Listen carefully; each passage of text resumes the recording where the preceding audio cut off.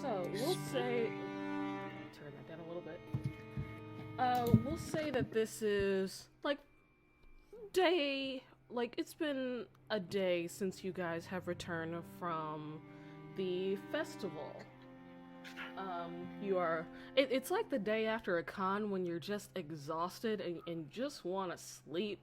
Some of you were a little more banged up than others, so a day of sleeping is appreciated. Gary,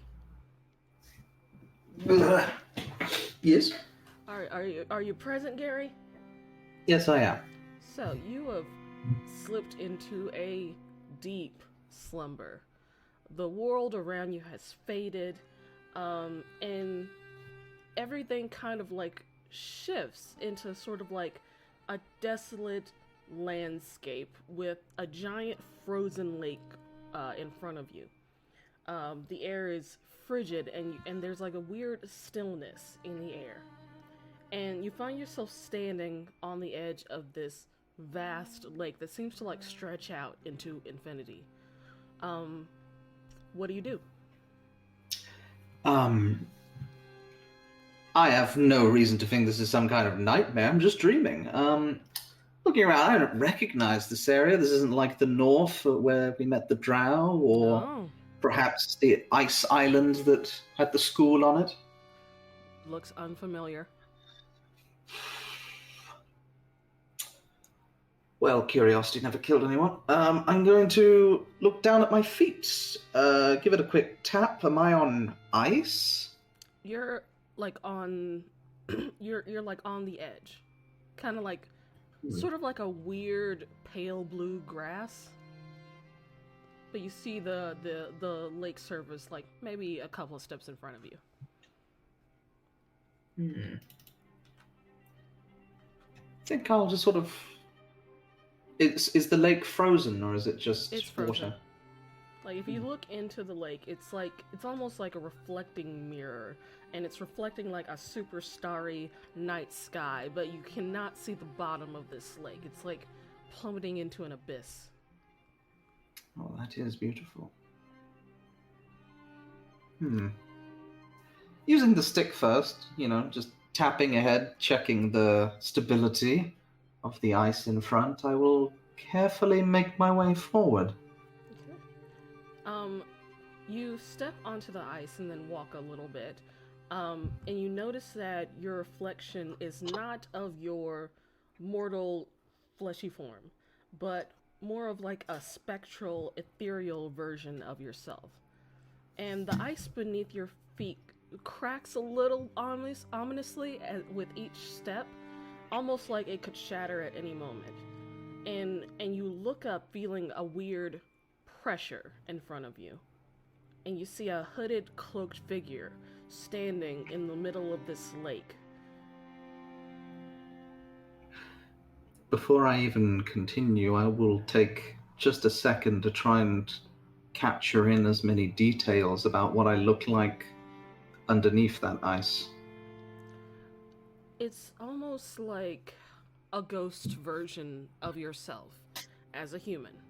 No wings, no halo, just you, but see through. Hmm.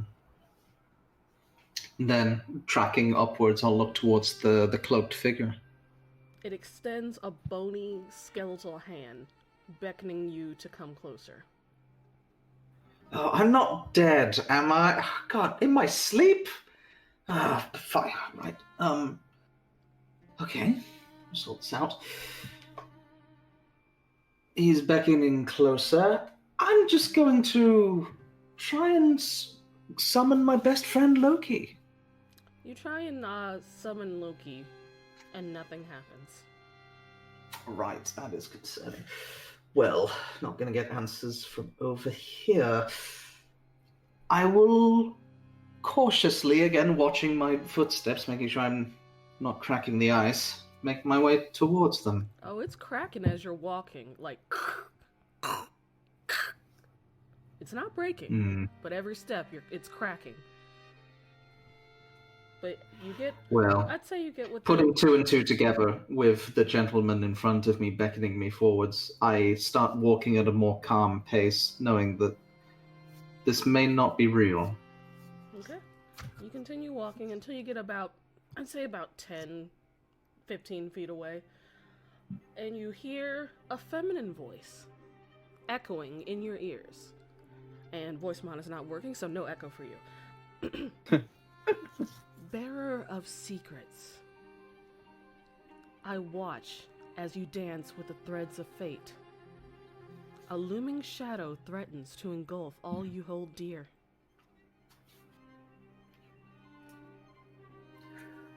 Another observer. To whom am I speaking? She doesn't give you an answer, but now that you're closer, you notice that she has a white, like a completely white mask with black obsidian eyes, where the eye sockets would be like gems. This is the skeletal figure.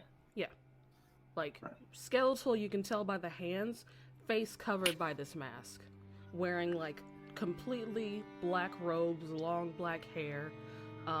You see like little shimmers of black gems on the robe and sort of like the I guess you can say like silver filigree. They continue. They don't answer when you ask who they are. In the center of arcane study, seek out the original three. Fate rests upon the core of their history and the source of your origins. My origins. Now wait just a moment, and I was like, start moving at a brisk pace towards them now. As you do, the ice below you gives way, and you quickly fall into the abyss. The last thing you see is this cloaked figure looking down on you as you fall. I'm like grasping up towards them. You're grasping up, and you're just grasping basically air and water, and you sink down into the abyss, and then you wake up in your bed. It's the middle of the night.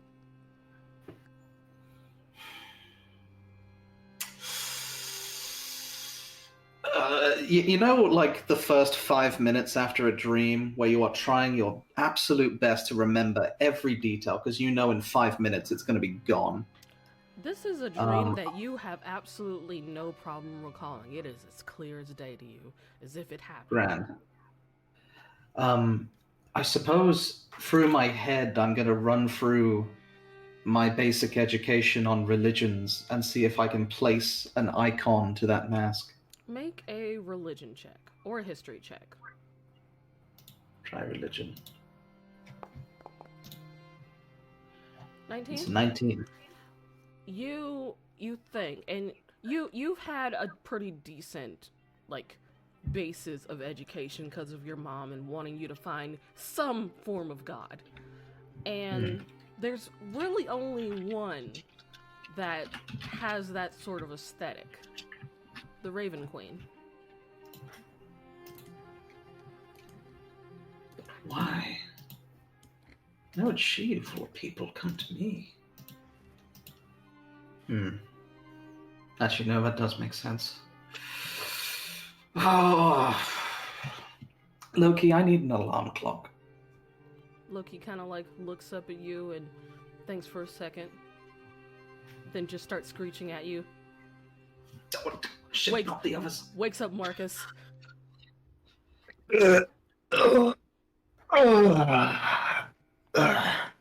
Sorry. Divine snakes, they're harder to train than you think. Well, at least you're not being stabbed in your sleep. Yeah. That would be worse, wouldn't it? Considerably. What were you dreaming about? Vacation. Roll a Fun. deception check. Yeah. 1 second. 18? Just for funsies, Sure. I go will ahead, roll insight. insight at disadvantage because I just woke up. Fair enough. Ooh. Didn't matter. So, you're just like, fair enough, and you sort of like begin to settle back down to go back to sleep. It's the middle of Yeah, the night. You're sorry. tired. You know what's really fucked up? He's telepathic. He didn't need to scream. He chose to do that. Good night, Marcus. All right. Good night. So you guys settle down. This time you have a regular sleep. No dreams, but no Oh, nightmares. thank me. No dreams, no nightmares, just sleep. All right.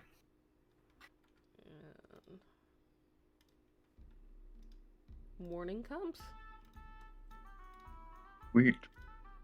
The rest of you wake up feeling refreshed, rejuvenated, everything's good.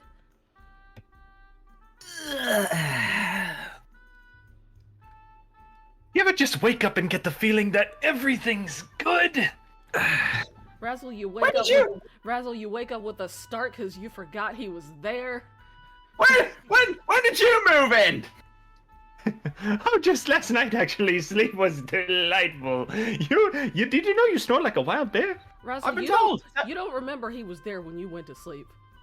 Hey, but the doors are always okay. First of all, yes, I'm aware. Fucking everybody tells me every time we fall asleep at a campsite. But like the door locked and like a procedure for. Are you part of the guild now? One could say that. He has not signed paperwork. You and me need to go on a little bit of a trip downstairs, lad. Oh, wonderful. Don't worry, we'll get some breakfast first, and then we'll sort out all the, all the legal shite, so that nobody gets in any, all of our legalities are taken care of. Comfy bed, yeah? Sounds good to me. Brillo. In his head, Razzle's just like, oh god, I do not have the fucking energy to fucking deal with this today. Too too perky. Ninja, do you want me to move Loki out until you need to use him, or are you good? That would be grand. There you go. OD, rise and shine, time to dine. Good morning. Oh, Stu, was it? Yes. Good morning, Stu. Oh yeah, this should be my first time meeting Stu. You just see this random goblin following behind the crew. Yeah. Is he looks mainly over to Razzle. Is he one of the ones that escaped? No. I'm pretty sure he's from some other clan. It's a long story. I'll tell you later. Did you see him First just... one we haven't killed, actually. Well, don't say it like that. I mean, it's the truth, but like, fuck, man, come on. You go Already downstairs. downstairs. You hear the piano, and you hear Natalie singing a tune on stage. Not great, but not horrible. I kind of crane my neck over at Lily. Is she playing the keys, or She is. does she have an expression while she's listening to Natalie singing? Vague amusement, because you can hear the lyrics. It goes, whiskers twitching, tail a flipping, I love milk tea, always sipping. It's more endearing. She's not good, but it is God bless. cute. God bless her, she is trying. Oh, good morning, everybody. Just- Good morning, Eric. Did she You're have still to alive, travel are you? 7 in the morning? Finally got over being back from the dead. Feeling much better now. Good for always you. Ah. Yeah. Nothing makes you feel more alive like not being dead. You're definitely right, Stu. Amen to that. Lily kinda before looks I, over at you guys and notices a new face. And she just looks over at Razzle, like, Who? Sorry. Who's looking over? Lily. Lily. She sees a new face that she didn't I'm see just- before. I'm just gonna kind of gesture to her to come over. She kind of just sighs and stands up and goes, Natalie, just work on your scales and arpeggios. I'll be right back. And then she walks over.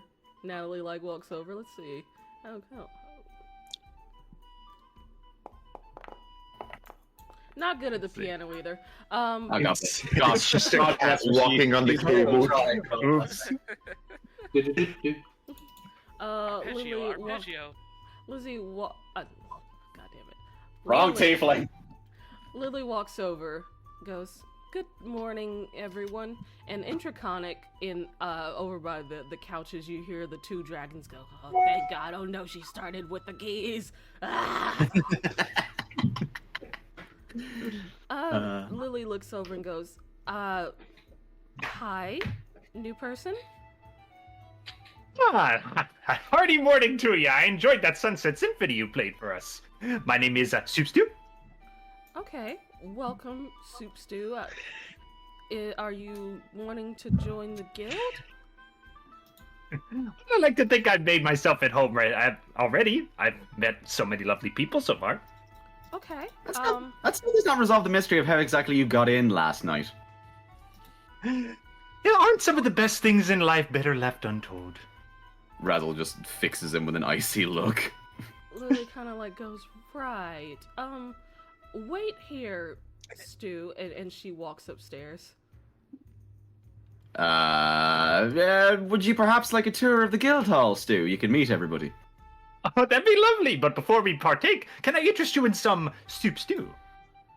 Is this from Does Stu have his giant cauldron that he always Yes, has? Stu on his has back? this gigantic black pot on his back, which he immediately opens and dips a ladle in and offers you a plate of stew. As you do that, Court walks out with like a plate of, some biscuits and bacon and go, "Soup's on!" And he starts passing out breakfast like he usually does, and he looks at Stu. And he's just like, unsure, untrusting. Competition. Who is this in his kitchen? Well, Yes. yes. That's our guild chef over there. That's Korg. He's an absolute gentleman. Food is absolutely stunning. Ooh, a fellow friend in the culinary arts. I'm sorry, I spilled my drink. Good sound effects. Stu, you see this really, I guess not really portly, but muscular individual wearing kind of similar clothes to you. He's kind of like you, but bigger. Oh, fascinating. I see you're a man of good taste, as they say. Am I getting fired? Korg. No. We couldn't replace you. You're the backbone of this establishment. You are completely irreplaceable, Korg. I hope you realize that. Oh, good. And he smiles and like hands Stu some like bacon and eggs. Oh. What's your He name? takes a big one. You may call me Soup Stew, creator of Soup Stew and current offerer of Soup Stew. And he hands you a plate. You guys basically like exchange plates. I'm Korg. It's like business cards. Creator of bacon and eggs. Server of bacon and eggs. Nice to meet you. Fantastic. And keep in mind, I'm not here to steal anything from you. I only wish to be the appetizer to your main course. Oh, okay. Are you gonna help in the kitchen or anything? I don't see why not. And he just like gets like a starry look in his eyes and goes, "I have a sous chef." If you think he's Don't worthy. And then you see him kind of get up on your shoulders like he's joining you. Don't you mean and then he lifts up his ladle like a sword. A stew chef? He just laughs and gives you a pat on the head. All right, stew chef. And it seems like he's like a bit proud because this is like the like professionals. Professionals have like sous chefs or stew chefs in this case. Professionals have standards. He hands you like a pot of coffee and points to the others. You mind topping people off if they need it? Absolutely. He just goes and he starts walking around handing people food as they requested. A little bit of a pep in his step. That actually worked out a whole lot better than I thought it would. 9 mugs of morning juice for everybody. Immediately as you walk over, Noah looks at you, stands up, sword drawn. This one's friendly. This one's friendly. Noah looks down at Stu and goes, "We sure?" Pretty sure. And you just see We've done Stu several kind of background looking. checks. Stu just kind of looks up with like giant puppy dog eyes. All right then, and he'll put the sword away. There's not really malice or anything. It's more like gotta do what you gotta do if you need to, sort of deal. He gives you like a pat on the head, takes some food from you. Noah Ashwin, nice to meet you. The pleasure's all mine. Didn't they already meet like at the tournament? I don't think so. Not Stu. Yeah, not formally. So They are meeting again. Yeah, I don't think he met Stu formally.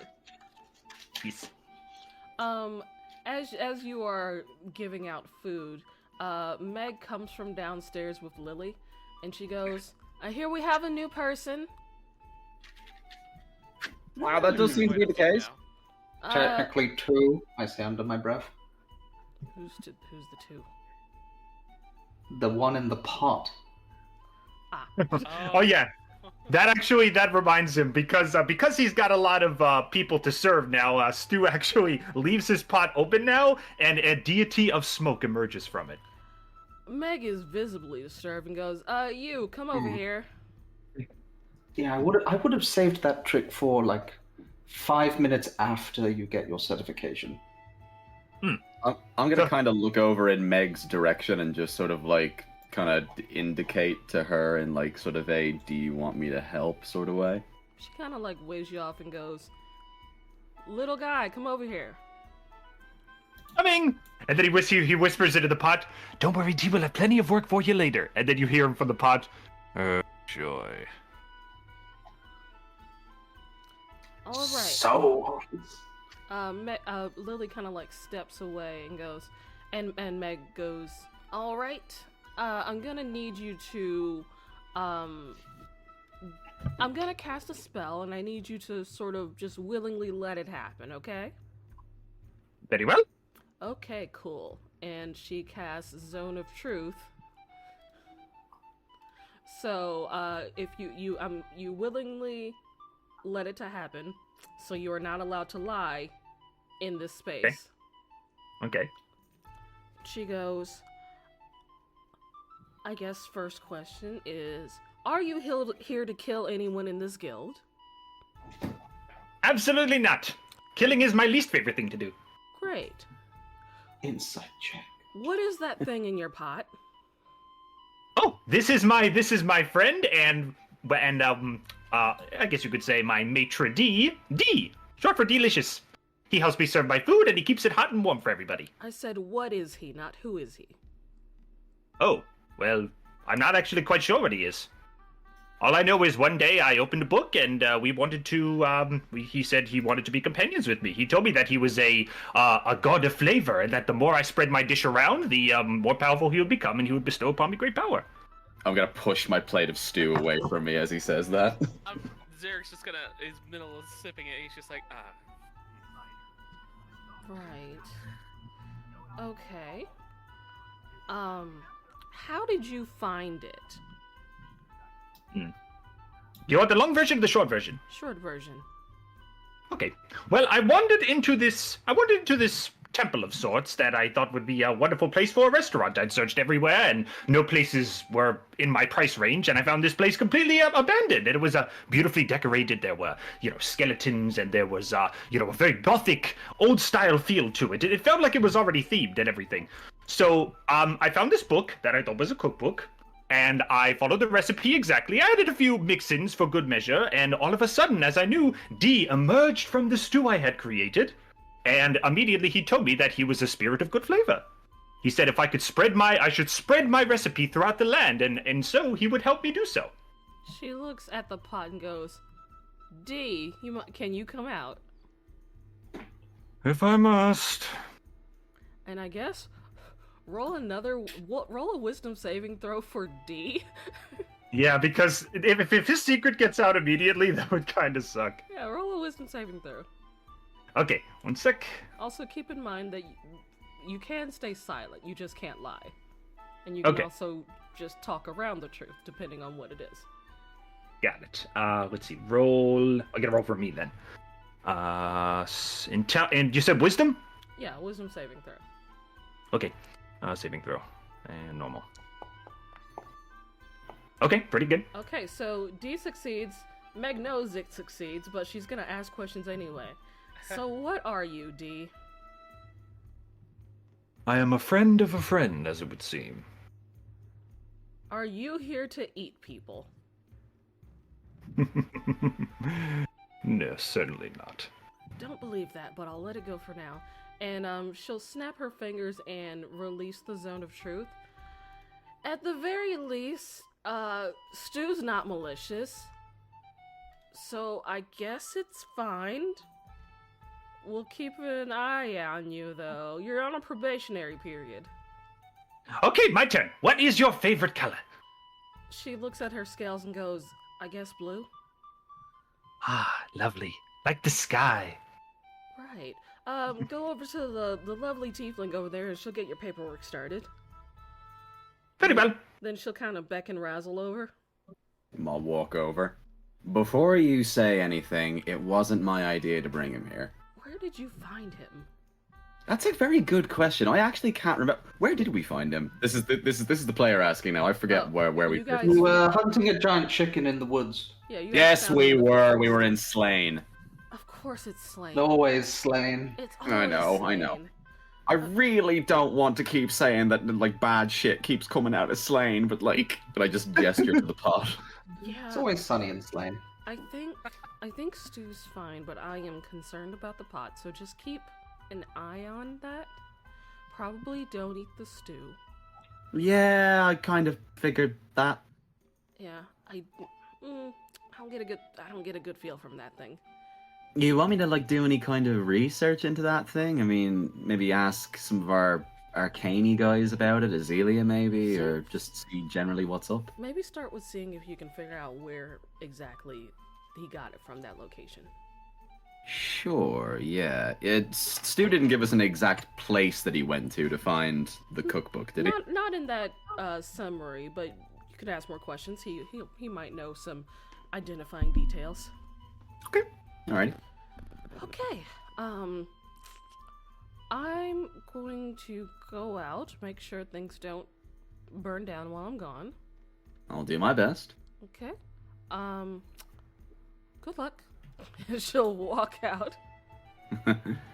Leaving me with the monumental task. Alright, I'll just sort of kind of slide a hand down my face and I'll look over. Is Lily taking care of is she doing paperwork for Stu at the moment, or are they just talking? You see that Lily and Stu have sat at a table and she's showing him different paperwork, and she just go, so sign here. We are not responsible for death and dismemberment, but we might be able to bring you back to life if necessary if we have the funds. Sign here. We don't offer dental, unfortunately.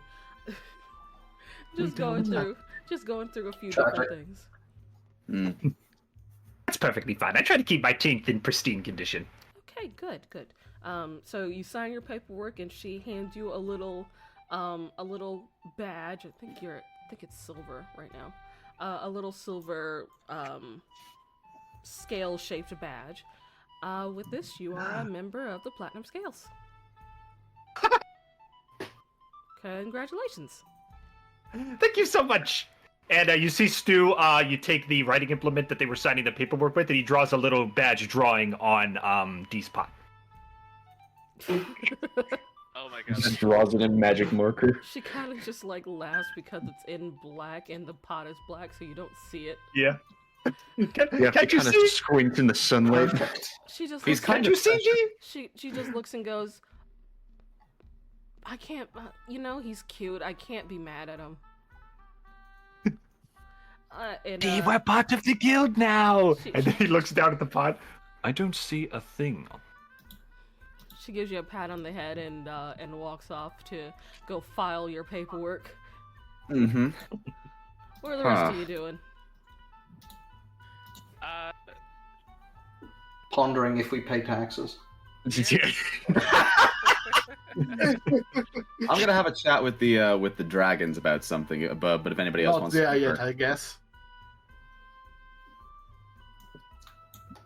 I shall continue to serve. You know what? Actually, I'm going to drop off my giant surfboard feather with 7, just so I don't forget to do that later. Yeah, actually, I forgot to mention Swapping items with the inventory. when you first got back, with this big ass feather, you knew that you wanted it made into something, and Seven seemed to have been busy with their own project when you asked Seven, so you decided to take it to the local blacksmith. And she tells you that she's gonna need to figure it out and to come back in about 2 or 3 days. Okay. That works for me. Honestly, I'm surprised it would be that quick. You get the sense that she's kind of bumping you up to the top of her commission list. Nice. That might just be to figure out what the fuck can I do here, not necessarily even make something, you know? Craft. Yeah, like, obviously when I drop it off to her, I would give her, like, all the relevant information that I know. Like, yeah, this is a coatl feather, like a really big coatl. And she doesn't really understand the weight of what you just told her. She doesn't know what the fuck a coatl is.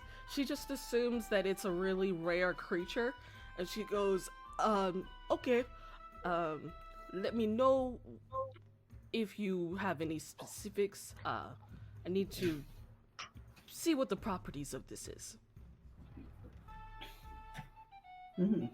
I was thinking of a polearm of some kind. All right. I'll see what I can do.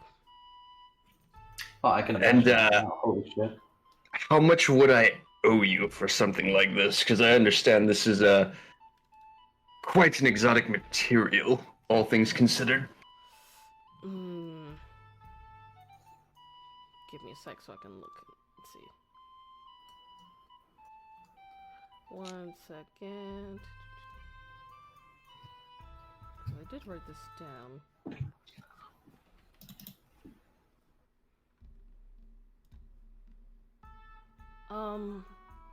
For something like this, to create it, you're providing some materials already. I'd say 1,500 gold. This is the discount.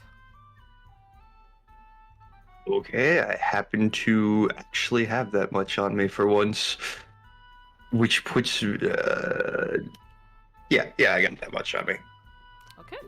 You go over and pay that back. She says she'll, try and work on it as soon as she can, and to give her a few days to try and figure out something for this feather. It's a material she's never seen before, so it's gonna take a little bit. Okay. So, as far as you know, you have a few days of just downtime. You head back to the guild. Back to current times. Sweet. I suppose save me till last, because I thought it'd be a good idea, if you're new to the town, that I'd give you sort of a guided tour around the place, Stu. Oh, fantastic! Yeah, I've got a few jobs I need to do, some shopping runs, so I'll be heading around myself eventually, but see if anyone wants to tag along. Perhaps mind joining? I'm just, the usuals, go to Talia, go to Gale. I do need to pick up some books. I'm looking to expand my repertoire, I guess. Maybe dabble in some alchemy, tinkering.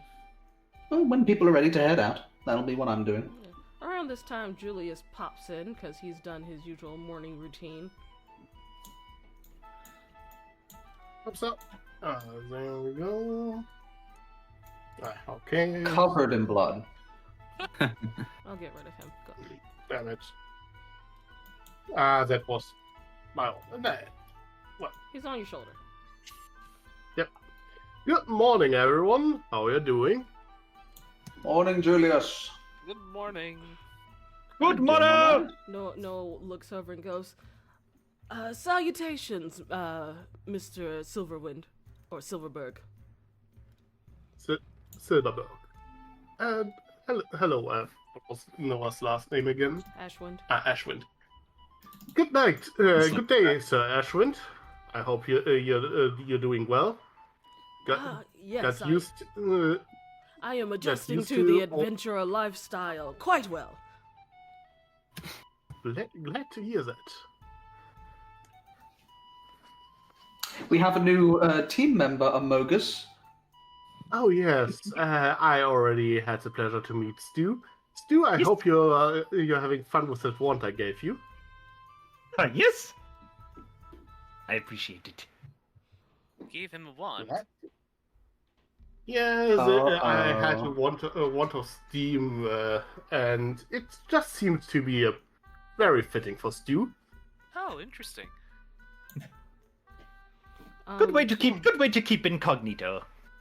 Razzle, you approach the two baby gold dragons, Mm-hmm. and they kind of like sit up and look at you and goes, "Hi." The larger one approaches. I will incline my head towards the both of them, and in a conversation all in Draconic, I'll just go, "And how are our two shining dragons doing today?" This lair serves us quite well. The four-legged servants need more training, but we are slowly asserting dominance. And you see that the dogs have kind of been like more or less pushed from their usual resting place and are just like sleeping under the stage. They're carrying the Do they look pissed off about it? I mean, it's hard to tell. Roll insight. Let's see. Insight the dog. Yeah, insight dog. What the dog? Oh dear. Hard to tell. They're dogs. They're probably fine. Ah, they'll probably be fine. If there's a problem, Fenrir will sort it out. Yeah, like, you know, it's probably more of like an instinctual thing. Most dogs aren't gonna try and tussle with dragons no matter what the size. Fair enough. They're the same size as the dogs too, right? Yeah, roughly. Okay, cool. A little bigger, I think. A little bigger than they are. Okay. Well, I'll kind of tear my eyes away from the dogs and bring the attention back to the dragons. I was actually hoping to come to the two of you with hopes that you may be able to answer a question that I had. The two of them look at each other like they've been waiting for this moment, and they like fly up and make a big show of standing on top of the fireplace and looking down at you like the awesome dragons they are. Speak. I cast Major Image and I make myself grow a little taller. They kind of like shrink a little bit. He's kind of perked his ears up because he's not used to hearing Draconic around. This is not an intimidation thing. This is just sort of a Just like flexing. Razzle's fucking around. Flexing on He's these babies. Exactly. So I'm eye level with them, and I just go, do we know how old these dragons are? You're not quite sure. Hold on. Let me... Oh, Gary, I see you that you are more colorful again. Yes, finally got the pep back in my step. Didn't get to keep all of it, but you know, I got plenty more than I bargained for, so it was honestly a fantastic situation. Okay, found it. Went in, apologized, did them a favor, and I got to keep the cool stick, and then the snake armor. And, watch this shit. And I will conjure forth my familiar Loki. Hold on. God damn it. Sorry. He asked. Loki is not bigger, right? A little bit. There you go. Yeah, you just see Julius go a little bit. Oh, Loki, he's bigger now. He's not just. Look at him. He's beautiful. Orange tips like this, like the autumn leaves. It's beautiful. Yeah, very charming. Julius is uncaring. So the No, he's just he just feels a little bit uncomfortable around snakes. So the wormlings are like anywhere from 0 to 5 years old. Considering they hatched somewhat recently, you're assuming they're about like maybe 1 in dragon years. Okay, right. It doesn't matter if the answer is no, but in the time that the two of you have been alive, did you ever hear any stories about a place called Yuvon Dova, or anyone, a dragon named Solenrath?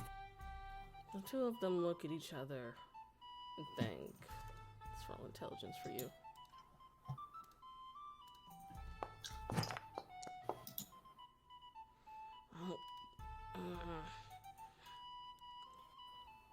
I think it might have been mentioned by the humans when we were captured, but we don't understand human tongue, so we don't know what they were saying. I'll check. I'll look over to Udre. And would you know anything either? It shakes its head. Like, you get the sense that they might have heard something, but because they don't understand common, they wouldn't have known what was said. That's fair enough. Yeah. Razzle, how come you're asking about Yuvon Dova? I will flick my fingers and I'll disperse the major image, and I'll shrink to normal size and sit back down on the sofa, and I'll kind of pat next to me for Zarek to sit down. You hear in Draconic, yes, another servant. Good. Soon our power grows. Excellent. And what was I gonna say? Stu dear. goes over to the dragons and he says to them, Do not let your size halt you, my dear friends. We remember, small, we reign supreme. I want you to roll just a general charisma check. Well, I liked Stu while he was here. charisma check, got it. Mm-hmm. And then he was ripped apart by dragons. Let's see. Hang on a second. Where is it? Here it is. Oop, and what did you say? Saving throw or check? Just a check. Captain, check and normal. Hey, My go! God. Okay. Woo! We do reign supreme. They kind of look at you confused and then look at each other, and those who understand Draconic just hear, I don't know what it is, but it's funny. And they decide not to shoot you in the face with fire. I like this one. We like this one. We'll keep it. And it's Stu salute. You made a good impression on them. Yes. And it's Stu salutes and then marches away. Good. It understands Raz- rank. Very good. Razzle sort of like watches Stu leave and then looks over to the two dragons, and then in Draconic says, Another fine member of our organization. Please do not eat his stew. They both nod, not understanding why, but they will follow your advice. All right. Anyway, and I'll kind of look over to Zarek. Given the fact that there's been a lot of mad shite happening recently, there's like a lot of things that I've been putting on the back burner, and I think I need to deal with some of those things now, sooner rather than later. You've been to Yuvon Dova, right? Yes, that's the place with the obelisk in the center to the town, right? Yeah, the big scary obelisk that if you touch it, you see visions of death, right? Yeah, I've touched that. Yeah. Recommend it again. Oh no, listen, I touched it too. I didn't know any better, but yeah, that was a bit scary. Anyways, I don't know exactly what's up with that obelisk, but I feel like the obelisk and my dad going missing are kind of connected to each other. Now, I've already had a chat with Crispin about trying to solve this whole mystery. So, I don't know where exactly we're going to start, but I kind of want to take a trip down to Yuvon Dova to try and unravel the whole mystery behind this obelisk. Zarek just kind of nods and puts a hand on his shoulder and says, "You've helped me more times than I can count. It's only fair that I return the favor." Probably like 6 or 7 times. I've lost count. Razzle has it. Absolutely, I'm here to. I'm here to Let help me you. count the ways, Zarek, and he brings out his notebook. Absolutely, I'm here to help you. All right, well, look. Yeah. Okay, that's very good of you. I'm not exactly sure how we're gonna go about cracking the mystery, but I'm gonna get in touch with Crispin, and we'll make a plan to meet each other in Yuvon Dova to try and sort this whole thing out. I mean, we found a lot of history around the continent at certain bookstores and libraries and archives. Maybe we can start there. Maybe, yeah. I mean, the only thing that I kind of know is that after my dad went missing, okay, Kichi, like just so I have the timeline straight in my head, Sol and Rathko was missing. Then that obelisk appeared in the middle of the town, right? The timeline is a little fuzzy, but it was around the same time. You don't know if It was around the same. You don't know if it was exactly when it disappeared or a little bit after, but it was around the same time. Okay, right. Roughly, that's the timeline that we're working with. So, I really don't think that that's a coincidence. There's got to be something going on there that links my dad going missing and that obelisk popping up in the middle of the town. No, it does seem quite curious. Do you have anything else to go by than this coincidence? No, not really. That's why it's going to be a bit of a fucking scavenger hunt to really try and figure out how this whole thing is going to work. I'm hoping that Crispin can help us out because I feel like he knows more than we do, but it's just going to be tough. I remember when I went to Yuvon Dova, my curiosity obviously got the better of me like it did you. I couldn't really decipher the obelisk, and nobody around me seemed to want to talk about it. So... Well, we could get in touch with... Go ahead. Maybe if we got an audience with Citheri, the lady who actually runs the town, we might be able to figure something out. Remind me, Kichi, was she the one that introduced us to the Griffin Riders? Probably. I'm just trying to remember how she reacted when I asked about the obelisk. I don't know, you can re-ask because I have forgotten. I guess yes, we can start Several there. years ago, I have forgotten. I know, it's been a while. I'm just looking back to my notes just in case I forgot anything else. I looked at my Like, the notes, I could general not find feel anything of on just that. the townsfolk would be more of like superstition and fear. Like, whatever it is, they don't know what it is, and they don't really want to deal with it, and it's not causing an immediate problem, so they just kind of ignore it. Well, Razzle, why don't we ask nearby towns to Yuvon Dova? Perhaps they've heard from earshot. Yeah, I mean, Word my home was travels better sometimes. and my home, my home is was sort of up in the mountains around that way. So maybe there's other mountain tribes that are around there who saw something or know something. It's a good chance. Hmm. I mean, like I said, it might be best to start with some archives of Yuvon Dova. I guess we're going back to your area of expertise. Fucking libraries. Nerd shit. Zarek just beams with a smile. He's like, absolutely. Books. I Lol. love words. Hey! Absolutely. Look, if it's any cause for concern, I'm a fast reader. Oh, that's always handy. Yes, You can read most of the books then. that you had me at read. Right then, I say Well, we. if I may make a suggestion. You may make as many suggestions as you want, Julius. You have no idea. Whether we what that follow is. any of them, that's a different situation altogether. Were you guys speaking in Draconic or Common? No, I was talking in common. Okay, I cool. was talking in common. I was like, were they talking in Draconic this whole time? No. Sometimes Common. it's like, I have a suggestion. It's like, what? Maybe it would be helpful if we asked for help from the Cloud Conclave on the matter. Maybe they could help us with solving the mystery of this obelisk. You want to willingly have a conversation with Benton D. Troglodyte, the man who has a giant figurine of my missing father. You just hear in the back of your I'm head. sorry, what? You just hear in the back of your head his like droning ons.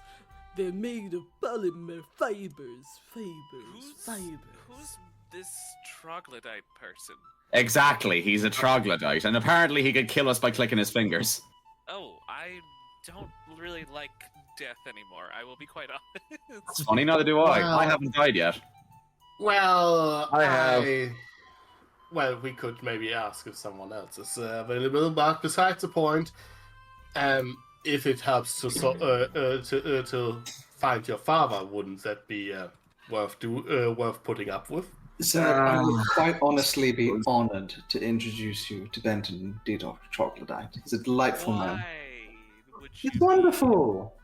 I'd like Passionate. Make an insight check, Xeric. Yeah. Sure. So, going by reactions and facial expressions of your friends, you get the sense that while this person is powerful, he is not.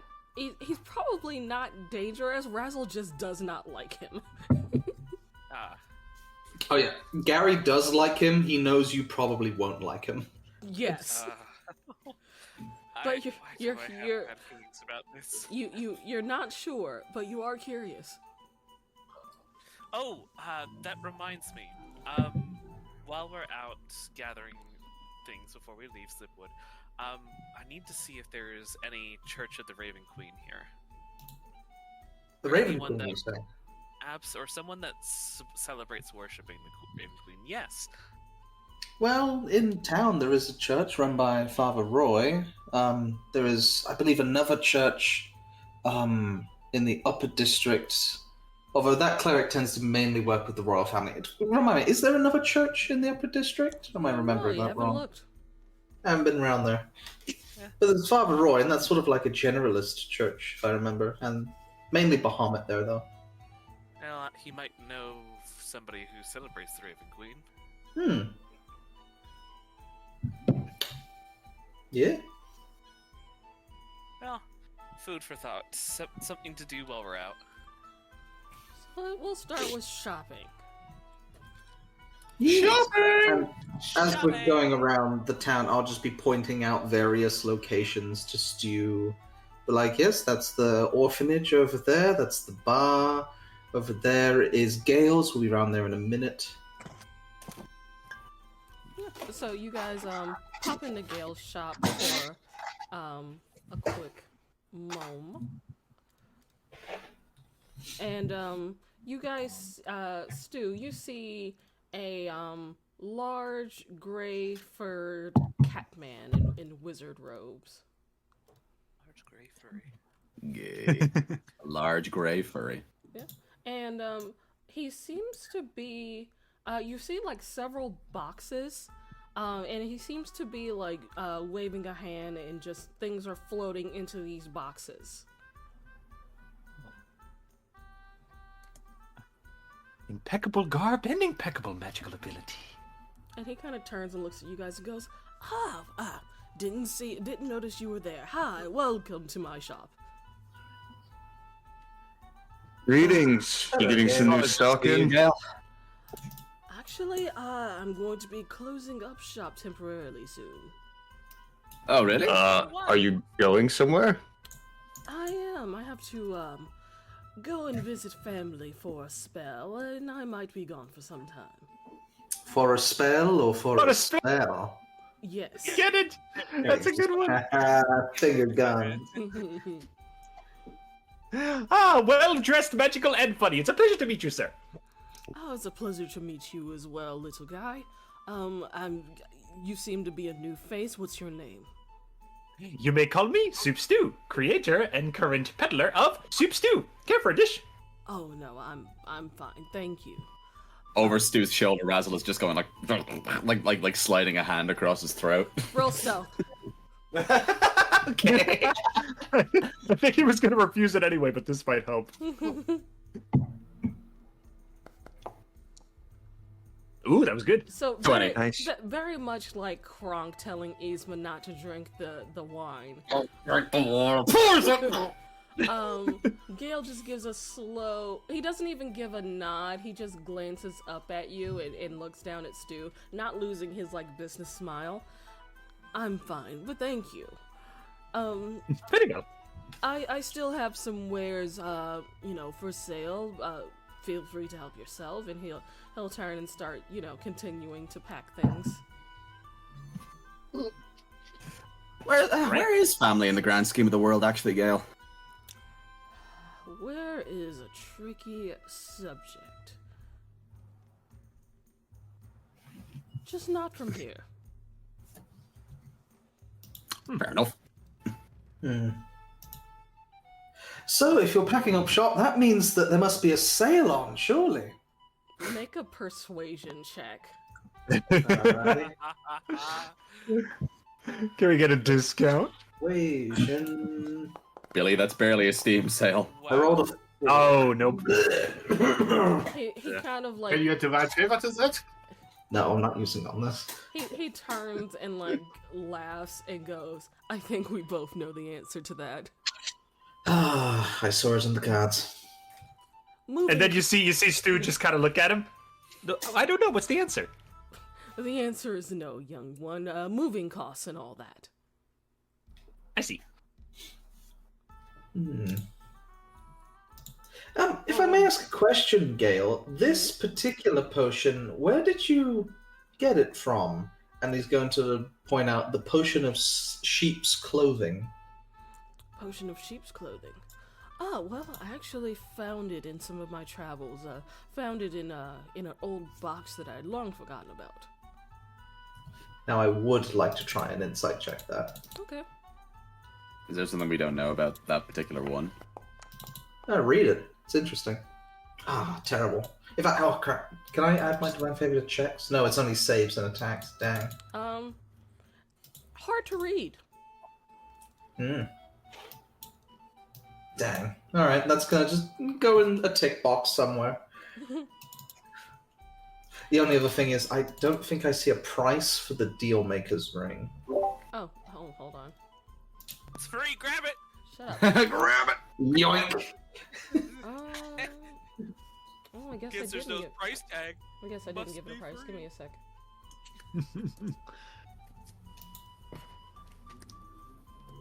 But yeah, that potion of sheep's clothing is kind of very similar to the pig stuff that was going on, right? That Samuel was using to, polymorph people? Mm-hmm. Let's say it's... let me see what it does. I mean, it's basically if you drink the sheep's clothing potion, Become you just sheep? become a sheep, and there's no cooldown. There Not you go. cooldown. It doesn't wear off unless you wish it away. I put a price on there for you. There you go. Yeah, I'm okay. So, worth checking out. What's midnight oil? It's a good band. Creates darkness, internal point. Oh, it makes darkness. Cool.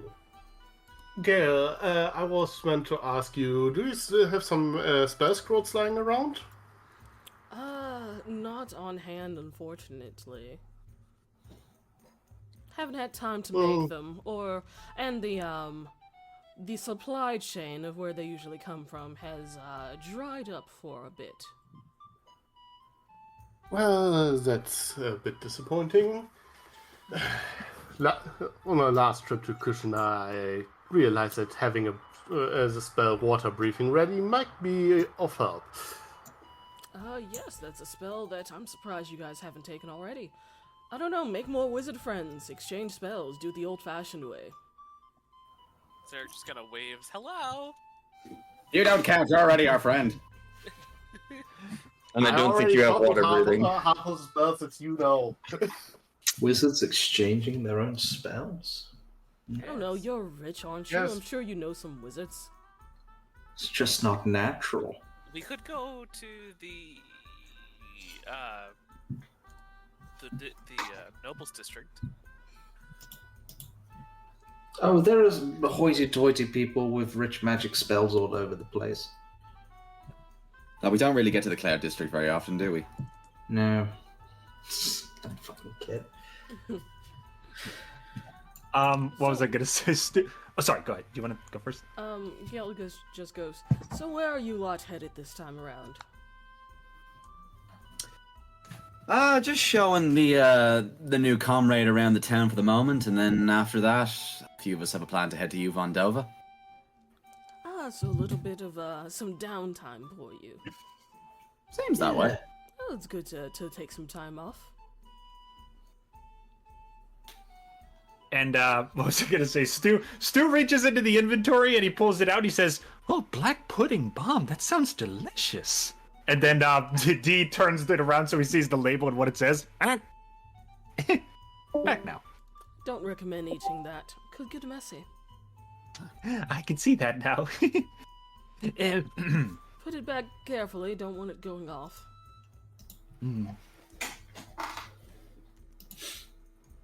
Alright, well, I've got everything I need. Alright, well, good luck on your travels. I'll see you eventually, I'm sure. And good luck on your travels. I'm gonna hang back for a minute while everybody else files out. Okay. You hang back, everyone kind of clears out. As soon as they're all gone, Gale looks towards you. Anything else you needed? A bit of help if you could provide it before you mosey on your way back to your family. He turns and looks at you. Well, it depends on the type of help. I'm trying to solve a mystery, and I have very little information. And I'm trying to explore every avenue that I possibly can to find said information. You see like a Cheshire cat grin when you say you need information. Well, information I can provide. How much is it worth to you to tell me what you know about an individual named Solon Rathaluminescent and the obelisk that's in the middle of Yuvon Dova? If you know anything. Oh, wait. Hold on. I need to port over his stats. 1 second. You guys that are outside, you can talk while I do this. No, I'm kidding. It sounds like he ate the black pudding.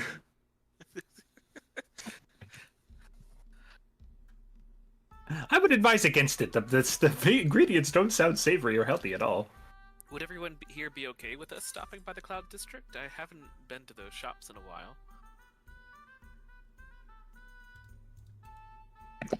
I don't have an issue. What do they sell there? Just various bits and baubles. What's the You'd be question? surprised. To the Cloud District, the Nobles District. Oh, sure, yeah, we'll head up there in a bit. I do need to pop by the blacksmith. Oh, you got something? Oh, you too? you have something that's being made there? Well, funny enough, I need to give back something that I borrowed off of them. But I also have this sort of 2 crown situation that I need to fix. Oh. What 2 crowns? I mean, he sort of turns his head, and you see that Gary's actually wearing 2 circlets right now. It looks pretty ridiculous.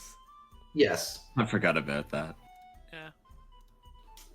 They're sort of just stacked on top of it. Listen, I'm not an idiot. I know it looks ridiculous. I just want to try and get the gemstone of one of them affixed onto the other without breaking the magical enchantments. You know? I see. Yeah, that's probably a complicated process. Might as well get it done early. But yes, it is cool though. Lets me talk to birds. Only birds? Only birds? Well, I can talk to people as well, but I could already do that. No, I understood that, but of all the animals to speak to... Then why would you ask the question? Because typically most magics allies speak with animals that you speak with all forms of animals. Oh no, this is very much birds. Only birds. I don't know, maybe they like birds. Only birds.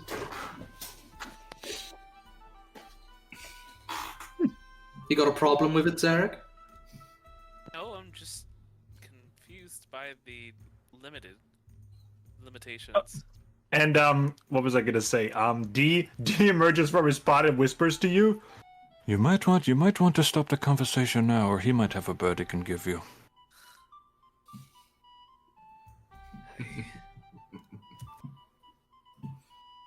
But yeah, we'll head over to Talia's. When I headed out last time, I had no magic available, so I borrowed like a +1 dagger from Talia. I'm gonna go give that back. I also picked up chainmail somewhere, so I'm gonna sell that. Now, I haven't picked up much worthwhile to sell. I still have the diamond, and Zarek begins rummaging around in the sack. Oh, I've forgotten that I had some shadow brass dragon scales. I don't know if they could make a ring out of that or something. Shadow brass. It's an interesting combination. Yeah, this was a dragon we fought in the Underdark. It was a good time, as they say. I don't think it was a good time. No, it really wasn't. Let me see. Well, I still have some jewelry I would like to sell at the jeweler. Well, here's the thing, actually. I might have to tag along with you as well, because if this might reside more in the realm of jewelry than blacksmithery, if that makes sense. Gods, where do these people get all this stuff to sell? Adventuring. No. I don't have to spend money on scrolls and books. That's fair. Only diamonds to keep you alive.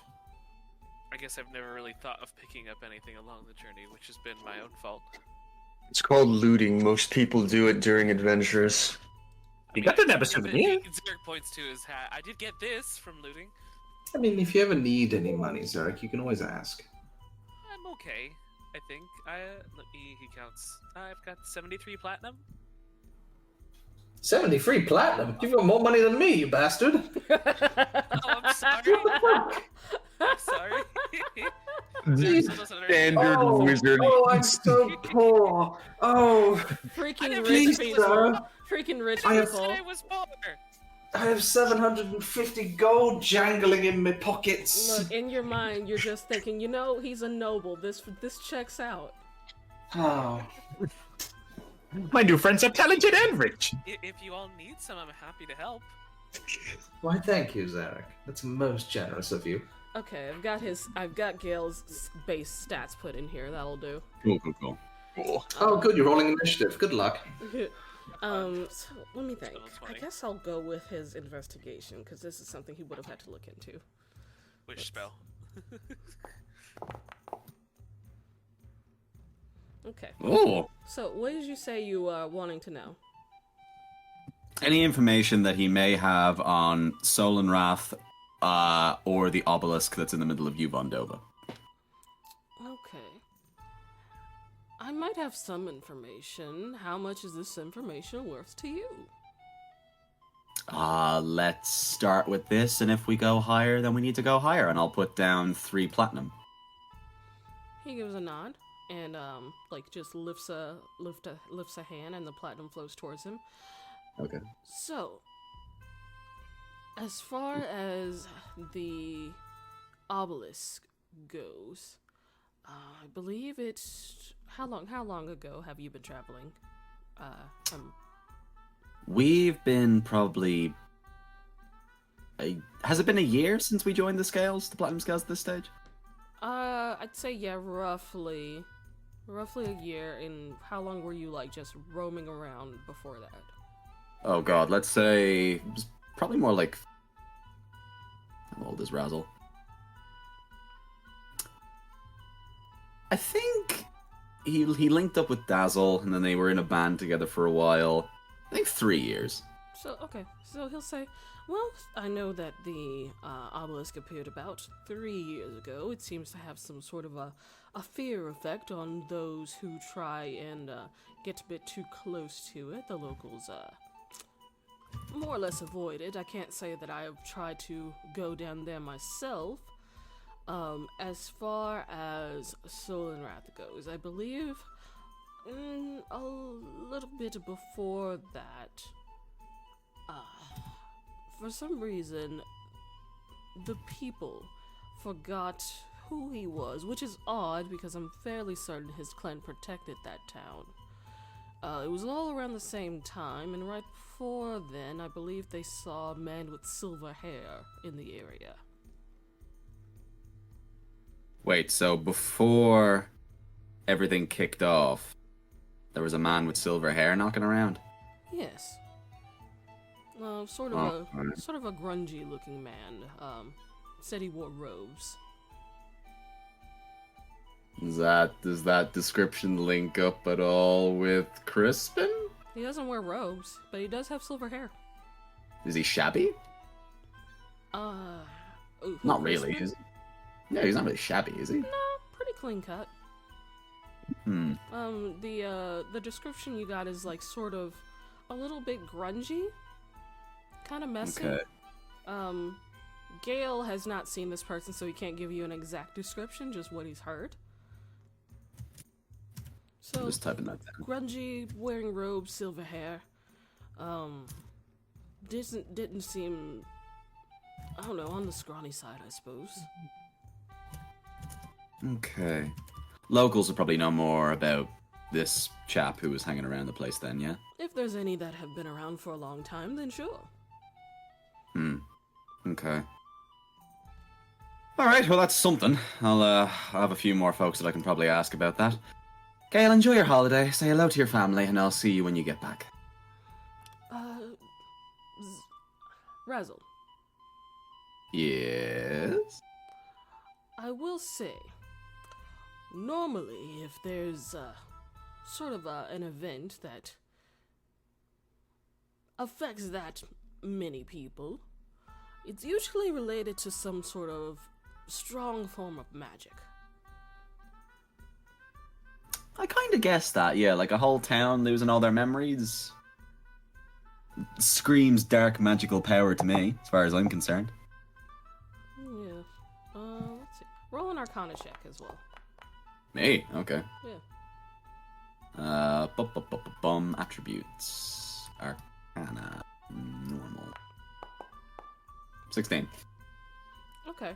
Yeah, you're not really sure what it is, and Gale kind of looks at you and goes, I would think long and hard about higher level spells that can affect that great amount of people. Might help you narrow down your suspects. You're very kind, Gail. Thank you very much. And I'll put an extra platinum on the table for him, and I will take my leave. He swipes it up and goes back to packing his things. Okay, and I'll go back outside and I'll rejoin my friends. You just hear him mumble, where is that suitcase? And he's just like going around his shop. Guys, I stole his suitcase. It was hilarious. Let's go. Why did you take Gail's suitcase? For fun. No, I didn't. It's probably a bag of hoarding. Anyway, what was that about? You alright?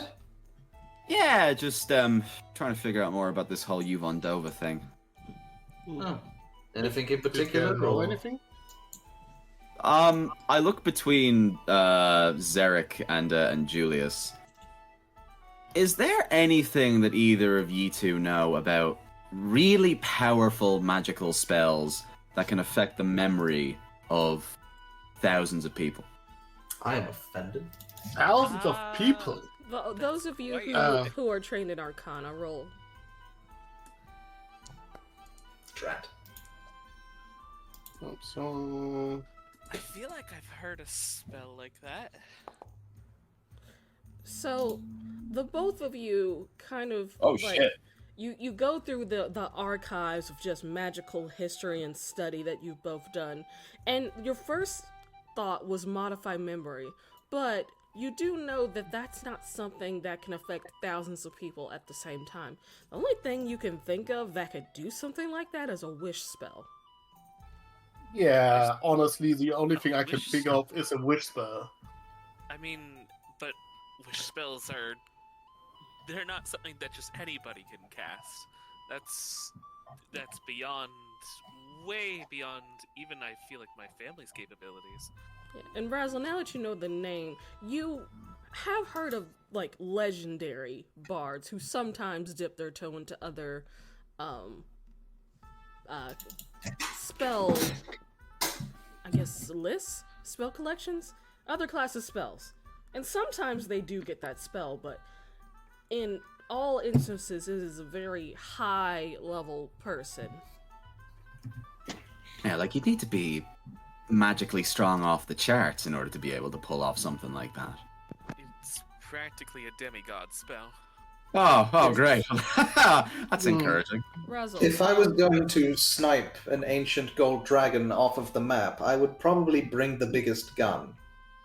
Wish Yeah, is pretty the much. biggest gun, so to speak. But I always thought that my dad disappeared after he fought Karagraw, so, like, I don't. Does that mean there was somebody else who was involved in all this? Well, Julius just looks a little bit concerned. He did- Dragons can also learn to use magic. I don't think that look. Karagraw was big and tough. I don't think he ever really dabbled in using magic all that much. He more so won all of his fights by burning everything to death. Wait. Karagraw also lost a wing, which means that their conflict was more than just Karagraw showing up and casting Wish. Yeah, Gale said course. something. Of course, he might have allied himself with a powerful mage. Maybe Yeah. a lich.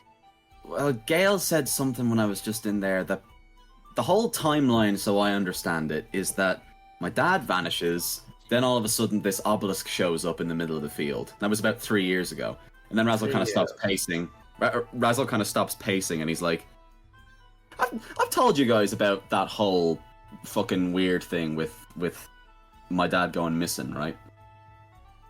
If you've mentioned it. I think I haven't gotten a proper explanation for that yet.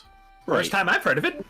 Right. Okay. So my dad's a dragon. He's a big fucking powerful gold dragon who protected Yuvon Dova. And I grew up in sort of like a mountain clan who all kept that region safe. We all learned how to sword fight. We all learned how to sing songs, and some of us like me could sing songs and do magic with the songs and that kind of thing. And that's how I ended up where I am. I kind of liked both, so I dabbled in two different things. But Karagraw was just this big fucking scary red dragon who would just burn everything that he saw, conquered any kind of territory that he wanted, and he kept coming closer and closer to Yuvon Dova, and my dad kept having to try and fight him off. There's a blank spot in my memory from a part of that time. Like, I remember my dad leaving to go and fight Karagraw, and then I remember waking up and everybody in the clan was gone. My dad was gone, and Razzle indicates like the kind of blotchy patch of missing scales around his left eye. When I woke up, I had this, and I don't know how it happened. That's quite concerning. You're saying they all left without a So- trace? You couldn't find anything? Julius Yeah. thinks for a moment. So, you said you lost memories? Yeah, there's just a blank spot in my memory between when my dad left to go fight Karagraw, and then I woke up. My dad's lyre was next to me. His old sword, well, one of the sword I'd been using was next to me. And then I just kind of went looking for him, and that's when I found Dazzle, and then I linked up with that band, and then I linked up with you guys. But the other thing that Gale said to me while I was in there is that before my dad went missing and before the obelisk showed up, there was a silvery-haired person with kind of shabby, gross robes hanging around the town. So if Karagraw allied himself with somebody who casts magic and could pull off a wish spell, maybe he allied himself with like a really strong wizard. Like you said. Julius Turns thinks, and looks at Julius. do I look like I would, like I would wear shabby robes? No. No, you no don't. hair. Hey, Julius, how long ago was it that your brother passed away? Let me check my bio, what I wrote here. The old There. family tree in the pocket. I don't need to be a genetics person, but I assume they had silver hair. And magic does run in the family. Julius's silver hair is definitely a family trait. Well, year, maybe about a year. A year ago. Also, my brother was more into politics and magic. This wouldn't really check out. This all happened 3 years ago. Perhaps I not then. mean, but anyway, Dazzle, what I'm getting He's in the is Feywild. your memories were modified. Maybe a dispel magic or remove curse spell could restore those lost memories. I hadn't really thought about it all that much, to be honest. I could try. I do know dispel magic. I have Do you- removed curse. Do you both want to give it a shot? I mean, like, first of all, are ye What's okay gonna coming with? Are ye coming with me to Yuvon Dova in the first place to help out? Because, like, you don't have Of to. course. Are you joking? Absolutely. I'm rather You just went through a intrigued. jungle just to help me. I'm gonna go down the street to help you. Are you joking? And well, let's say with what we are dealing with, I think having a gold dragon on our side would be beneficial. Oh yes. Now, I didn't say about remove curse before because there's a decent chance that this is not magical at all. That you just hit your head, and unfortunately, can cause memory loss. I mean, there is that. This is of course possible, but I think there's no harm in trying. Yep. So hold still and let's see if there's any magic that we can. 1, 2, 3, go. Wait a minute. Wait a minute. Let me help you out a little bit. And I'm gonna cast Enhanceability Intelligence on Zarek. Okay. Actually, before we do that, I could detect to see if there's any. Well, could you detect Okay, out of con player. Can you detect magic to no modify memory? You can try. Ooh. I could ritual cast it. Ritual cast detect magic. So, That takes 10 minutes. I mean, you guys have 10 we got minutes. time. Not sure. You guys kind of just sit down in the grass, eat sandwiches. Picnic. After 10, like, at some point, like, Gale kind of just, like, peeks out the window and looks at you guys, wondering what you're doing. What are then you doing goes, on my lawn? Then goes back to what he was doing. After the 10 minutes pass, you cast Detect Magic, and you do notice a lot of magic. You sense strong conjuration magic from Sue's pot. Gonna deal with that later. Yeah. And you notice, Shadows of money gang. you notice all of the, magical items, but you don't notice any magical aura from, I guess, his head or brain. I don't sense anything magical going on, so dispel magic wouldn't really be of any use. Gary, I guess you could. It's possibly a curse. I hit him 10 minutes ago. Okay. Don't seem to be any different, Razzle. I don't feel any different. There you go. Cured. I mean, in theory, if he was impacted by the wish spell, it'd be a lot different than modify memory. You're right, but here's the thing. In my attempts to remove stronger curses, I've at least felt it latch on to something and then get repelled. So it's not a curse. It's not. You wouldn't know. I think he may have just hit his head. Well, the wizard would know that if it was the wish spell, it wouldn't give off like a cursed that's what I mean. clinging on sort of deal. Yeah. And also, I mean, I'm guessing a wish spell could be altered to not give off any magical properties. Well, here's Also, the here's thing. the Would other- something altered by a wish after the wish is already granted still let off something magical? If you wished for that, yeah. Those If you- of you who are, who rolled the 25 earlier, you would know that the wish spell is a spell that basically changes reality. It's not like a lingering magical enchantment. It changes the world.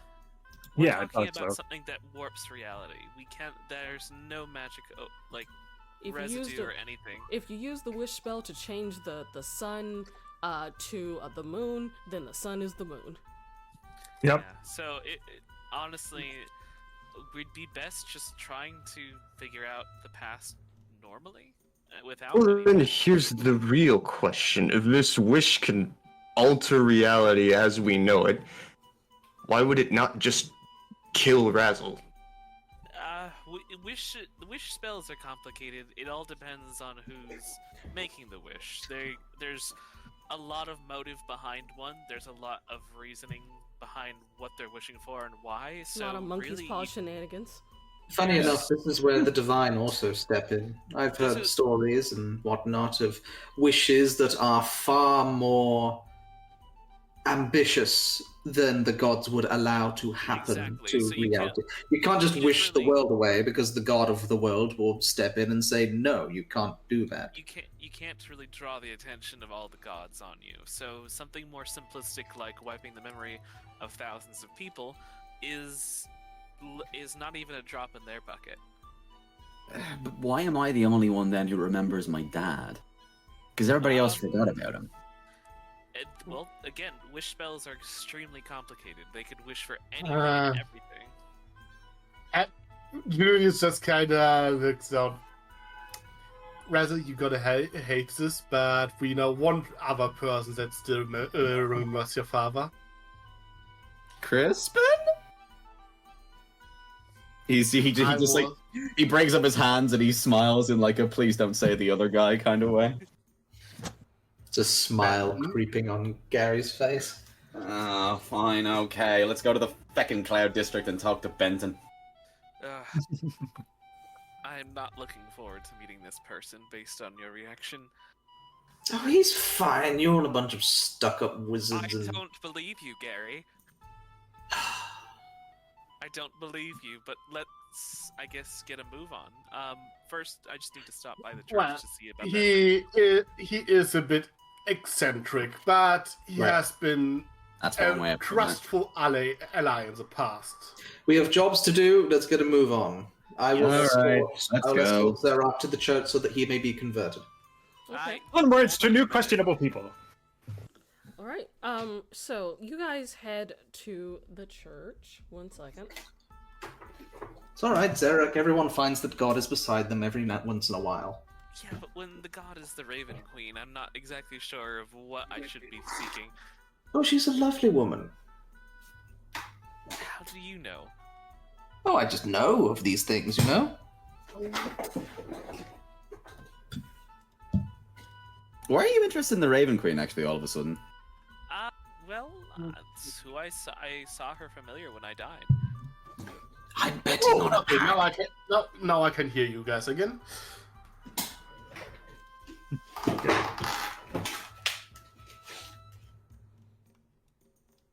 And so Everything yeah. okay in the background. Yeah, give me a sec. And so yeah.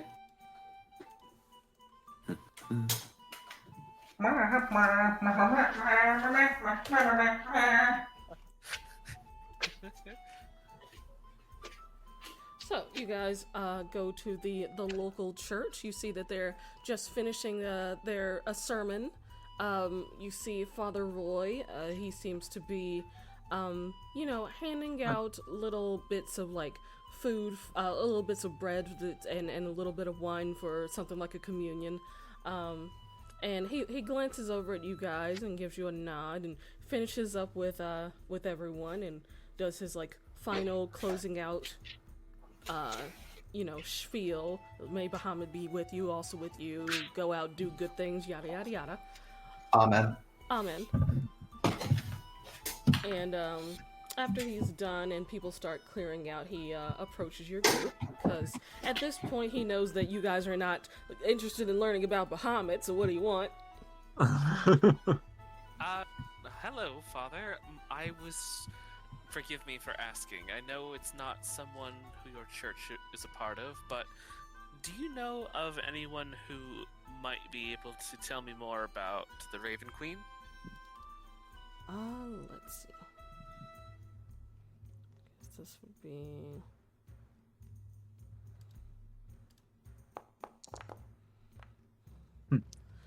Well, Low religion. I mean, hey, he's just here locally. He's not an adventurer.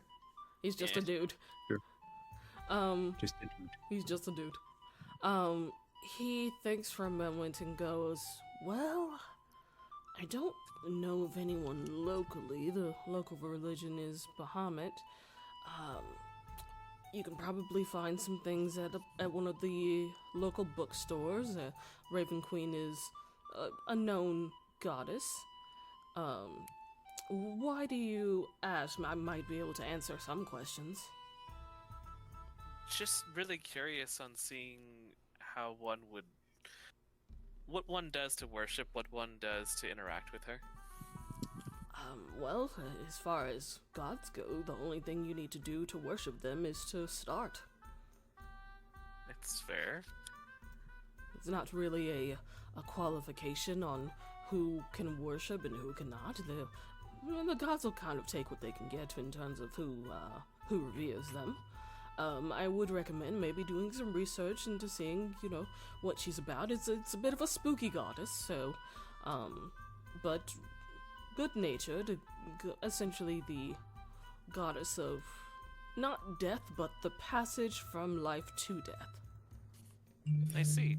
Well, I guess to the library and bookstore is where I'll go next. Thank you, Father. No problem. Gary, everything good? Yeah. I was just mainly here to point him in the right direction, I suppose.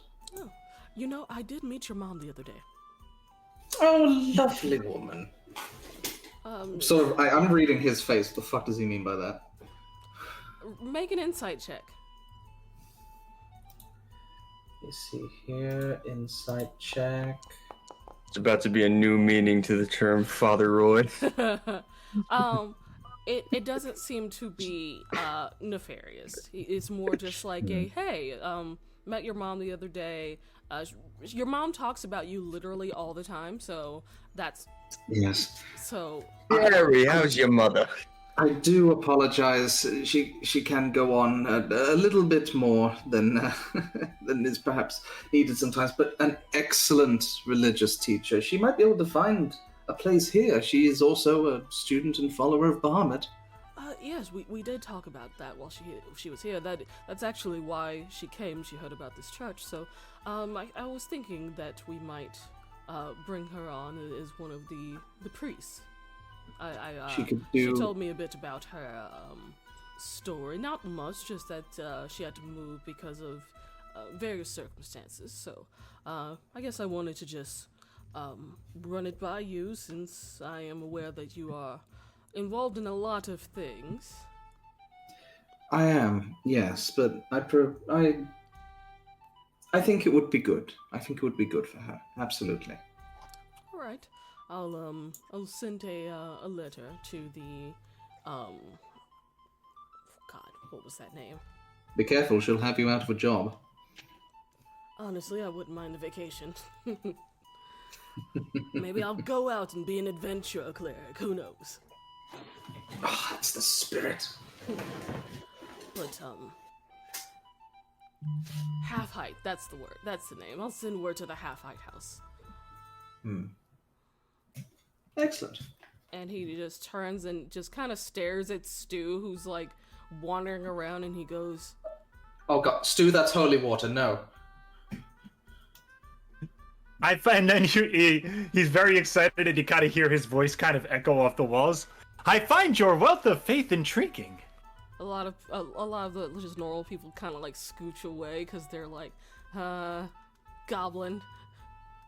Oh wow, Stu is very sizzling. Oh, sorry. I was gonna say Stu is very, very big on other religions and cultures. He loves to learn about like new people's ways of life, so he's just kind of looking around. Are you interested in Bahamut, young goblin? I would certainly love to know more. And Roy's eyes light up because this is the first time someone in this group has wanted to know anything about Bahamut. And he just kind of like walks over and goes, "Well, what would you like to know?" Well, the basics of your religion, for one. I would love to know whose home I'm standing in. Okay, so over the the rest of you are probably gonna end up leaving.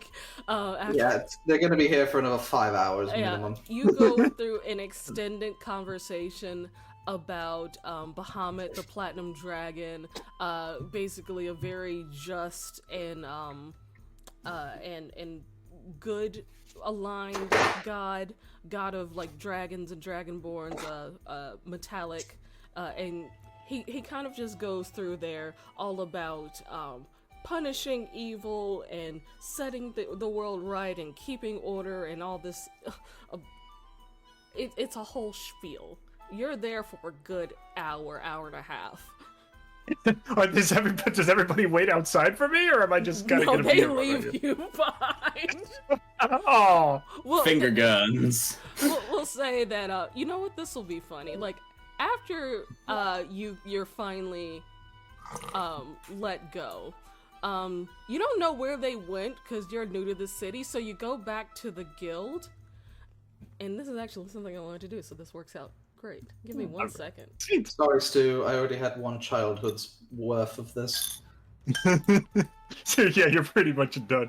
Yeah, give me 1 second so I can clear out some NPC tokens. Okay. Put you guys just over here. Because the funny thing is, Stu's not the sharpest knife in the cutlery drawer, but he is very big on cultures and religions, so he's actually proficient in it. So, okay, you, Stu, wander back to the guild, and you see that Korg is talking to, I'll just use this token, let me go to my page. And you see Korg is talking to, like, a tall, cloaked figure. You see that it's like a black coat with like green and red rhinestones lining the bottom and the cuffs. Their face is like partially obscured by like a matching hat, but you do see like a sort of a reptilian snoot poking out. And you hear this individual go, "Is this the Scales and Snails restaurant?"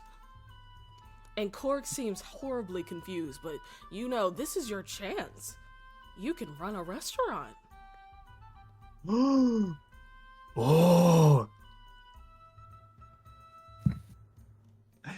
I don't mean to interrupt the conversation, but did somebody say restaurant? The individual turns and looks down at you and goes, yes, my name is Gaston von Gourmet, and I am a food critic from the Nobles District. I was told that this place would be the next hotspot, and I would like to review your menu. And Core kind of like looks at him, then looks at you. Team meeting, and he'll like drag you into the kitchen. He goes, I don't know why he thinks this is a restaurant, but, I mean, if he's a food critic, we gotta serve him food, right? Oh, this is your big chance! Not mere bacon and eggs, but making for critics, making for kings! This could be the start of something amazing! He looks up like he's seeing stars. Okay, so for restaurants, you need an appetizer, you need the main course, and you need dessert, right? Yes. Here, God, Soup quickly grabs a piece of paper and a pencil and starts writing everything down that we can. All right, we need ideas. Let's go. Well, I think stew. You could do the appetizer. You do stew. All right, soup for the appetizer. Perfect. Main course. Okay. And he'll start like looking around frantically in the kitchen. See. Okay, that's good. Okay. He finds some like day-old steak that's already been cooked, but it's just kind of left over, and he goes, okay, I can make something out of that. And he starts searching for like vegetables and things that he can like cook it and put together on a plate. Okay, I got the main course planned, dessert, and he looks around and he finds some cupcakes that he had that he made left over from when he worked at the bakery. He goes, okay, stew, go out and serve him your stew, and I'll get started on the rest of this. Oui, chef. And then he heads right outside. And he just goes like, I love the sound of that. And you walk out and you have your stew. Good day, sir. May I interest you in our establishment's finest appetizer? The individual looks down at you and goes, yeah. Yes, I would like some stew. Oh, fantastic. Piping hot for you, my friend. Great. And make a perception check. Okay. Please.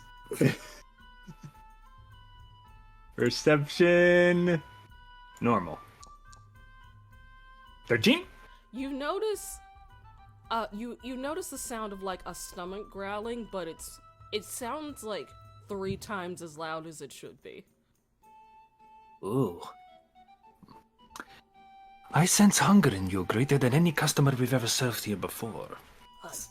Yes, I am famished, and he like lifts up the stew and just start gobbling it, like horrible table manners for a food critic, but it's not too much different than your old clan, so you're used to it. Yeah, he's actually, if anything, he's more excited that they enjoy his food so much. It's just like just rapid guzzling of this stew, super messy, and then he stands up and goes, "I'll be right back. I just need to use the restroom to clean up while you get the second course out." Of course, the facilities are down there to your left of the bar. Thank you. And this figure like walks away and goes to the bathroom while you get the second course. How'd it go?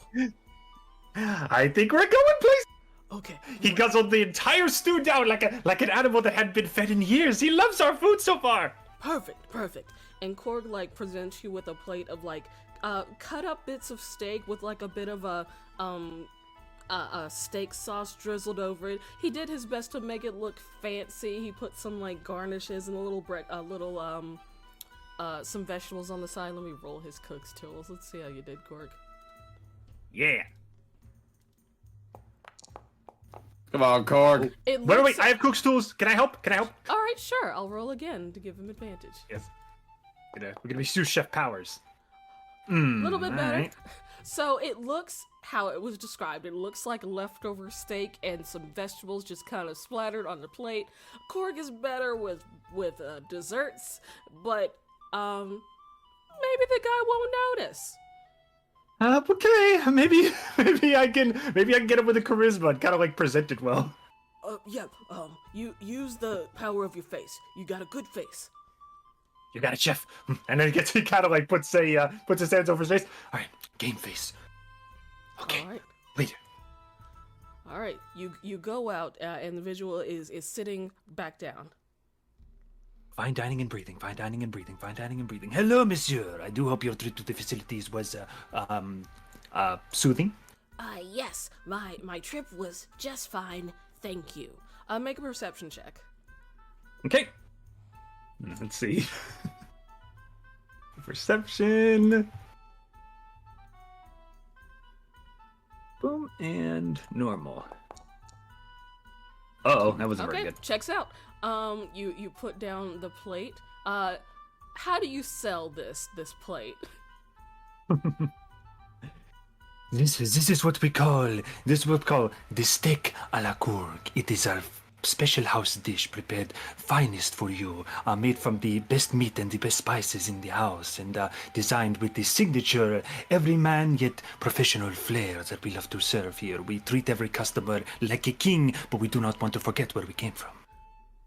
I like the sound of that. Make a persuasion or deception, whichever one. Okay. They're both the same, so I'll go with persuasion. Yeah. Let's go. Hey! Okay. They go, "Yes, King, I like the sound of that." And they dig into the food, and it's not as much as like a full bit of steak, but it does still taste good. It's just not plated well. So just the same as before, they're just scarfing it down, steak sauce going everywhere. Great. Now dessert. Ah, yes, of course. Please be seated. We will be with you shortly before it's something sweet. Yes, I'm going to go wash the steak sauce off of my hands, and they go to the bathroom again. And Stu just bounces through the door like he's still bouncing when he comes in. Was it okay?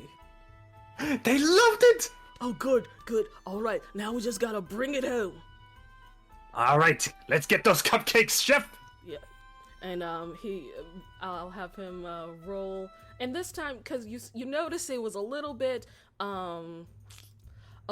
rough with his presentation, so you kind of just like try and help him a little bit more. So I want you to roll your cook's utensils with advantage. Should be in your inventory. Inventory and where is it? Cook's tools is right here. Wait, that's cooking utensils. Mm-hmm. And with advantage. So hang on a second. Boop and boom. Ooh, 16. pretty good. Good lad. Okay, this time it looks a lot better. You help Korg with the plating and organization. Like, the quality of the food is not the problem. He's just not an aesthetic type of person. But you can help him with that. And you get these cupcakes plated just so. You put a little bit of chocolate drizzle on top. It looks beautiful. Ah, perfect. Hey, what flavor are these? I gotta really sell the final course. Lemon. Lemon and chocolate. I could do that. Lemon. All right, you go out as the person is coming out again. Roll perception. All right. Is there something off about this guy? Nah, I'm sure he's Oh, no. fine. So I guess I'll find out. few things you notice. Their voice is a little bit different than it was before. And you notice that their stomach is like unusually lumpy, and their tail is really short for like a dragonborn or a lizard folk. And they sit down and go, Thank you so much. Dessert, right? Yes. The house special, the lemon cocoa surprise, provided specially by our wonderful chef. You will notice that the two best parts of dessert, the lemon and the cocoa, go beautiful together. Yeah, and it just takes the cupcakes and just starts hum, like horrible table manners. And you're thinking, and you're just like, this is not like the food critics that you've ever seen. Yeah, he thinks in his head, it's like, every food critic I've ever seen savors the taste instead of horking it down. What is going on here? Just a moment, please. Yeah. And because that they're probably still eating. Yep. You go in, Korg looks at you and go, how'd it go? Korg, I don't want to spoil the broth here, but I think I don't think this person is a real food critic. They're not savoring the taste of these dishes at all. They're just gulping them down. Are you sure? Yeah. I mean, the soup would be one thing. Appetizer's fine, but they just horked down the steak, and they didn't even let me finish the presentation for the cupcake. They're still eating it. Korg just has a moment of like confusion, then sadness, and then rage. And he like walks past you. You hear his like feet just stomping on the ground, and he walks over, and the this food critic looks up and goes, like face full of like frosting. And before they can even say anything, Korg just like pulls the cloak off of them, and you see 3 little kobolds. Like, I fucking called it! I called it! Kids in a trench coat. Oh my god, they're perfect. I want them all. They're multiplying. Oh god, they're breeding. Korg just looks down them and goes, "Get out!" And the 3 of them just fucking scatter and bolt out of the guild. Belly's full, at least. One with steak sauce on their face, the other with frosting on their face. Sending this to Lux. And one with a belly full of soup. And one with soup on their face. Come again. And Korg just goes, thank you for telling me. Hey, trust me. Guess we'll do a Korg restaurant some just other can't time. get rest from kobolds. What did you say? I guess we'll do a restaurant some other time. Oh, Korg, no. Listen, anybody who comes in here and does not respect the quality that you put into your food and just horks it down and steals from you, that those are not people we wanted this restaurant anyway. Thanks. Why? By the way, I forgot to ask. Why are you here? I thought you were with the others. Well, I just learned about the most interesting of fates, actually, about platinum dragons and cleansing the world. Would you like to hear some stories? No, I'm good. Do a Jehovah's Did, Witness. did the rest say where they're going? I don't think you know the town very well. It's probably not a place I've been before. Where is it? You remember, like, Cloud something, Stu? Cloud District City something? Hey, Lily, I'm gonna take Stu to the gates. And Lily, who's just been watching this the entire time, she noticed what was going on from the beginning. She just didn't say anything. I do love my girlfriend. And she just goes, sure, you guys go get some air. I'll hold down the fort. And Korg will escort you to the gates of the Cloud Top District right around when your friends get there. Perfect. And what was I gonna say? Stu rides on his back and kind of gives him a hug of comfort after He the whole definitely gives you a affair. piggyback ride. You guys are bonding. Yeah! Bonding. Just on his shoulder. He's a big guy. Oh, it's cute. The chef and the stew Oh, They're chef. cute. Some Let's do tiny bit of housekeeping just before we head to the Cloud Top District. Mhm. Go over to Talia. I'm going to give her back her dagger because I borrowed it from her when I had no things to kill the Rakshasa with. Yep, she will take it Um, back. And sell off a chain shirt. Chain shirt. Okay, hold on. And I would like to sell 200 gold pieces worth of jewelry. Okay. Hold on. If we're Hold on. One at I a can time. only do One one at a thing at time. a time. no, you're good.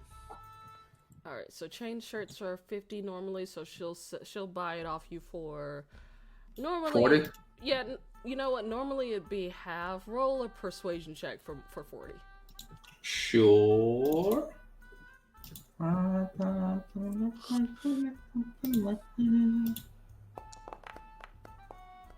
Oh, here comes Thomas. Oh god, he is risen. Alright, so I'll add 20 gold to my inventory then. 25. Okay. Who else wanted to sell some stuff? Like 200 gold worth of jewelry? Yeah, that's me. Like, where does jewelry come from? Is it just jewelry you found? As I think I won that at the gala.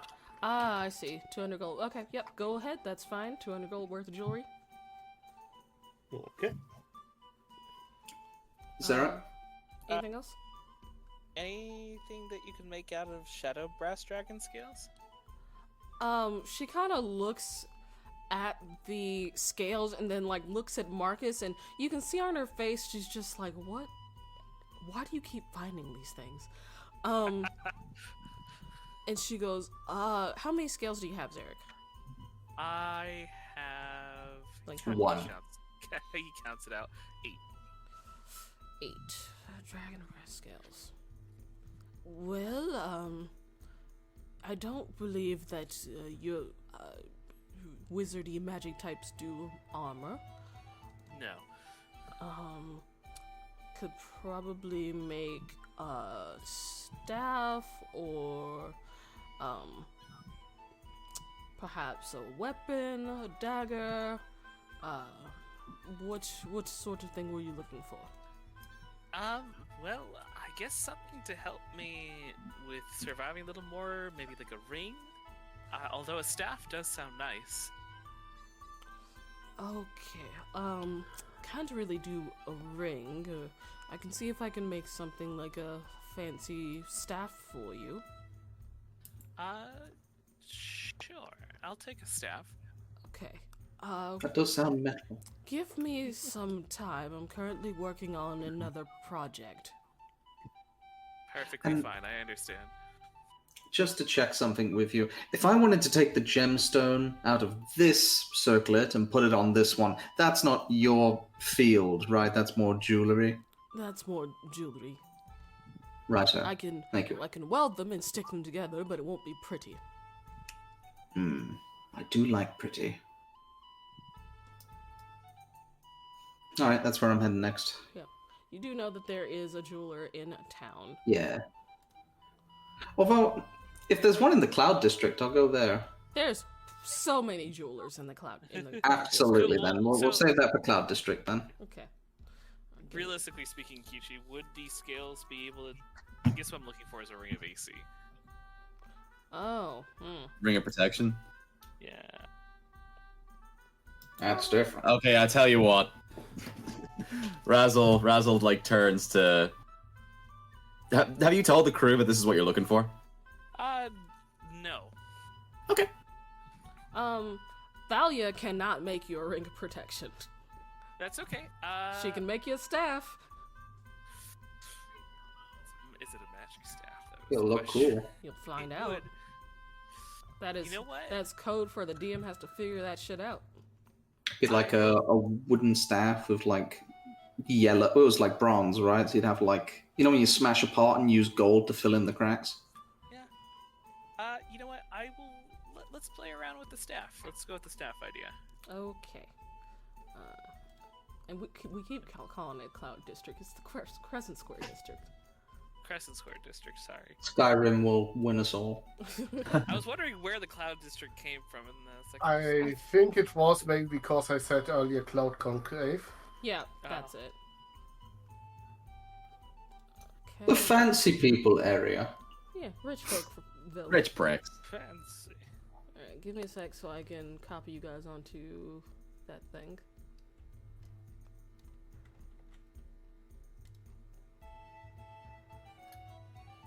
And while you guys are talking, Korg just kind of like comes up with Stu on his shoulders, and he'll basically pass him along to you guys. I think he was helping me out back at the guild, but he's brought him to you. Ah, the wandering pilgrim returns. Have you seen the light and became a faithful of Bahamut? Well, it was certainly an interesting religion, I can say that much. Fascinating work. Oh, I was hoping for a no. It's a maybe. Alright, let me just put some, A hard maybe. let me put some NPCs here.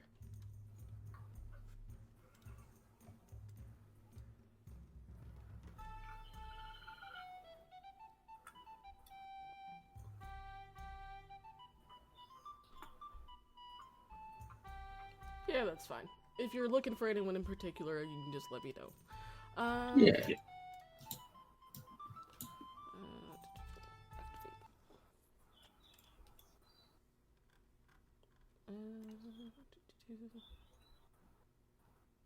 Sure, we'll go with that. That's rich people music. Which people music. There's like paid bards just off on the side playing. Where's the love? Where's the love of the craft? Razzle thinks to himself. They look miserable. I'm sure they do. Stu, you've never seen any place this fancy. Like the streets are like marbled and cobblestone and lined with bricks. Like everything looks expensive and fancy. You see him, even though it's in the background, you almost see him kind of stepping in tune and twirling around to the music as he gazes at everything like he's in awe. Like the guards look at you, but they notice that who you're with, so they leave you alone. Like at this point, the guild is kind of like known well enough to where you guys can walk through the district without immediately being stopped. What's anyway. this enchanting place?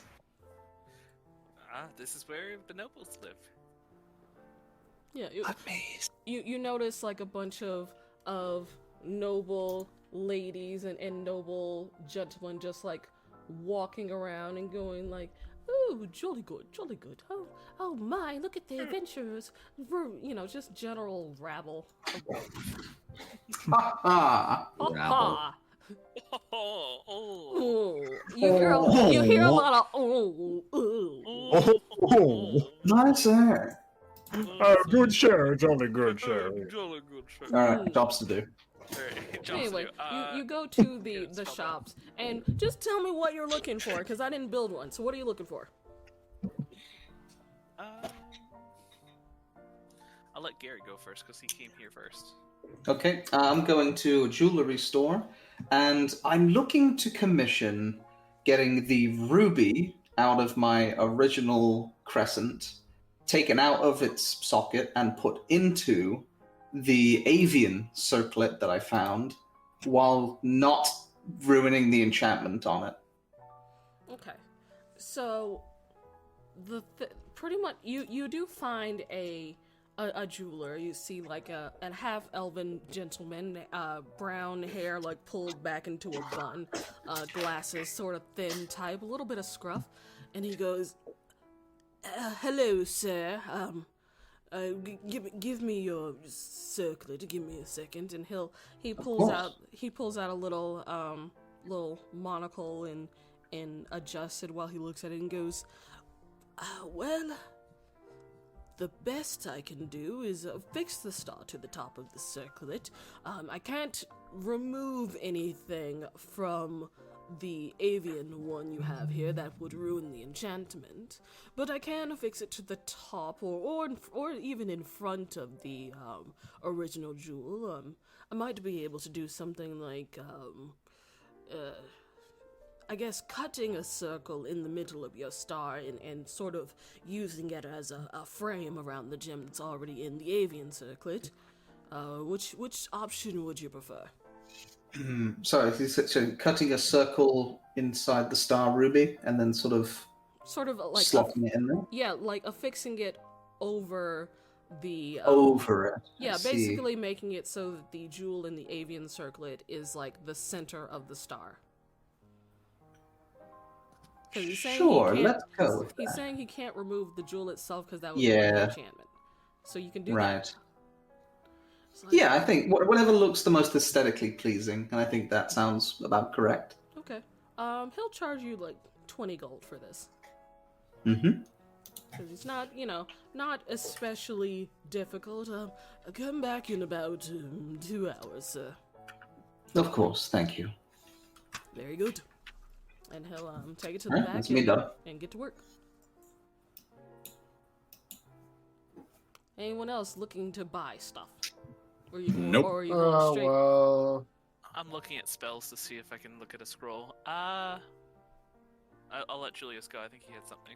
I will say you I guys mean, are not basically- able to find any spell scrolls in just the general shops here. After Okay. asking around, you good. get the sense that for some reason how spell scrolls haven't been I guess exported from La Prela like they used to. There's a war going on. So they're a little There bit is a harder war to come going by. That's fair. okay. I guess like any ring of protections here. Make an investigation check. We should go to La Prela sometime. Absolutely. Well, I would love to go. I'd love to. I mean, it's Make where an I'm investigation check. from. That's what I'm doing. 15? Yeah. Yeah, you do find a ring of protection, a +1, in one of the local magic shops, because that's not a terribly rare enchantment. It is expensive, though. How much? Let's see, ring of protection is 3,500 gold. Well, that's my business going elsewhere. What was I going to say? Is there anything of the recipe variety? Anyone want to share swap recipes? Make a charisma check at disadvantage to get into one of the restaurants. Oh boy. All right. Let's see if this actually works. Ability check and disadvantage. Ooh, oh! Wow. Whoa! It didn't matter. How likable is this guy? So you go into one of the restaurants, and at first people are like visibly uncomfortable because you're kind of just like a grubby little guy. And then a couple of like the little kids look at you and go, "Oh, cool, a goblin! Mama, Papa, can I go and talk to the goblin?" And you're kind of surrounded by a couple of like little girls in dresses and a couple of like little boys who want to like pretend to be adventurers with you because like they've seen the goblins in stories. And through you just playing with these kids for a little bit, the parents are a bit more put at ease. So what do you do now that you're in? Well, I'd like to talk to some of the people here and talk about like what kind of cuisine they offer here. So you see that this place is, I guess the best way to describe it is like heavily French inspired. You see like crepes, you see beignets, you see like I don't know, escargot, Frenchy things. It seems like a brunch place, so you see some French toast, you see mostly like pastry based items. He actually talks to some of the people at the tables and says, Ah, these morsels have yet to touch my taste buds, but I must say the aroma is impeccable. One of the little kids you were playing with earlier looks at you and then just like gets like one of their muffins, like a blueberry muffin, and like hands it to you as if they're feeding a dog under the table. Do you take it? yes, I absolutely take it. Okay, you have blueberry muffin. It's pretty good, but a little bit dry. Like, you know, it's one of those things where it's like nothing special, but it's expensive anyway. So you get the sense that this place is not like true, like a true restaurant. It's not what you're looking for. This isn't real. I kind of it would be in Stu's character to go straight to the chef and offer some critique, but I don't know if he'd be allowed to do that.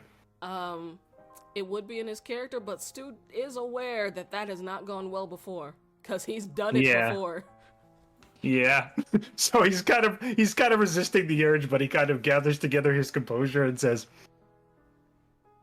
My search continues. Alright, and you leave feeling unfulfilled. Maybe one day. You rejoin the rest of the crew as they head towards the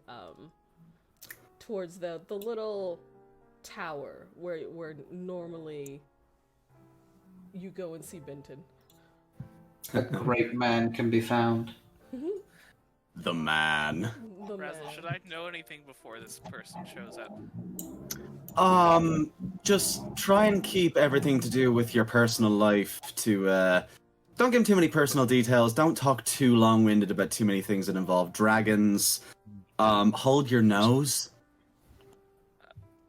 Okay. So you go to the veiled lookout, and you see that there is a guard there. And the first thing, Stu, that you notice is that there's no building there.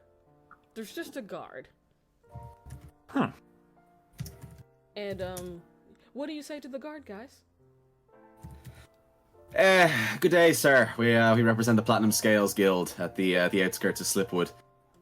I don't suppose it would be at all possible to see Mr. Troglodyte today, would it? Make a persuasion check. I'd say with advantage, because they're aware of you. Alright. Oh, God, the guards are coming. the cops are here, they're suspicious. They know. Okay, give me 1 second.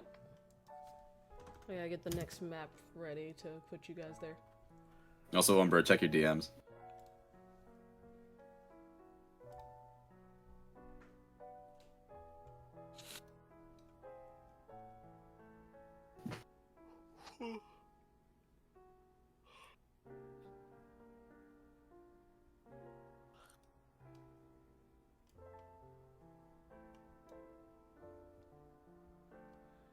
Okay.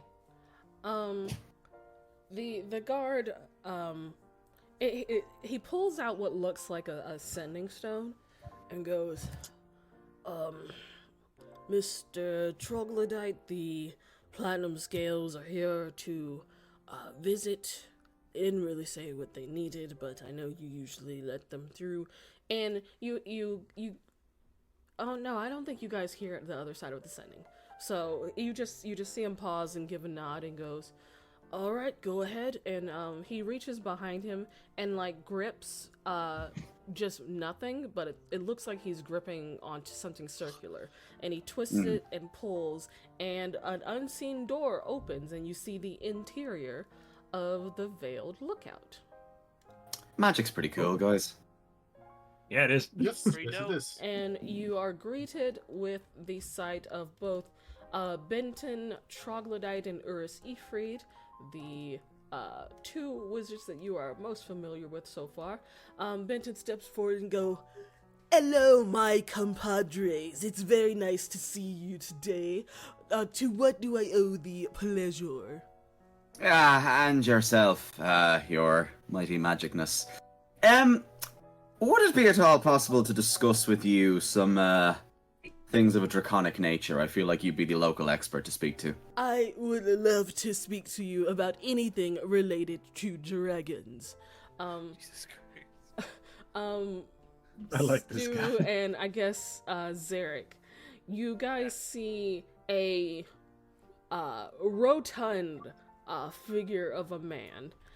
He's wearing a black shirt that says Proud Brogan with a little dragon on it. He's got little fake dragon wings and a tail, wearing like sandals. He's got a little bit of a yogurt stain on the shirt at the moment that he's forgotten to prestidigitate away. Let's see. Okay. Show to players. Here you go. Oh god. Okay. Please, come with me. And he'll walk towards, I guess one of the offices here. And you Grand. do notice the gold dragon that's like down the hall. Obviously a statue. I very determinedly do not look at it. It Urus offends me. just kind of gives you guys a nod as you pass by. She seems to be just like in the middle of reading.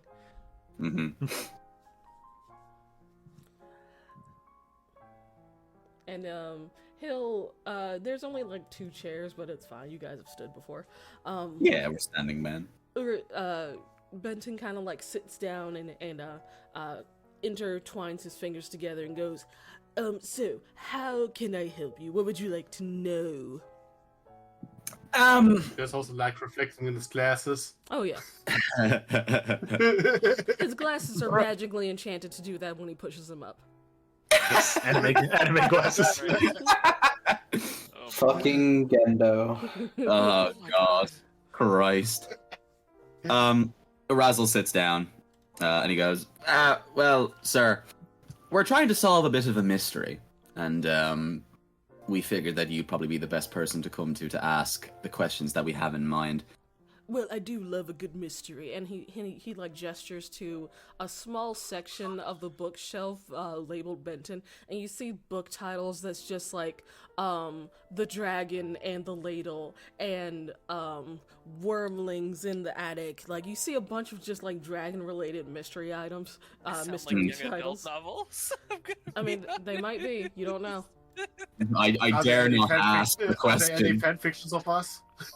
You don't see any fan fictions of you. That might be in another wing. Yeah, you don't see any. That doesn't mean they don't exist. Exactly. How do we know that they exist? We know for a fact they exist.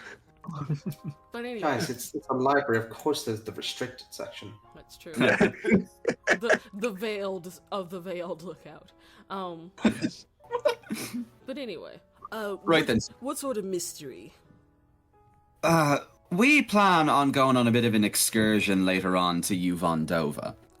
Now, I've already asked around a few different magical experts to get their opinion on the obelisk that's in the center of town.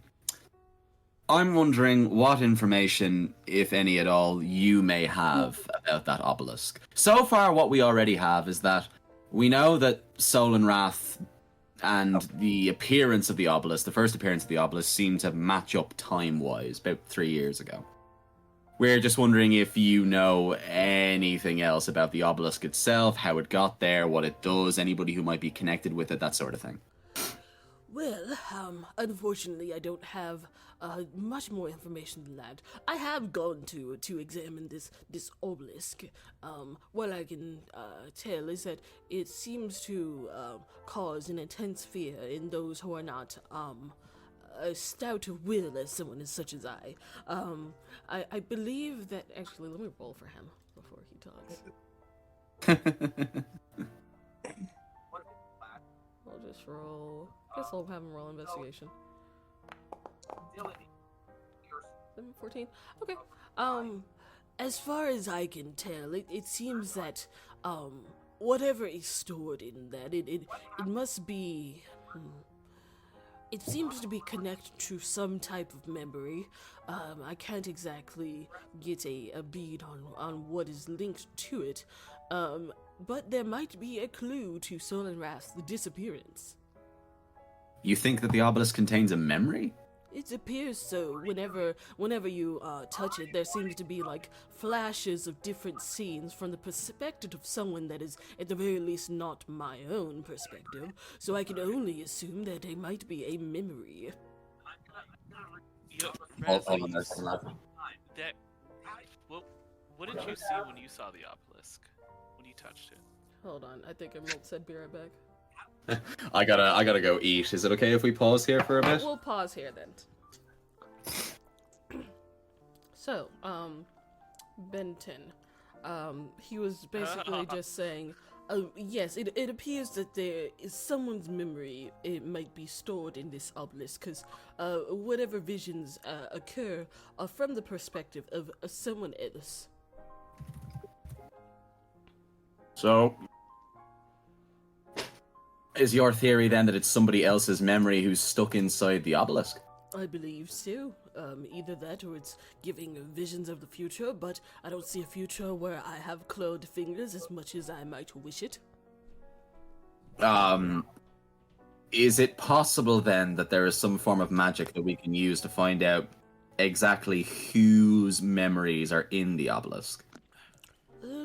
That's a bit difficult. It could have been someone from a long time ago. It could have been someone from yesterday. Seeing who was linked is difficult. I would recommend perhaps meditating on it for a time. Maybe you will hear a name or something familiar. Meditating at it. Yes. I suppose you'll need to get your camping gear ready. I suppose it's better than nothing. Is there anything else you wanted to ask me about? Any of the clues that you've received? Yeah, from sort of asking around, I've heard that reports from some of the locals that before the obelisk went up and before Solenrath went missing, there was a wizard, they think, that was hanging around the town. Silver hair, disheveled kind of grubby kind of wizardy robes. Does that fit the description of anybody that you may know?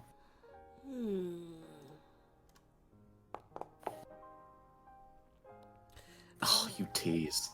Well, the only wizard that I know of that fits that description is one with a tower in the Elven City.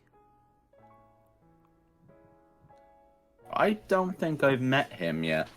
I didn't either, but I've been to that tower. I think he wasn't. I think you've come along to clean up his tower, if I remember correctly. Well, he Maybe wasn't not. there when we went to Favalon.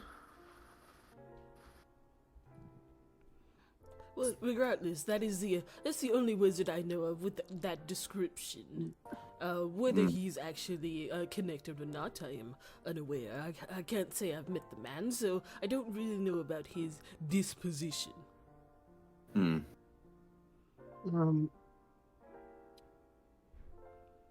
This, well, while we are speaking of memories, if I understood Reza correctly, basically after his father disappeared, everyone except for Reza seemingly forgot him, but you also seem to remember him.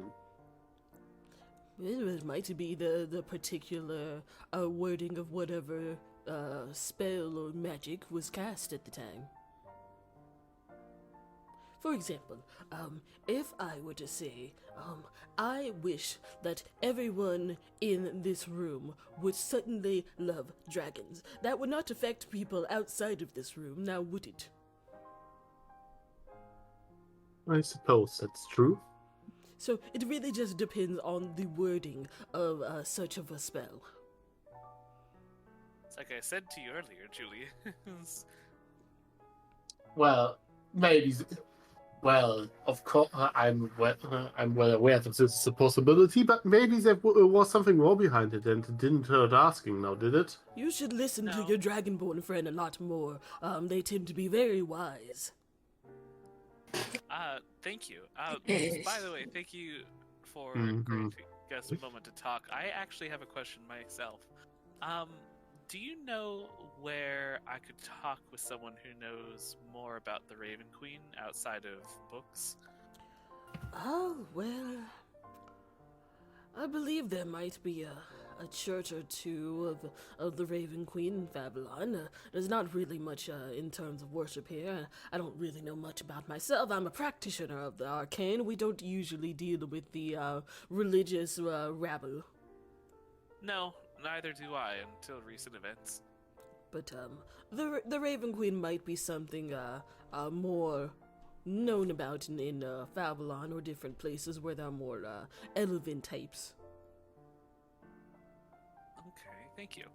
I do believe the Shadowfell is kind of her stomping grounds, though. That would make sense. Is there anything else? None that I can really think of. I think that's sort of everything we have so far. People involved, what the obelisk does. Do you think there's any like kinds of odd curses attached to the obelisk itself? Like, if destroying it would cause something really awful to happen? Maybe. I have no idea.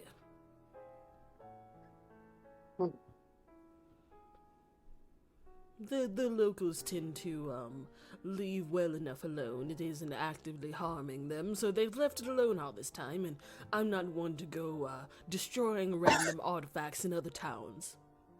Tends to look bad. Fair enough. Do you maybe have a way how someone could recall forgotten or stolen memories?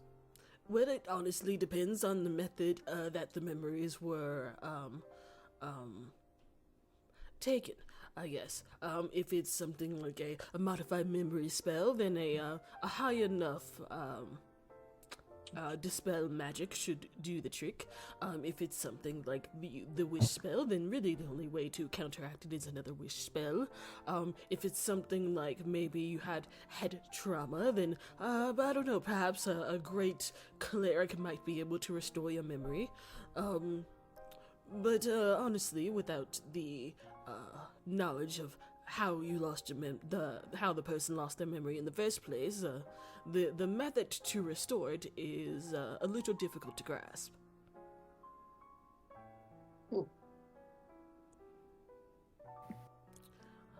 Now, since I have answered your questions, and he reaches into his bag and he pulls out some books with some very familiar titles that you all are aware of. I'll need your Tit for tat, come on. I'll need your John Hancocks on all of the stories here that have been written about you. I got them from the convention from a few weeks ago. That lovely fanfic lady. Yes. Yes, correct. I want to make sure I get the signatures because it increases the collector's value. And you see Stu's tiny little hand reach over the desk. Do new recruits count? There's none written about you. I'm actually not even sure who you are. But if any gets written about you, I will let you know and get your signature as well. Fantastic. I suppose it's only fair. Quill. Okay, let's get started. Alright, so you guys spend the next 5 or 10 minutes signing different books, and there's a few pages from some of the different vendors that were there that just passed on, hey, give me an autograph when you get a chance. So you guys spend 5 or 10 minutes doing that before you wrap up. I don't know whether I should feel prideful or ashamed. A little bit of both. A little bit Publicity. of both. In either case, Or the literature, but this is different. thank you very much for your help, Mr. Troglodyte. My pleasure. If you find out what happened to Solenrad, do let me know.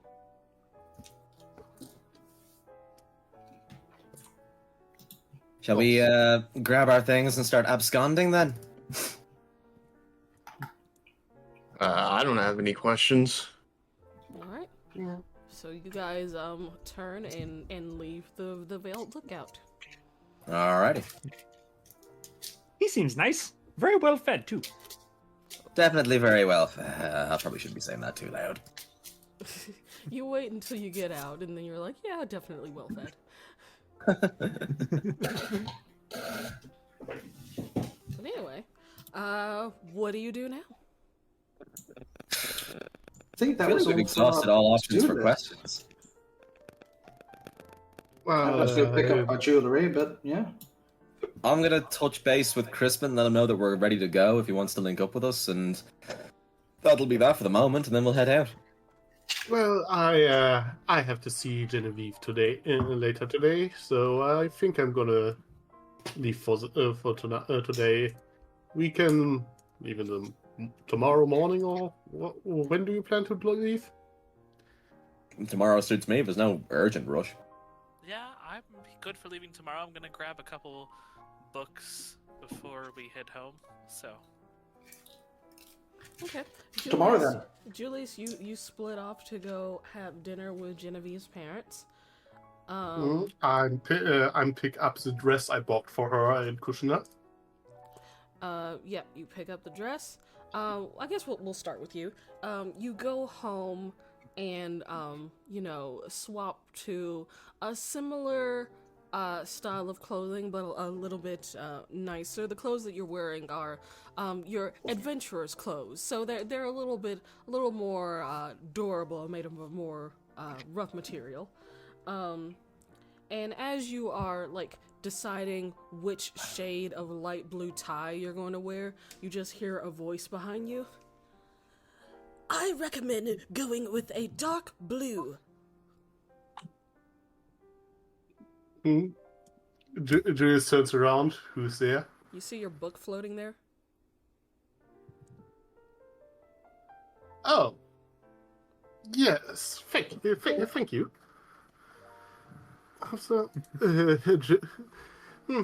this is you.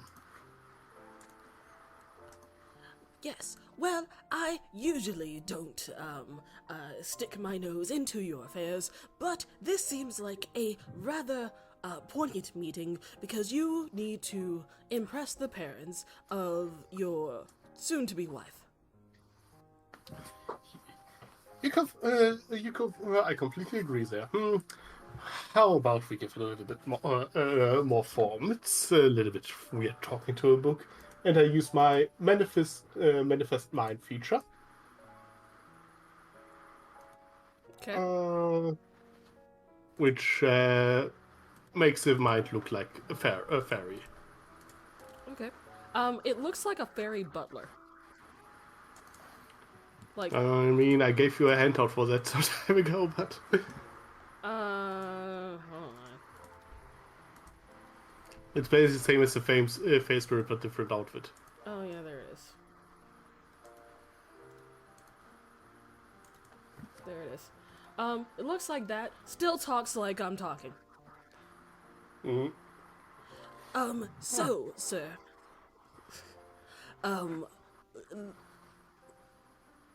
I suppose we should go over, are you nervous about anything? Do you want to do a mock interview?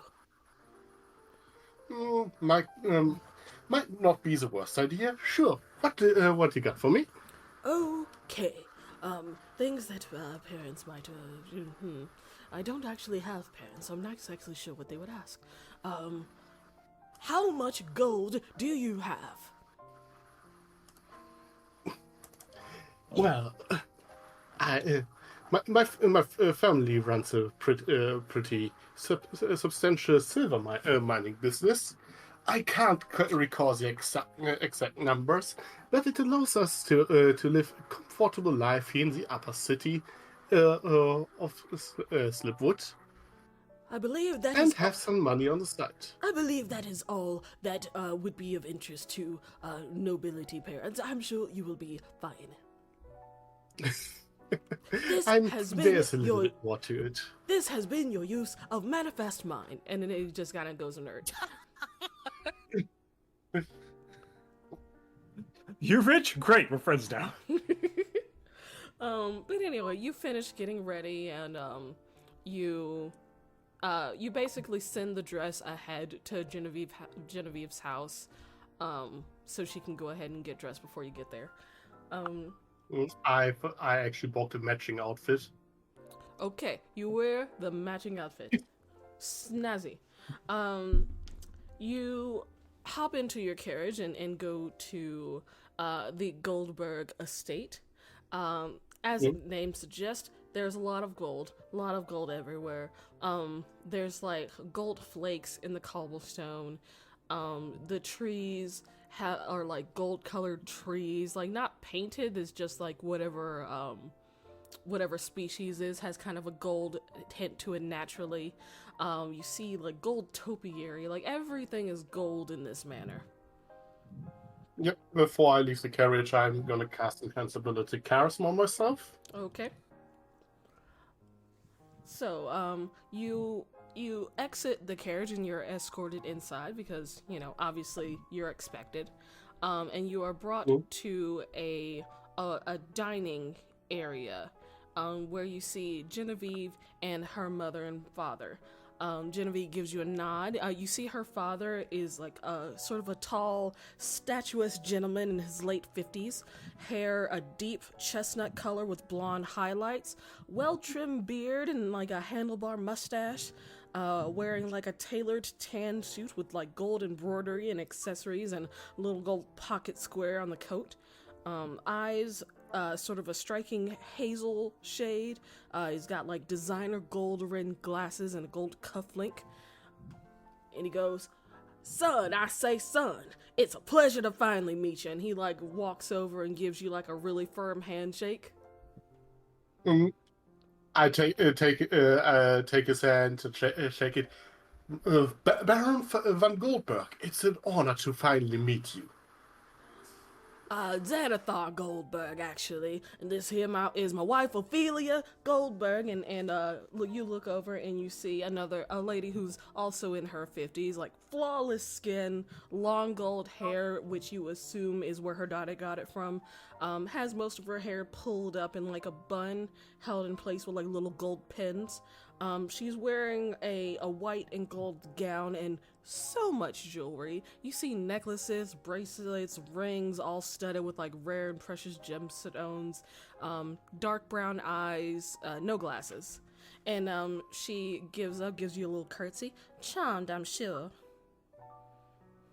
Very much so. I can see where Genevieve got her beauty from. Well, I say, boy, you're not trying to move in on my wife, are you? And he just like gives you a laugh. Don't worry. She's all yours, but she's certainly a woman to envy. Right. And he sits down. Well, let's get some grub. And he like claps his hands, and food starts being brought out. You see like baked chicken and vegetables, like a nice meal. Nothing super, super heavy. Well, let's get down to the nitty-gritty. Son, why don't you spin us a yarn about your family's magical lineage or some of your accomplishments? Oh, wow. This wasn't a test.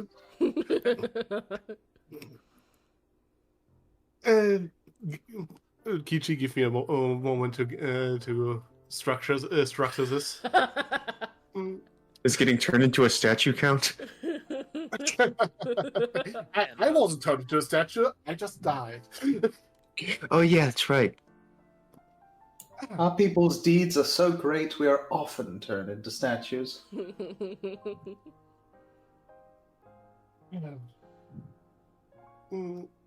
Well, as you are most likely aware, my family gets a wealth, as we are the lucky owners of a silver mine.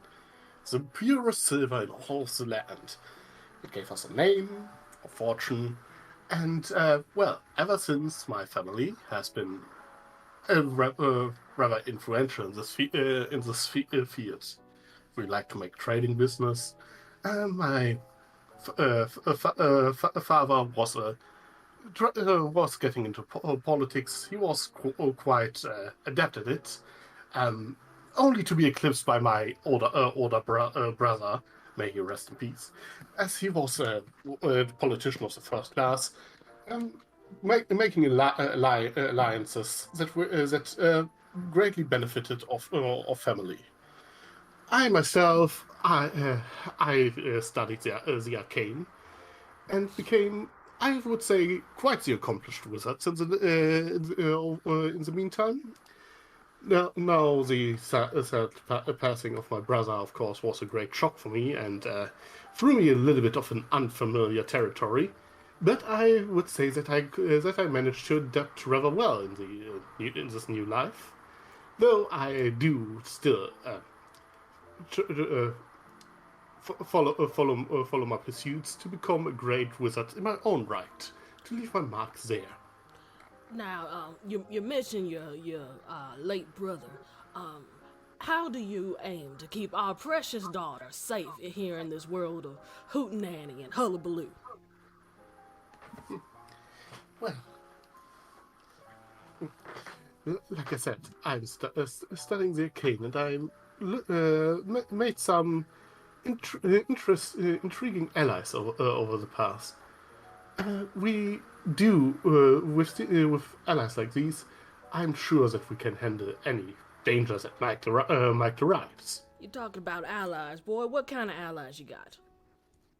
Well, have you maybe heard about the Platinum Scouts? Never heard of them. Well, they are a guild here in Slipwood that follow quite. They have quite a track record by now. I was, in fact, part of some of those heroics. That long ago. You got any? He kind of like cut you off. You got any like well-connected friends there, or are they just your adventuring lot? They are my adventure. They are the adventuring lot, if you want to say so. Though I made some intriguing acquaintances as well. For example, not that long ago, we managed to come on rather good terms with the Emperor of Favalon himself. Okay. They kind of like they seemed to give each other like some unsure glances at each other as you were yammering. But when you mentioned the Emperor of Favalon, they were like, okay, fair enough. He's cooking. Is he cooking?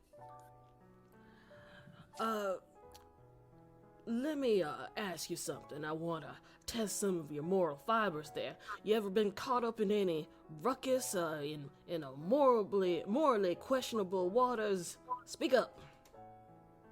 No, nothing I can really think of. Or everything I've done so far was for the greater good. All right. Last question. What are your grand visions of yourself in the days ahead? Well, he gives a smile toward Genevieve. I hope that the union between our families is beneficial for families, that we can rise, become more influential, and make this country a better place to live in. I want you to make a persuasion check. Okay. Advantage. No, just normal. I casted the enhance ability. Yeah, you got a Oh, spell. that's right. I forgot about that. All right. The two parents kind of look at each other and give a nod and goes, all right, well, I believe that our daughter might be in good hands. We'll be keeping an eye on you, boy. Don't get yourself killed in this adventuring life. I do recommend getting yourself some more connections that you can utilize, because that kind of lifestyle puts you in a lot of predicaments. I'm very well aware of the risk, and I assure you I don't underestimate them. I'm not doing this simply for the adrenaline thrill. All right, fair enough. And the rest of you enjoy a nice dinner after that. They calm down on grilling you so much, and it just kind of lulls into a more casual conversation about you kind of do more listening than talking after a while, as they talk about their last vacations and going to some vineyard, general light conversation. And the dinner goes off without much issue. Eventually, the dinner ends. Genevieve will waft with you to the door. Well, I think you handled that pretty well. I think Paul likes you. I'm very glad to hear it. I was a bit worried. I was a bit worried. He thought you were a bit too, what's the word? Flimsy, I think. Flimsy, I think, is the word he used. But I think you managed to impress him, so that's good. Well, and what do you feel about this? About what? About how things go, where we are going. What, you mean to the altar? Yes. Well, if I didn't want to, I wouldn't. Your family's a pretty good family. My family's a pretty good family. I don't see what the problem is. Well, glad to hear that I'm agreeable. Make an insight check. Mm-hmm.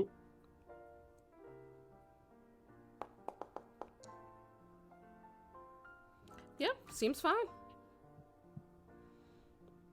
Now, you go on back to your friends. I gotta do some things around here, but I'll see you around. Looking forward to it.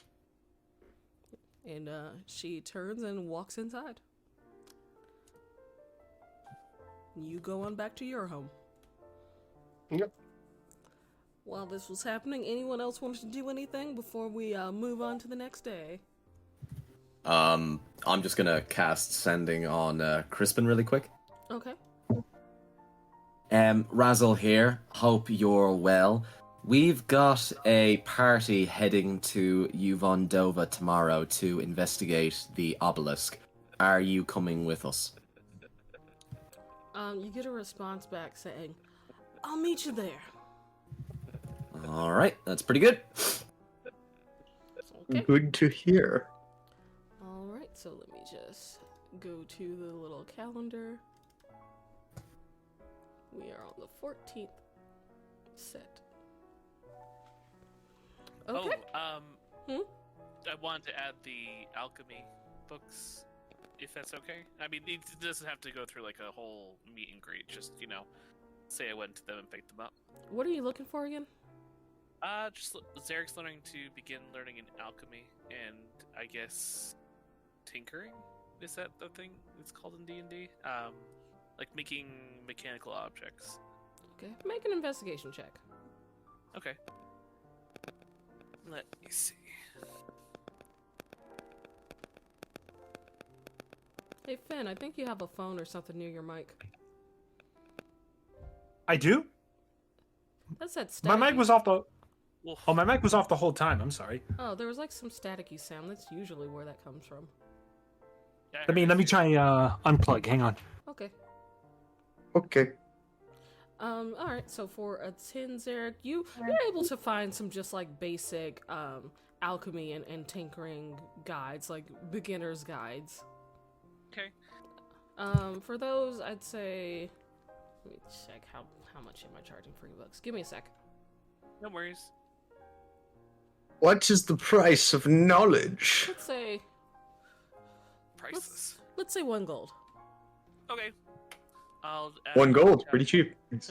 I'll add beginner's guide to alchemy and tinkering. All right. All right. And also, dear Razzle, I believe there was something that you wanted to do with Marcus that we didn't get the chance to do last time because we were busy trying to save the Celestial. Shit, what was that? He wanted to talk about the whole Goblin expedition. Oh, yes. Yeah, I still need to reprimand you for that. Alright, so Yeah, I specifically requested to be a part of this mission so we could do that. Alright, I'll drag you guys. Let's just say you're on the way back. After Julius. Shall we do it on the road? Yeah, let's say on the way back after Julius is like split off from you guys. This will be the meanwhile. Meanwhile.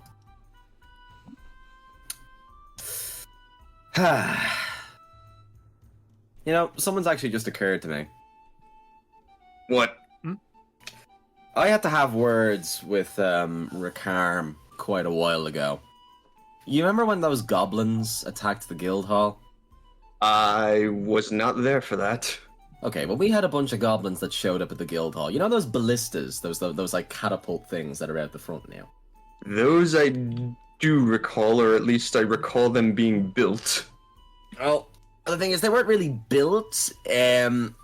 We kind of came back to the guild hall, and there were just a bunch of goblins that were besieging the front of the guild. They told us, after we sort of took a few of them prisoner at the very end of the fight, that people from the guild went into their home, burned their house to the ground, and killed a load of their friends and a load of their children. I already had to speak to Rakarm about this, because he was on that mission, and he let it go ahead, and it had a knock-on effect on the rest of the team, and kind of everything that we have going on here. You were on that mission as well? Was, along with... Was it Ito at the time? I'm pretty sure it was Ito at the time. And Mort, I definitely remember. Yeah, I remember the blender. Yeah, the blender. Yes, I was. Why did you do that? Okay. If we're going to talk about this, we need some drinks. Come on. Oh, lovely. And, I will head towards the bar. We're not Or a using tavern this or any to kind get plastered, by the way. I'm reprimanding you. No, I understand. It's just... It's a little easier to tell the story, with something in my system.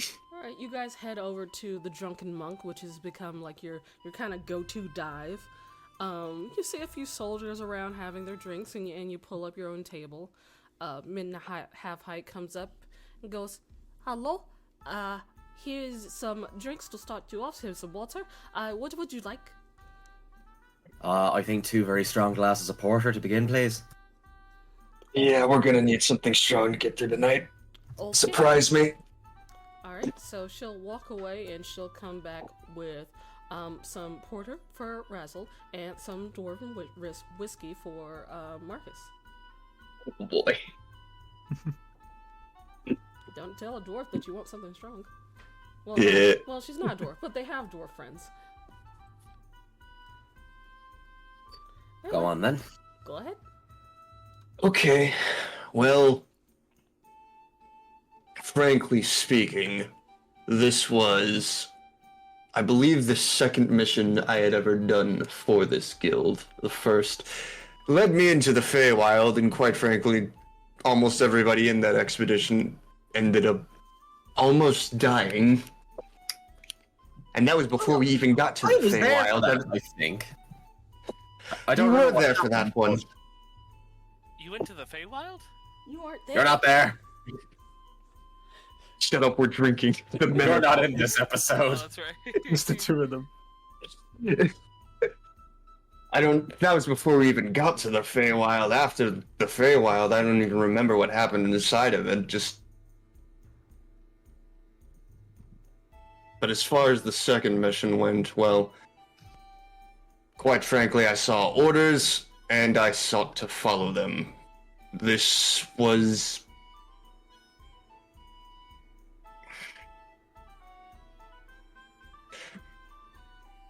Through the lens of hindsight, many things become a lot more obvious and clear than they are in the moment. When I first became a paladin, when I first took that oath, I was taught in a very certain way. It's... Sure, you can get rid of evil just by killing the evil ones in charge, but you cut off the head of one Hydra and 2 more will take its place. The best way to truly get rid of something evil is to scare the hell out of everybody else that follows it. It's one of my tenets. A blade can end a life, but fear can end an empire. But this is also something that is meant to be tempered with wisdom. Wisdom that, as of late, I have been trying to accrue. I think you've probably noticed there's been quite the change in my demeanor from when I was first here to now. Well, like since you died? Well, not just that, but in general. I was kind of an asshole. Let's not mince words. Yes. Austere would be the word I would use to describe you, but in your own words, yeah, pretty much, Marcus. So, this was before I started realizing that I could accomplish more and, as the saying goes, attract more flies with honey than with vinegar. I saw orders to get rid of a goblin encampment that was potentially going to cause trouble, and I sought to follow through with them. But the thing is, the damnedest thing about that mission is when I recalled seeing those children, I couldn't bring myself to harm them. I wasn't the one to put the torch to them. That was Rakam. Who says that you didn't? But even so, I didn't stop him. Through my own inaction, I allowed it to happen, and some would say that's far worse. Would you do it again? God, no, of course not. I couldn't even bring myself to do it the first time, but...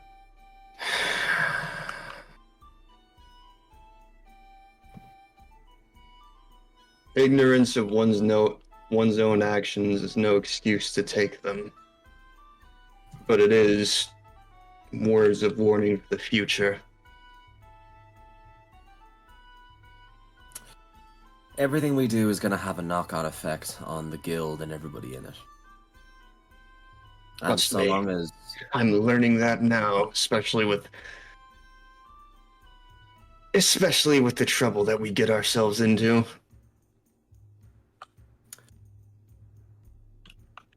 I feel like... Well, it doesn't strike me as the kind of thing that you do offhandedly ever again.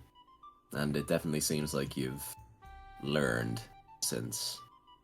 I mean, it was a while ago at this stage now, but... Almost a year. 100% sure. It has been almost a year, I suppose, yeah. We've done a lot, Marcus. We really have. We've changed a lot, haven't we? For the better or for the worse, well, I guess we're still figuring that out now. A little bit of wisdom every day. I don't think that'd be too terrible.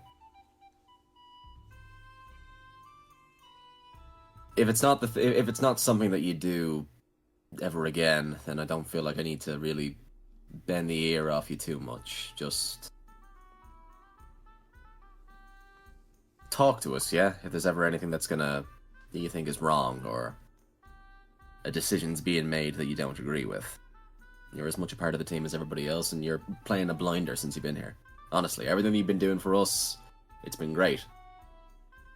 You fucking died for us, like, you know, like that's if that's not an indication of how dedicated you are to helping and living up to whatever it is that a paladin is meant to live up to, then I don't know what is. Funny thing about that, I literally did die. And yet somehow, I still feel like that's not quite enough to make up for what I did. Or rather, what I didn't do. I mean, we can always kill you again. Maybe dying twice might help you live up to it. Not that I'd want to now. I mean, there were 2 notable survivors. What do you mean? You weren't there when we rescued Billy Mage, were you? No, I wasn't. I've met the man, but... Right. Well, Billy Mage managed to get himself wrapped up into a bit of trouble with some goblins. And the thing is, when we came across their encampment and we found him there were 2 goblins that notably stood out to me. They were better dressed, to put things into perspective. They seemed very not quite noble, I suppose noble, but their demeanor was very distinct from your run-of-the-mill loot and steal and pillage goblin that you would expect. Razzle, you do vaguely remember, like, 2 samurai goblins that were, kind of like amongst the leaders of that encroachment. In the red and blue, in the red and blue outfits. Yeah, sounds like them. I think I know the ones you mean. Yeah, they were part of that little troop that came by. I suppose that they were the ones that told us.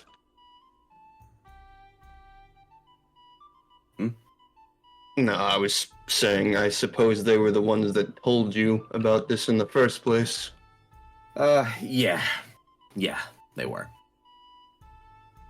We let them go, though, at the end. Well, that's good. At least it didn't completely end in blood.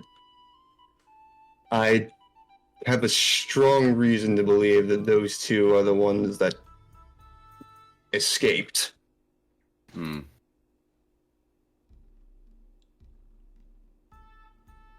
you know where they went? We found them the second time. I had a conversation with them about everything that happened during that mission. So they shouldn't be bothering us again. We left things on a... We left things not well, but well enough that they probably won't come back and fuck with us ever again, so long as we don't ever go back and fuck with them ever again, which we won't. Do you know where they went? I don't think so. Maybe back towards Slane? No. Where did you find them? Near Slane? No, it was near Slipwood. It was, remind me, it was like in a cave that was like a little ways away from Slipwood, like in the forest, I think. Like halfway between Slipwood and Favalon. It was like more like a field.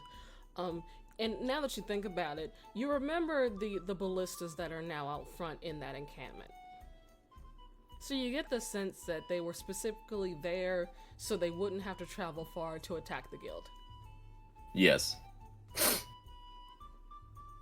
It was somewhere between Slipwood and Favalon. It's... Well, the possibility is always there that that's where they returned to, but I wasn't there, I can't say. Well, wherever they are, they won't be really coming back this way for a while, I think, thankfully. But look, you're obviously upset about it, and you're obviously penitent about it, which is really all I would ask of yourself and Rakarn. Well, there's... No idea what Edo's getting up to nowadays, and God knows if Mort is like the Underworld King by this point, but, you know.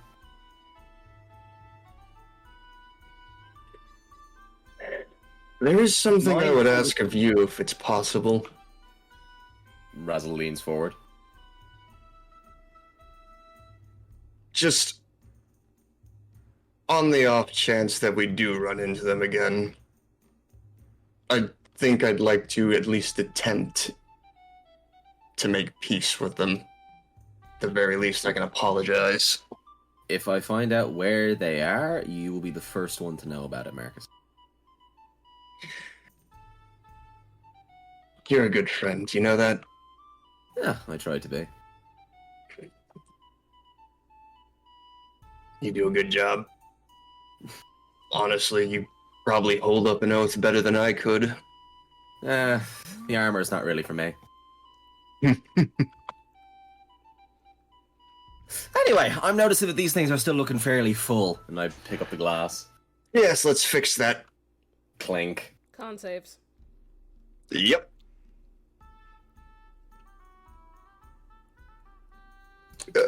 Constitution. Huh.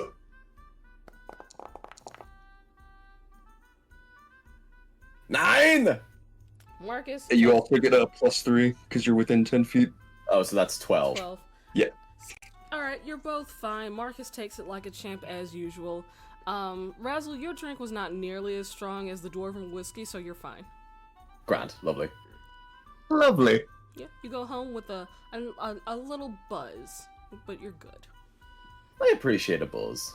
A little buzz and a semi-cleared conscience. Yeah. So, we will, skip, let me think. It takes, let me look at the map real quick.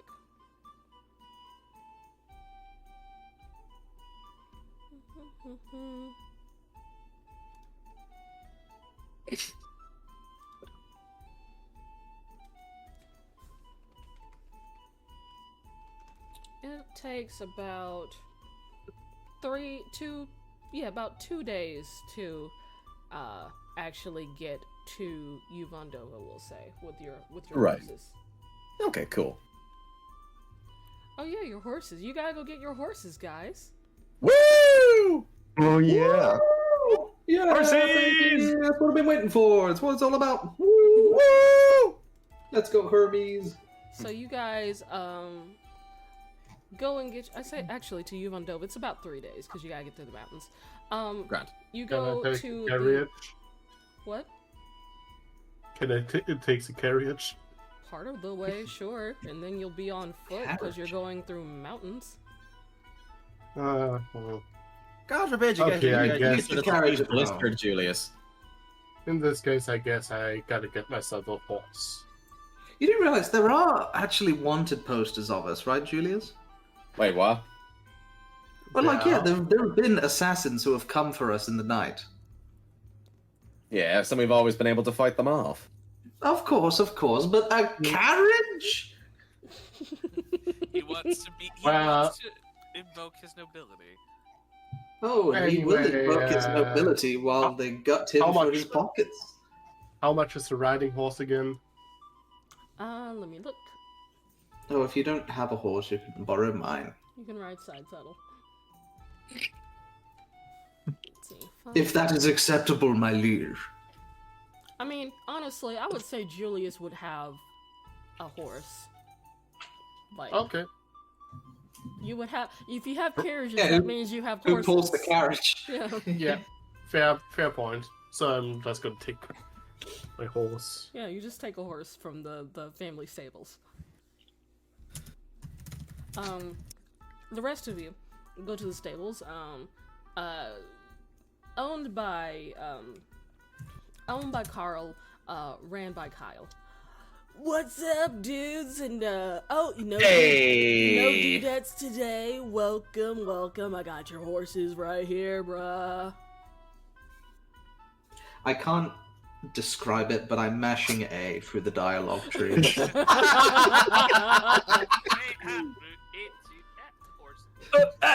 Dude, that's totally awesome. So like Gary just kind of zones out, and occasionally in your head you just hear Exactly. bruh, dude, totally. And then you have This your is horses. my Benton. Mashing A through the dialogue. Well, here you go. Horse is all brushed and fed. Here's your horse, little dude. Oh, no horse for the little dude. I guess bigger little dude. You gotta ride with the little dude. And then you see Soup kind of climb up, and he's like, We ride supreme. You're loving life up there, aren't you, lad? He likes to be told. I'll say that he'll ride with Razzle. All right, grand. "Small squad." Small squad with big squad. Yes. Small squad with big horse. Right. Yeah, you guys ride. It takes you about 3 days to get there, so I'll just move you here. I'm not gonna bother with the survival whatchamacallits. We don't run into the same trawl again, do we? A well-traveled road. I had him prepared, Yeah. I want to move things along, so I won't make you face Let's the do it. same troll. Not this time. Not this time. On the way back. Maybe on the way back. We'll see. But anyway. You guys get to Yuvon Dova. Let me see what's some music for this. Russell, was there any downsides of touching the spire? Yeah, it creates sort of a fear effect on you as soon as you touch it and shows you a horrible vision of your skin peeling off and being replaced by red scales. So don't touch it. Oh, that's what you saw? I just remember seeing war. So it's Wait, what? different every time. I remember seeing lots of just an epic battle more than anything. You didn't see your scales breaking off or nothing?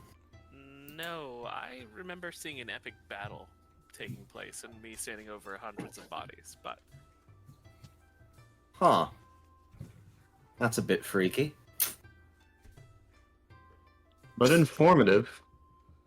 Still freaky though. Don't like it. So, you guys arrive at Yuvon Dova. Stu, you see a mostly stone-built city. You see a bridge over a chasm. There is it's not gold, but it's like sort of a gold or amber-colored stone that lines most of the buildings and reinforces it. You see pretty much all Dragonborns here. You don't really see a lot of the chromatic types. You see mostly what are the non-chromatic? You see silver. Metallic types. Metallic. Yeah, you see mostly metallics. You see silver. You don't see any gold other than Razzle. God, what were the metallic ones? Copper? Brass. Copper, silver, Bronze. Silver, bronze, brass. Yeah, you see all of those except for gold. Ooh. I'm the Zinc. only gold dragonborn in this game. In this by, city? by the way, Kichi, What? on the journey would have been able to scribe a scroll. On horseback, I'm gonna say... Well, I guess you can do it at night. Sure. Okay. In this case, I would like to scribe a scroll of absorb elements. Alright. It's 50 gold pieces, I think. Yep, do your subtraction from there. 1 You know, I just had a thought. Considering that most scrolls nowadays, considering that most scrolls nowadays are kind of in the fucking not so much in supply, you can make a lot of money just selling off scrolls to people. Because where else are they gonna get them from? Take advantage of the supply shortage. Yeah, supply and demand. Corner the market. Supply and I was demand. just reading the entire trip. Goldbergs, I've entered a new kind of He wants business. to learn his alchemy and mechanical engineering. God damn it! Alchemy monopoly. The city does bring back memories. Yeah, You know, the last time I was here, I'd convinced a girl to jump off a cliff. Last time Yes, I was here, I yes. died. memories. Last time I was here was right now. Anyway, I'm not gonna touch the thing. You gonna touch the thing? Of course. No, Gary, don't touch it! Oh, God. Wait, Alright, give me a second. Gary, seriously. What is he touching? What do you do? what is wrong with you? We Oh, just it's touching told the you it's a old bad idea. Don't Dude roll just kind of for look at it. you, Razzle. Razzle, how long do you know Gary? It doesn't matter. No, but I could learn something, and Xerox saw something completely different than what you You saw. will so there learn it is. pain. I can do it. He's already tested. Give me a second. You will learn what your I greatest rolled for fear it, is. and I rolled like shit. So I was like, yeah, okay. Is that why you rolled? Yeah, I rolled a 5. Intelligence. I mean, he's not wrong. Let's see. I was a bit annoying about it.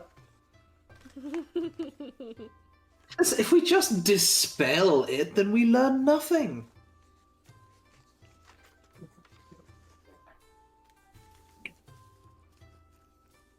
All right. Wisdom saving throw, Gary. Alrighty. Baba bing, baba boom. Wisdom saving throw. Preparing to use the ability. I'll use the Did you ability need as it? well. You'll need to. Hang on a minute. And then another saves plus you- 3 that because saves you of a minute. 10 feet. Honestly, it's hard to tell, you know, this kind of shit's like 26 DC bullshit, you know? Not for this particular thing. Let's see. I'm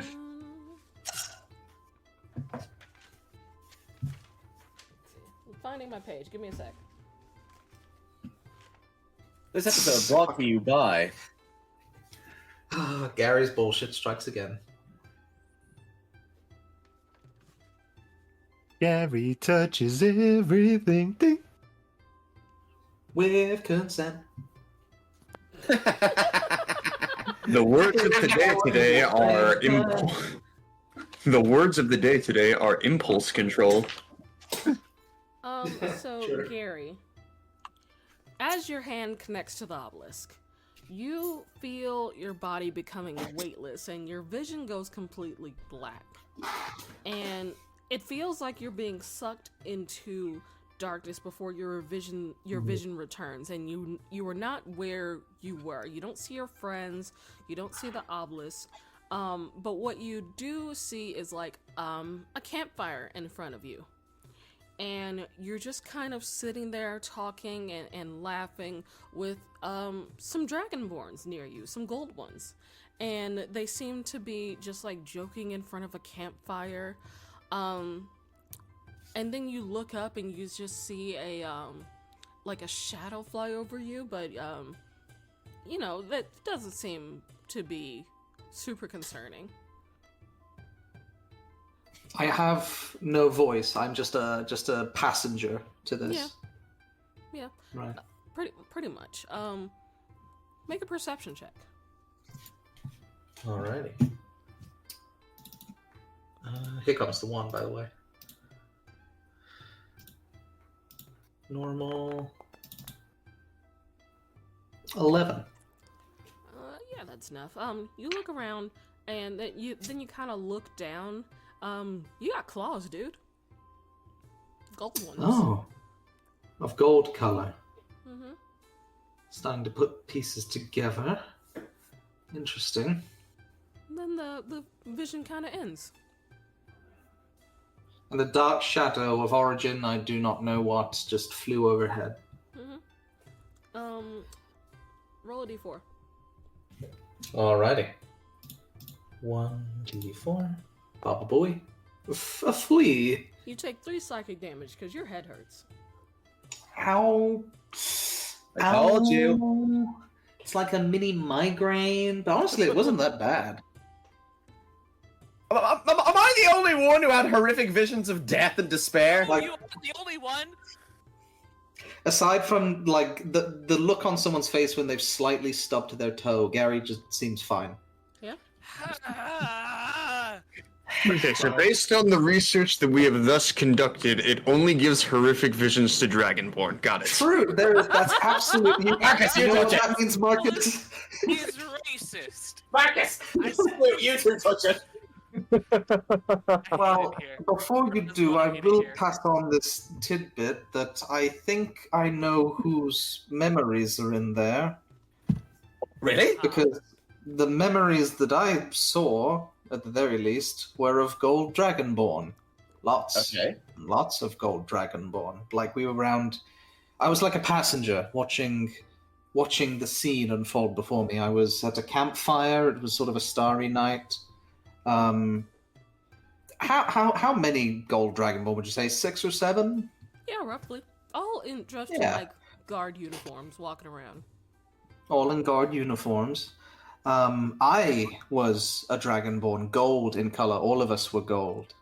And looking up above, there was a quick and dark shadow that flew above us. Didn't really get a look. And then it ended. Okay. So, if we follow Benton's theory that there are memories in here of multiple individuals, perhaps, unless I was looking through your eyes, I think I found your brothers? Question mark? Like the memories of all the other dragonborn that lived in my clan? Let me see your hands now. I hold out my hands. Yeah, no, it doesn't really look similar. Make an investigation I, check. let me see here. Investigation. 5s and 20s. They all look like claws. Yeah, I'm sorry, I really can't tell.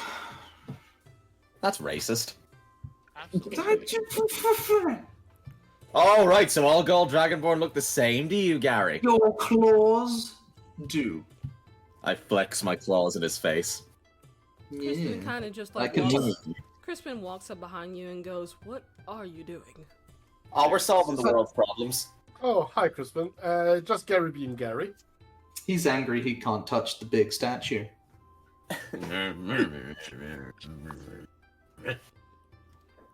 Stu, you He's see... stupid enough to touch the big statue after we told him not to touch the big statue. I mean, sometimes you gotta touch the big statue. Do you want to touch the big Sometimes it's statue? gotta be done. I touched the big statue, but What did you see when you touched the statue? it didn't really work for me. What? This is only leading more Sorry, credence to my You theory. have to be exceptionally powerful in order to maintain it. People like myself and Benton can survive, but it's a little beyond your level. Gary, I will come over there and I will hurt you, I swear to God. Ooh. I touched the statue. Not very smart. God bless you. I touched the statue God again. bless you. I'm touching the statue again, too. I mean, it's a 6 Right. because he's within 10 feet of me. Maybe that'll change it. No, it's So, not. First of all, I cast bless. wait, Razzle, you touched the Yes. statue, and obviously you have failed the saving throw. And you feel, both you and Zarek, you feel an immeasurable amount of fear take over your bodies, and you kind of crumple to your knees in like a panic attack, Okay. as your minds are just filled with senses of horror and terrifying, like, panic. It's overwhelming. Do we see anything? No. So 2 for 2 thus far. Oh my goodness, I didn't know it was that bad. I'm sorry. Roll a Should D4. we all touch the statue? I. If you want to feel Not- included. Roll a d4. Both you and Zarek take 1 point of psychic damage. Ow! Dang. Razzle crawls across the ground because he's still in the like really freaked out, and he grabs hold of Gary's robes and just sort of pulls him down to his level and looks him in the eyes, and he just goes, "For that fuckery, you're buying the first round of drinks," and then he lets go and he just sort of falls I will back on hold the his ground. shoulders and bring him up to the ground, or from the ground. Yeah, you are trembling. Like, you've never felt that amount of fear from anything. Yeah, like his I'm a hands are long just kind of going crazy right now. Crispin Rise, my child. Crispin kind of just walks over and just, like, pulls you away from the obelisk and goes, what exactly were you told to do with this thing? Hey, let's find a pub and sit down, and we'll explain ourselves a little bit. I You think. feel yourself getting calmer the further away you get from this thing. Oh. To the tavern. I'm not sure what you were expecting. Who wants to touch it? Let's not go near that thing again for a little while, I think. Do you touch it too?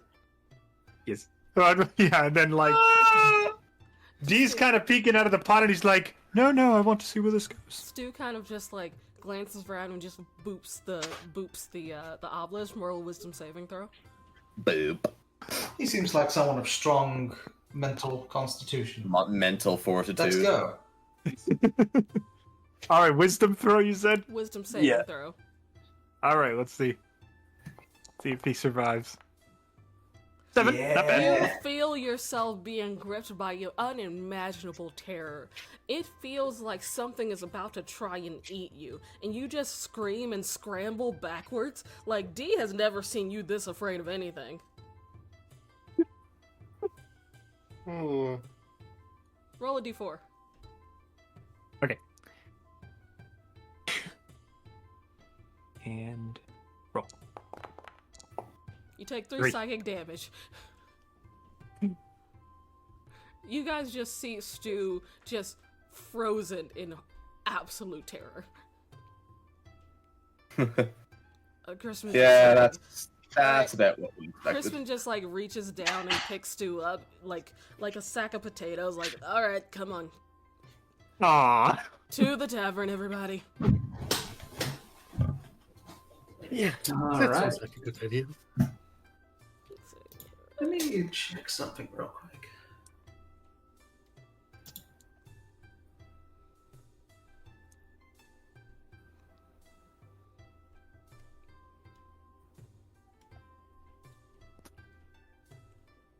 Alright, you are all at the tavern. After about a minute, everyone calms down. You get some drinks. There's some, it's kind of like a spicy, cider. Like a spicy I will cider. I'll put down 2 gold for the whole round of people. Yeah, that'll buy you about 3 rounds. Grand. You know, it's nothing like super fancy. It's more just like a regional cider that everyone, you know, drinks when they just want something at the bar. So, you know, you guys sit down at the table. Those who are under the fear eventually calm down from your panic attacks. You're at the table. Okay, so now that all that fucking horror and unpleasantness is behind us, So, can someone explain Literally. what exactly we're doing here? okay, Razzle.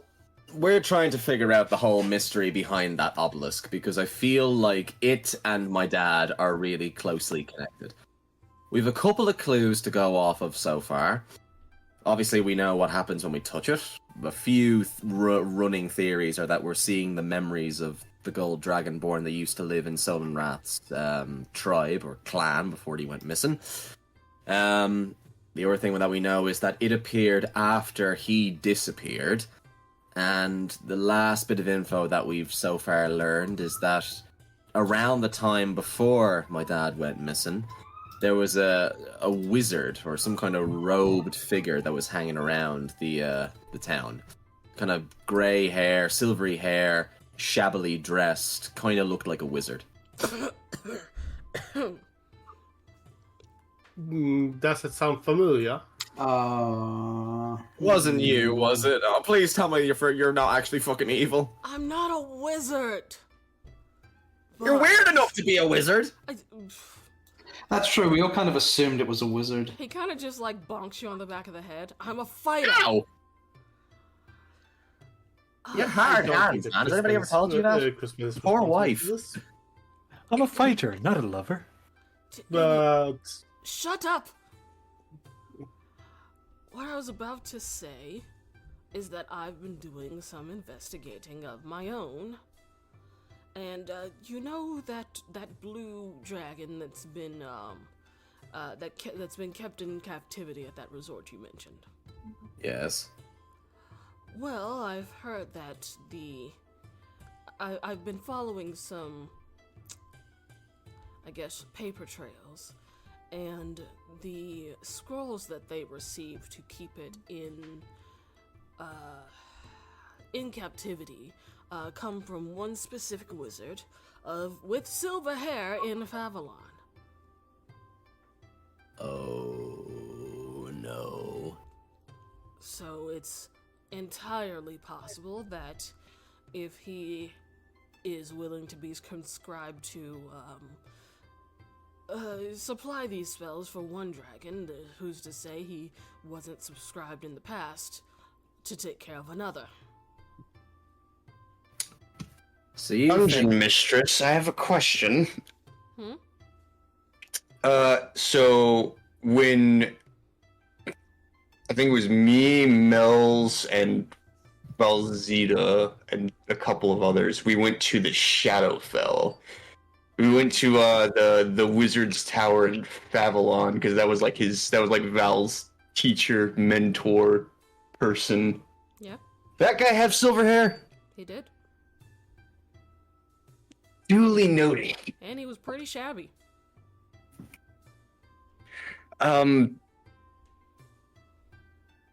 I think I've actually met this person before, not too personally, but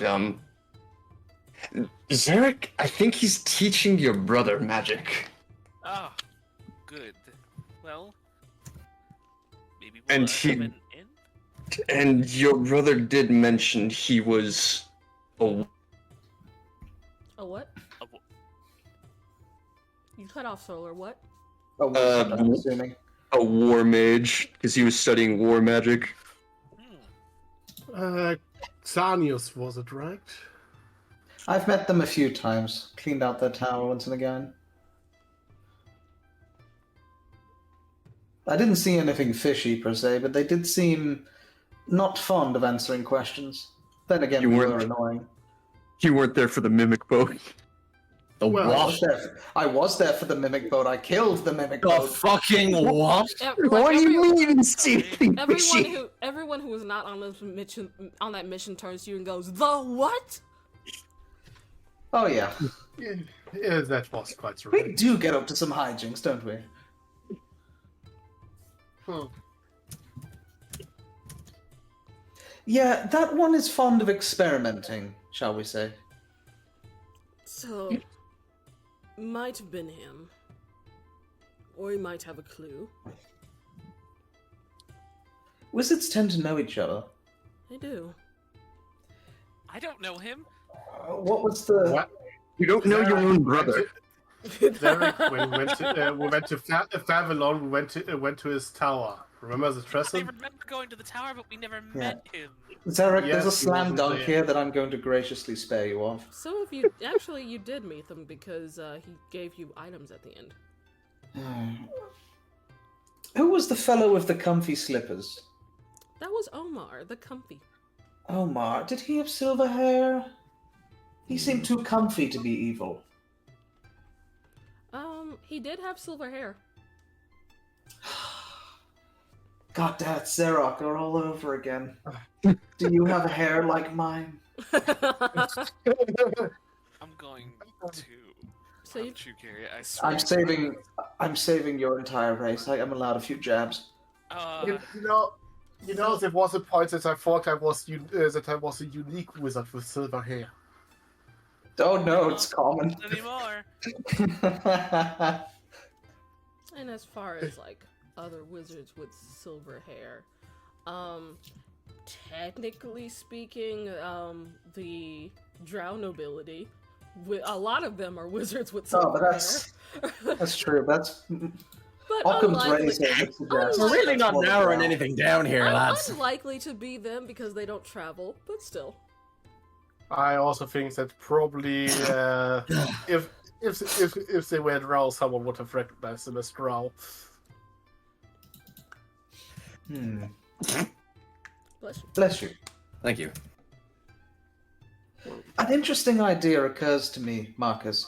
I remember from Mum's teachings that paladins, specifically, can learn a specific ritual called heroism that can protect someone against fear. Let me see. because I think I actually do get access to that spell. I wonder if you becoming immune to fear would allow you to, how do we say, get a free watch party going? Just think for a moment. I have an idea that maybe could work. What do you got? You see, the issue is, of course, that I figured that maybe an identify spell could answer some questions. The issue is, of course, that an identify spell usually requires you to touch the object in question. But if That's we fine, make I'm you immune. immune to being scared first, then you could do it. Indeed.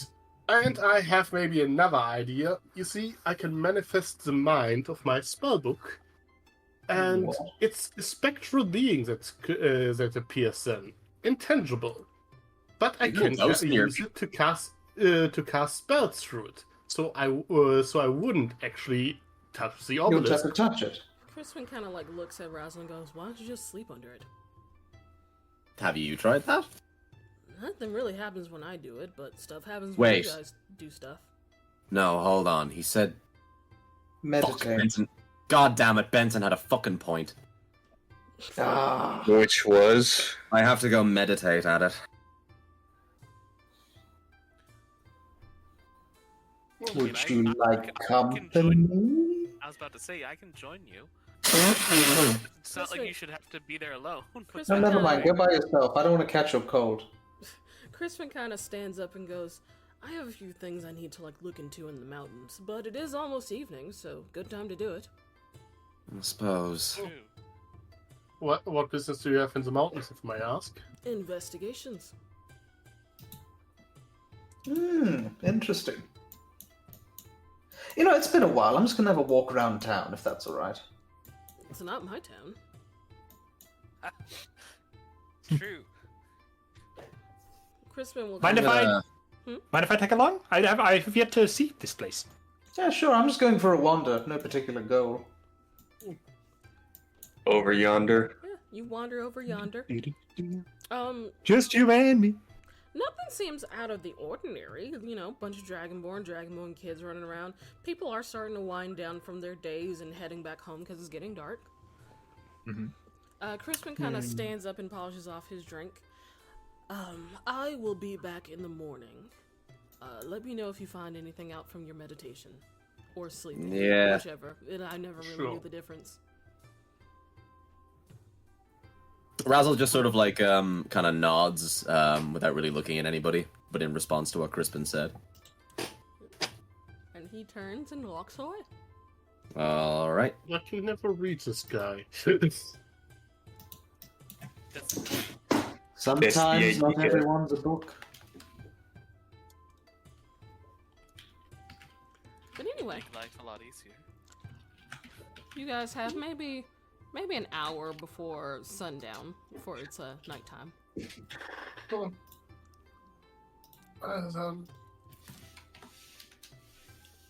I don't think I particularly got. Marcus, any thoughts on that heroism idea? So as it turns out, I did actually prepare that spell when I was making my daily preparations. The thing is, it only lasts a minute. So, You have to be the in and out timing of is the timing is Okay. crucial. I can cast the identify spell within 6 seconds. Here's the thing, though. If you identify it, you're just going to learn. Like, what would you learn from it? You learn the properties and how to use them, whether it's requires attunements and how many charges it has. Yeah, maybe I know what it does and how to use it. Maybe there's like a controlled way to use it. I'm not Without against giving it a trying your shot, brain. but I feel like you're going to get those with weak will are going to be afraid of it. If Marcus can Okay, help with the heroism spell, and I use my awakened mind to bypass direct contact, Sure. It's all I worth say a it's shot. at least like- worth a try. All right, let's go do it. Listen, if I was level 10, wouldn't even need to worry about it. We'll get there when we get there. Level 10, I get Aura of Courage, and then that's just not an issue anymore. Hell yeah. Razzle is just gonna sort of drain his drink, sort of like kind of compose himself a little bit, and then he's gonna head off to the obelisk kind of wordlessly. Alright, you guys head on over. By the time you finish your drinks, it's not completely nighttime, but it's close to it. Well then, Julius manifests the mind. A small fairy appears in front of him. Razzle, are you planning on touching it again? I think that ship has sort of sailed at this stage, Marcus. Okay. Dude's actually hiding in a stall because he doesn't even want to look at it. Just to be on the safe side, Marcus, could you maybe cast a spell on me? Yeah.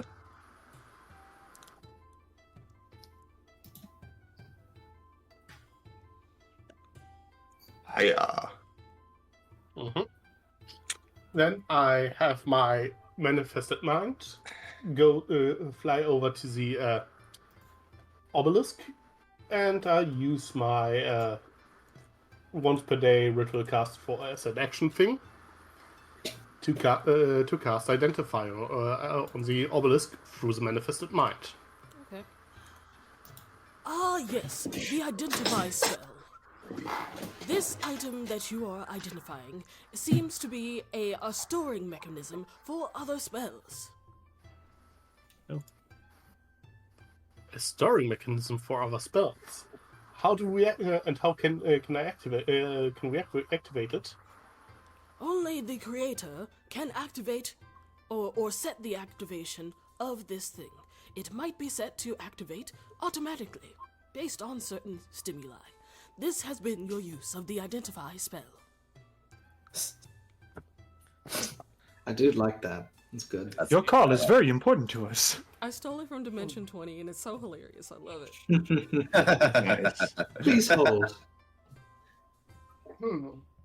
Your spell is very important to us. Razzle, as you kind of get close, you feel yourself feeling a little sleepy. Okay, I'm gonna stop as soon as I start getting that sensation. Are you alright? Yeah, it's... Listen, if this thing is pumping out God knows how many magic spells, it's gonna fuck with me in some way or another, so I'm just gonna sit for a minute and just sort of see what happens. Keep an eye on me just in case something happens that I can't. Oh, get out of. Kichi, if the item is created by a spell, you learn which spell created it. The DM doesn't know what spell created it, just leave it alone. This is old. Okay.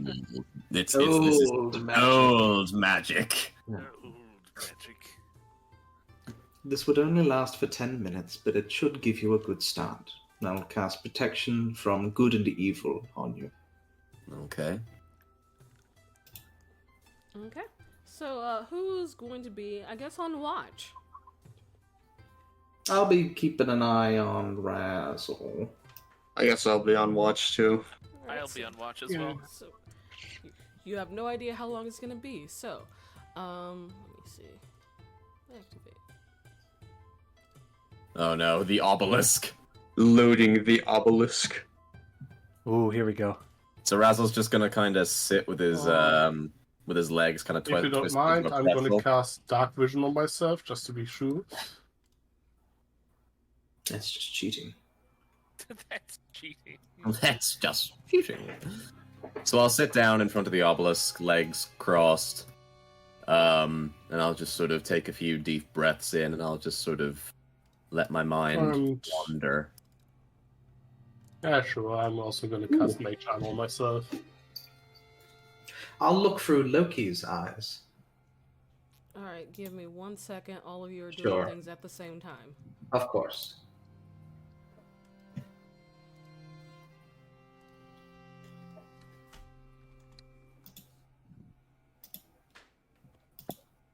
Okay, that should be Julius's Dark Vision. Who else is doing a thing? Actually, did Loki lose like his blind sight and stuff? Because I'm not seeing it on his thing. So I think he No, he swapped still out has- some abilities. No, he still has blind sight of 20 feet. Hold on.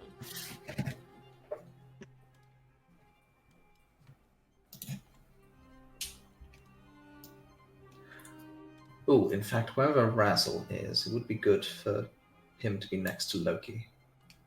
Okay. Because Loki gives a small aura buff now. Okay, so That's cool. Yeah. Let's see. He's a widow paladin. Anyone else have a thing? Marcus, you have like 10 feet, right? Yeah, so I'd be sitting next to Razzle. What was I going to say? Like I said, I have natural dark vision. So, is there any spot you guys want me to watch? No, just kind of be generally keeping an eye out just in case some shit pops off. Keeping an eye out. We're limited to quite a tiny circle here. Yeah, I'll light one of my torches and I'll get Jeff out of my hat and just have him around. Jeff token. Yep. My name's Jeff. My name is yeah.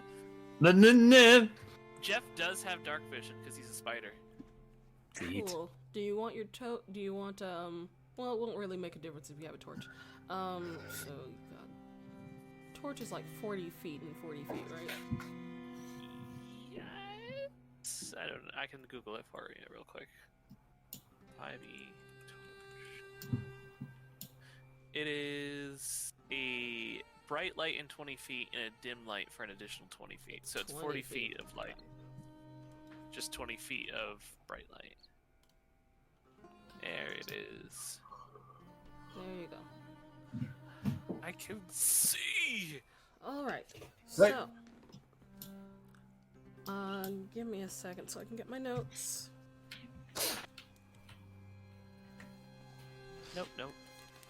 Razzle, what do you do as you sit, I guess? He's just kind of trying to keep his breathing controlled. He's actively trying to, like, sort of, if he feels the effect of a spell, to try and sort of, like, push against it. Do I have any other magic that can help me here? Not really, because my stuff isn't really buffing related, fighting related. Okay. As you fall into this, I guess you can say trance, you feel an energy kind of slowly seeping into your consciousness. It's not a spell, just energy. Do you allow it? Does it feel like similar energy to what's been coming out of the obelisk before? Similar, but not as frightening. I'll allow it to see what happens. Okay. You begin to fall into more of a dream. No. A vision? No. It's a memory. You feel yourself delving into your own memories that were somehow locked away from you until now. You're in a village just outside of Yuvon Dova, located in the mountains under the layer of Solenrath. This is your clan. You look around, you see so many gold dragonborns and dragonkin. Some dressed in armor, some dressed normally. This is your family. You remember these people. You remember names. You look at your hands and you see like armored gloves, you see boots, like nothing like what you were wearing when you sat down. And you're standing in a group of like similarly dressed gold dragonborn and dragonkin. The conversations are kind of muffled at first and then they become clear. Everyone's kind of celebrating and congratulating each other over like a victory. The memories are flooding back very slowly. You were a guard, a warrior. You fought against red dragonborn soldiers. And your clan always won. They were a joke. Life was good. Great. The rest of you kind of see just Razzle just slowly breathing in deeply, calmly. Nothing seems to be happening on the outside. What are you all doing? I take a look around to see if what else is going on. Make a perception check. Loki will be doing the same every, say, 5 minutes or so. Just do a quick fly around and just in pop case. back down. Okay. Zarek, you see on your shoulder a little like bug has sort of crawled up, and it seems to be like beefing with your spider familiar. Jeff is going to look at it and just shoot out a web and spin it up. Jeff has a little bit of a snack. Get webbed. Loki, you look around and you don't see anything out of the ordinary. So far, so good. He's so good at his job. He's a good boy. Good boy. Jumping back to Razzle's mind. Your brain kind of like sort of jumps forward a little bit into another day. It was a day like any other day. You had just come back from patrol with some of your mates. Solaras Silhouette casts a shadow over the village as he leaves to tend to some business of his own. Nothing unusual. He leaves from time to time to do dragon shit. Whatever. You all kind of like wave as he flies over, and you go about your business. I'm gonna drink a little water. But yeah, a lot of talking here. A lot of talking. Yeah. A lot of talking. Okay. Later, in the middle of the night, alarm bells start ringing. You spring out of bed, grab your shield and a weapon, and you rush out and see just utter chaos. Your clan is in the midst of fending off a surprise attack from the Red Clan. But you guys were stronger. You always were. You were winning. No issue. And suddenly, you hear a dragon's roar from the layer above. And you look up expecting to see shining gold scales, but all you see is flashes of red and embers. And before you could really register anything, buildings were on fire, everyone running in fright. Karagra, the ancient red dragon, flies overhead, raining down absolute hellfire on your village. And you raise your sword and inspire those around you to like steal their nerves and fight back, and you do like get people to calm down, and you start to make some ground with your clan before Karagra lands and yells out, "Those who bear those wretched gold scales, submit to my rule or perish." And you see like a dark energy emit from Karagra, similar to the aura you saw emitting from the obelisk earlier. And he like opens his mouth, and you see like a bright red fire gathering, but the flames get like darker in color. Instead of reds and yellow of the fire, you see bless you. You see blacks and purple. This black breath weapon is released out, and it feels like your body is being torn and ripped. When the flames clear, there's like a silence that falls over the battlefield, and you hear like like tapping sounds around your feet, like something's falling, and you look down and you see glittering golden scales at your feet, and then more and more, and they're coming from your hands, your arms, your face. And you see red scales are literally growing under them and pushing them out like metallic baby teeth. Once the last scale falls, you look around in a rage. Some of your clan were either missed or resisted this corruption, and all you cared about is doing the will of your new master. You plunge your claws into the chest of one of the guards you were just on patrol with. Slaughter begins. The rest of you, on the outside, you see Razzle's breath kind of like quickening a bit, and you notice like an odd fog rolling in. Uh-oh. I have a bad feeling That's about this. comforting. Yeah, that's right. It's always foggy in the desert. No, it's not, Gary. I mean, we are next to the I'm ocean, coping. so... This is not good for coping. Then it is the time to sieve. Oh, does Loki need to roll another perception check? Sure. Give it a whirl. Let me see here. Yeah, I would like to send Archimedes out a little bit as well, just to get a look on the situation. Hey! 15? Loki Mhm. seems unsettled. Ooh. Great. It's looking You stay out. close, my boy. It just basically you get the sense of be on guard. Something's happening. I will revert Loki's vision back to my own, and I guess cast light, so I can be a bit brighter. Okay, and light is what? Is it 40 Uh, or Zippity zip zam. 2020. 2020 vision? Good year. Bunny. Update. Okay. Razzle, Yeah. your eyes snap open, and the rest of you notice that there are red scales in that bald spot around his eye. Razzle, you look around widely, and all of those damn gold dragonborn are around you. You must have been captured, but your comrades are here to your aid, and the rest of you see that dark energy shooting out from the obelisk, and they form into these shadowy, draconic figures around you. Don't move yet, because you have to roll Oh, initiative. Lily's gonna kill me. Move the chicken. Let's imagine Dr. Facilier, like, friends! Roll initiative.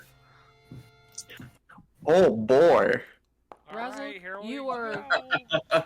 you are currently my. looking at your friends, and they need to die. Like, those are dragonborn. They need to die. Murder. Hmm. Yeah. Murder. Slaughter begins.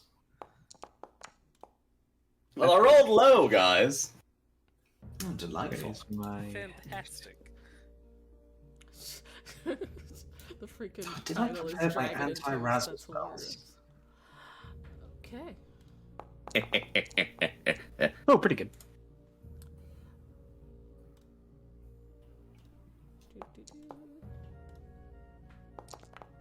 All right.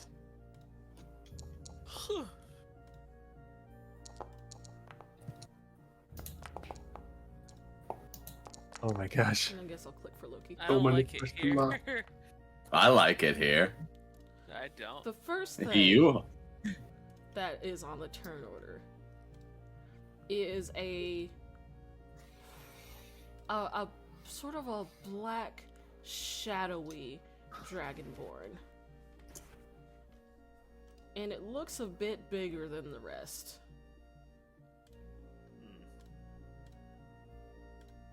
I don't like Fun. this. Oh my god, I love Being the design. Echo Knight. And it just flies in and goes for the first thing it sees, which Oh. is Gary. Howdy. Howdy. Boy. It's going to reach out and it's gonna boop you.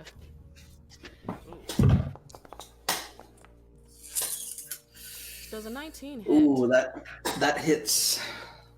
Okay. Mm. Oh, That's 19. 19 points. Oh, oh, oh. Make a Constitution Christ. saving throw. Okay, one thing at a time. Apply damage. Then make a con save.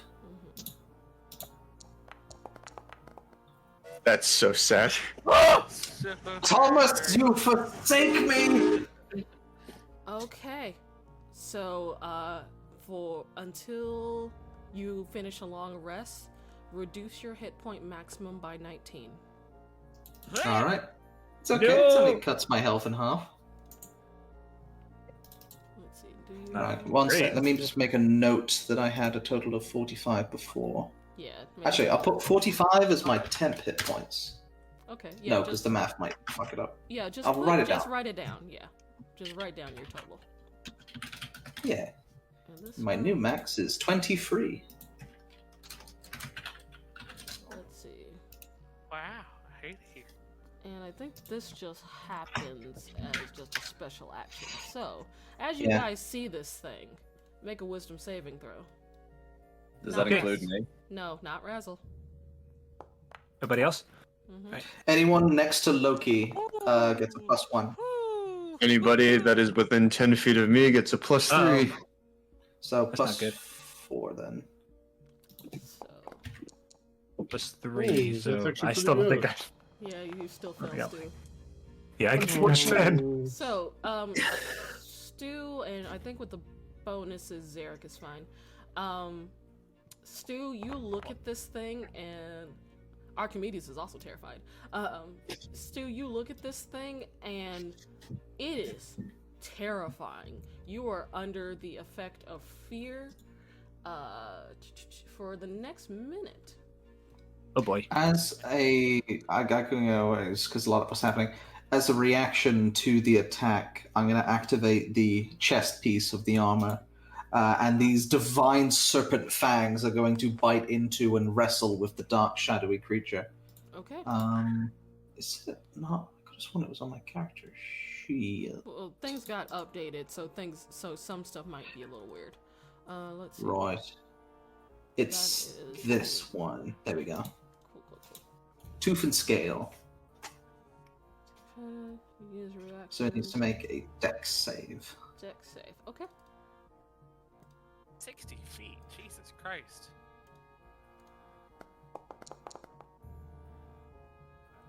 Takes DC half 15. damage. Yeah, it saves, so it takes half of 4d10. So it takes 11 divine damage. Okay, got it. It's still pretty good. Mm-hmm. Got it. Alright, and that is its turn.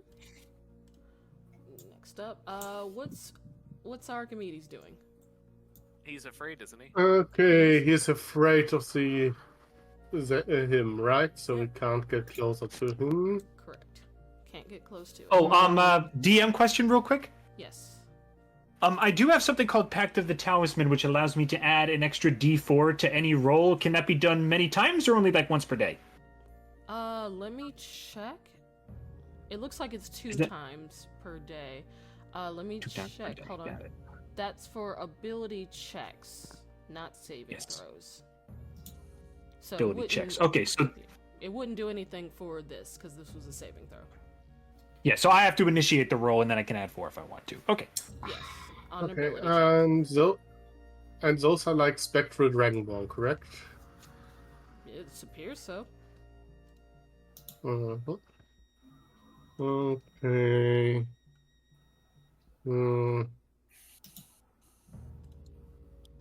For now, Archimedes is just gonna fly over here and use the health action, so the next one who gets attacks this one gets advantage. Okay. Zarek, your turn. I'm gonna cast a mirror image, and he's going to look at Razzle, and he sees something's wrong with him, and he just kind of shouts, "Razzle, you good?" No. I don't think so. All right. Not good. So, well, we gotta save Razzle. I don't know if it's the obelisk or it's the shadow dragon, but we gotta do something. And I think I'm just gonna stay put. Okay. He's gonna be next to his buddy. Okay. Marcus, your turn. Okay, yeah, a lot of things just happened at once. So I think,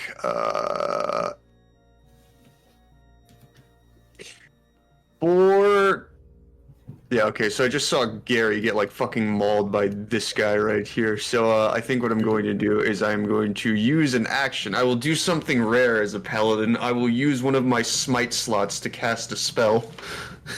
Look at that. Character Saving throw. Anyways, so... Before you do that, I forgot to have Jeff jump onto the shadow dragon as a help action. Oh, that's right. I need to put Jeff on the field. Give me a sec.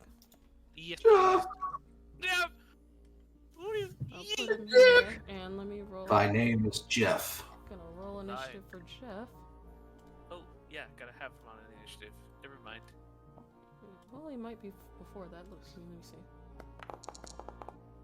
Nah. He's a little not. bit- So he'll- Jeff will go yep. later. Yep. All right. Marcus, back to you.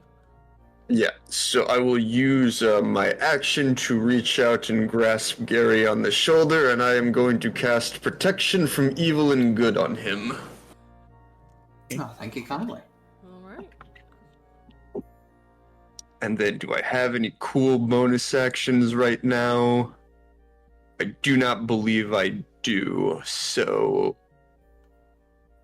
Yeah, I don't really have anything. So yeah, that'll be my turn, is just casting that spell on him. All right. Gary, you feel protected. Okay. As a bonus action, I'm going to summon forth a spiritual weapon. I will do this at... Wait, did I burn? Okay, that was yesterday. Right, okay, so I've got that spell slot back. I was missing a third level. But, you know, I will burn a third level for this spiritual weapon. Cast it at level 3. Do not place measured template. And I will place it so that it is just right here. All right. Right on this fella. Got your star out. Mm-hmm. I summoned Star. All right. 15. Does a 15 hit? It does. Alrighty. Right. Normal. Nice. Wait, does it do an additional? Is it 2d8 by d4? Yeah, okay, that's correct. Yeah. Okay. So 14 points of force damage to that one. And for my action, I'm going to cast Disguise Self on myself. Okay. What do you disguise as?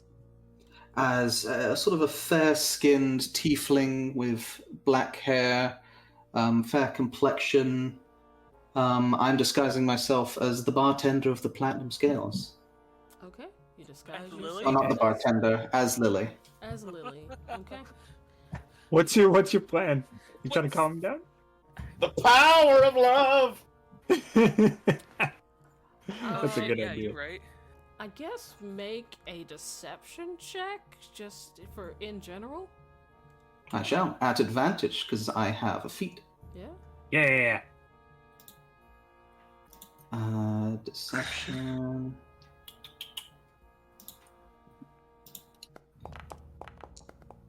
Oh my goodness me. Oh, that's so sad. Do I have anything? No, not for checks. Unfortunately, seeing someone transform right in front of you doesn't really help much with the deception. But good try. This dragon, Alright. spectral dragonborn, is going to rush forward. Oh boy. Hit me! Hit me! It's going to try. I don't want them to. It's going to try and hit you. Corporeal oh boy. It hits one of the mirror images. Well, has to roll for it, Yeah, doesn't Do you it? have to You roll have to roll for it for it. does? Yeah, you have to roll to see if it hits a mirror image. Oh, Yeah. that's right. D20. So it's been a while since I've used this. I'm just rereading it. Okay. Ba-ba. Hits one of them. Okay. Won't bother Pretty good. rolling damage. It just destroys that one mirror image. Poof. What's Loki doing? Let me see here. I forgot he could do things. Oh, that's right. I could deliver spells through him.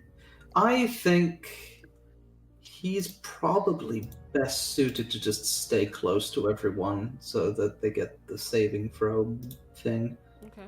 So yeah, I think he's gonna move closer to Gary, but everyone's still within the 10 foot. He has flyby. Okay. I guess post the ability so everyone else is aware of what it does. Of course. Yeah. Everyone within 10. He's a mini paladin. You got Yeah, +1 bonus to saves. So yeah, keep that in mind when you're making your saves, guys. Yeah. Stu, I you guess. are- Yes, Gary? Sorry. I guess he could use the help action on this demon person here, Okay. Help action on... and that'll be his turn. Help action on that one. Stu, you are under the frightened condition. You cannot move any closer to this gentleman here. And any attacks you make while you see it are at disadvantage. Okay. I was gonna just frickin' burn it, but I mean, you still can. I think I'm gonna burn it. I'm gonna try burning it. So I'm gonna use this guy. Oh wait, it says I have no available second level spell slots, but I did rest, so. Oh, you gotta reset your spell slots. Hold on, I'll do it. Boop, there you go. Thank you so much. And here we go. Yeah, cast that spell. Yep, so this is not something with an attack roll, so there's no disadvantage, it just makes a dex save. Alright. So let's roll it. Good move. Thank you. He fails. Oh no, he doesn't. It succeeds. Yeah, no, he failed. Oh, good. That's an awful lot of dex. Oh, yeah, it's Wait, he fast. fails? No, he succeeded. But, Then he only takes half damage, so. yeah, roll your damage. Alright. It's 3d6, so this should be pretty fun. Yeah. 13, Very nice. So that means 7? Yes. Okay. Burn it 7 fire damage. Got it. Yeah. Not there, like, dang it, it's supposed to go the other way. It's fine. I knew where you Yeah. I knew where you were aiming. Yeah, I'm just going. Are you moving or staying put? Well, you said I can't move any closer, but I could technically move away from it, so If you want. I'm gonna move away, because I could just go blast him. Okay. As you move away, it will take a swipe attack of opportunity on you. Okay. Life drain. Its basic attack is life drain. I hate it. Oh, only 7 though. Does a No, 13 hit? added a 13 hit. That does hit. Okay. Alright. So you will take 19 damage. That's Good. gross. That's the average. Christ. I think let me take that from my. Oh man, 19 you said? Dang it. Yep. So that's 19, All right. 19 damage, and I want you to make a Constitution saving throw.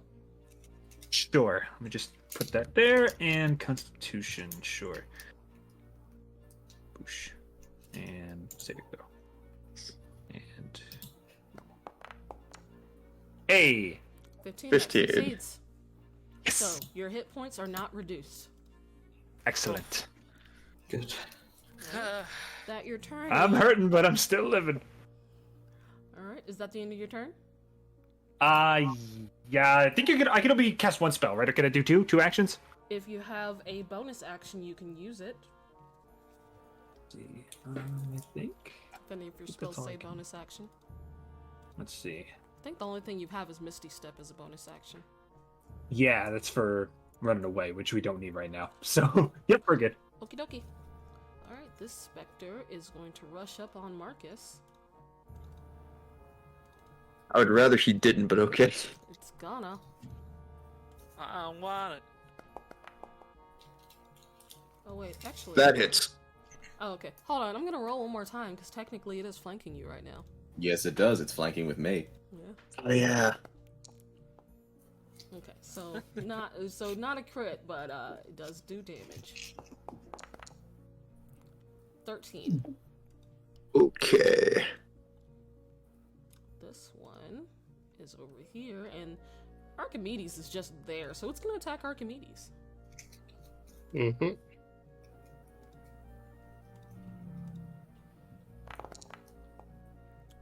Alright, it attacks and kills Archimedes. There's nothing left. And I'm just gonna have it move. It just hovers over here. That's its turn. Jeff.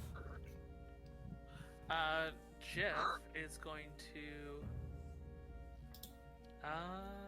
hop onto Razzle and use the help action. Okay. Razzle. My turn? Mm-hmm. Yeah. Alright. Well, filled with the desire to murder these disgusting gold-scaled dragonborn, Razzle will draw his sword. And he will attack... Hold on. There's so many juicy targets. So many Dragonborn. He will attack Marcus. Marcus. Oh boy. I'm going to draw my sword and I'm going to attempt to attack Marcus twice. at advantage because I am flanking. That's 19 to hit. That matches, so it hits. Alrighty.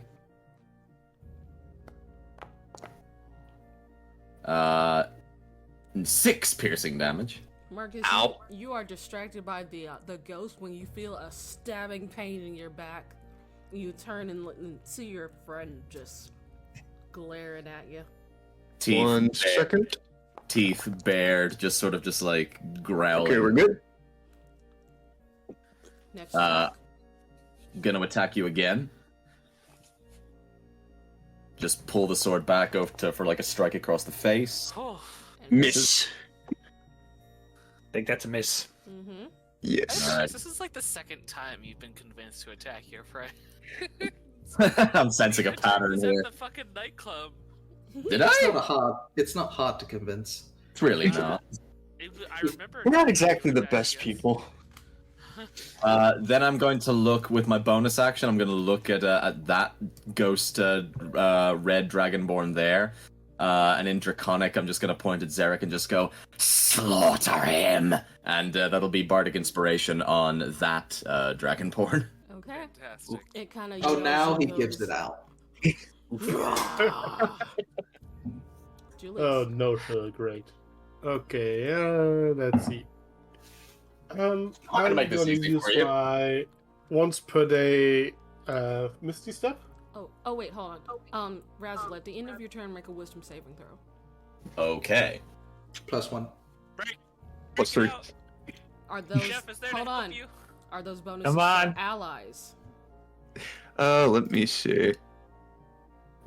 Because he's not currently an ally. I'm not an ally right now. I see. If we cannot consider him an ally, then no.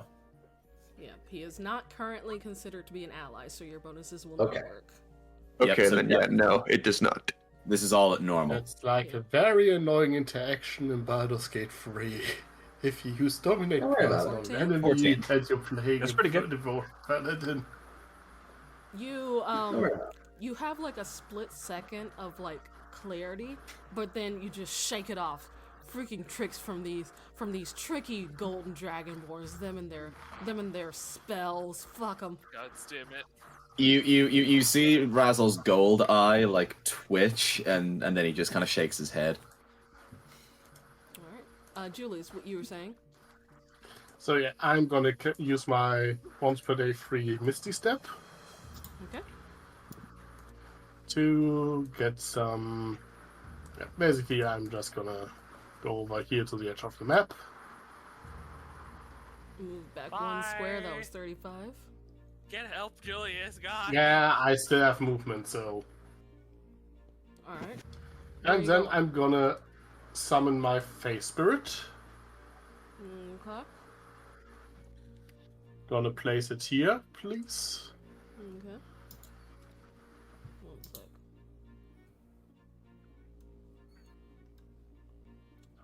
Do you have to roll initiative for that, or is it just on your turn? It acts after my turn. Okay. And yeah, basically, sure, I'm gonna go 5 feet further just to get some. Get out So of the that's your 1, 2, bonus 3, action, 4, your 5. action, and movement. Yep. And then my Face Spirit, flanking with Gary, attacks that thing. Okay. Also, what mood is it in? Let me double check what were the effects again. Okay. Spirit. Yeah.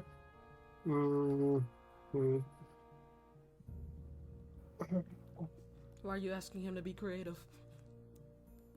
Part of the spell. Supposed to choose a mood. Yeah, what's yeah, the mood? he's correct. What's Julius's mood? I guess I'm gonna stick with fuming mute for now. I think the Trixie mute would be more of a hindrance right now than a benefit. And therefore, I'm not sure if those things can be charmed in the first place, so... Alright, yeah. fuming. Okay, and then I'm gonna attack with advantage. Mm-hmm.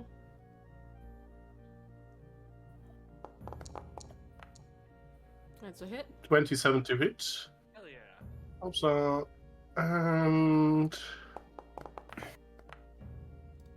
it's 8 piercing damage and 4 force damage. Okay, got it. And that's my turn. Alright, that is your turn. This spectral dragon is going to rush up and go after Zarek. Okay. Hit me! Oh boy. Hit me! It does. Oh! Oh, let's see if it does. Incorporeal touch. It does not. It hits another one of the mirror images. Okay, second mirror image is gone. Fucking hell. This one is gonna rush up and go for Stu. No! I want to leave! And it'll get here so it can get flanking. I want to leave! It wants to attack. I want to leave. No. I'm going to die. This probably won't kill you. You take 9 damage. Oh boy. Okay. Nope, I'm still alive. Still alive. This wraith, it's going to... Yeah, I guess it'll, Calm the fuck down. Jesus Christ. Yeah. Yeah, okay, hold on. Okay, it goes after Gary. It's going to... Yeah. Is it an aberration, celestial, elemental, fey, fiend, and undead? It is definitely undead. It has disadvantage because of protection from evil and good. Cool. Yeah, it's gonna swap to something else though. Hold on. What the fuck? Wait, no, I'm looking at its abilities. It has options. Yeah, it does.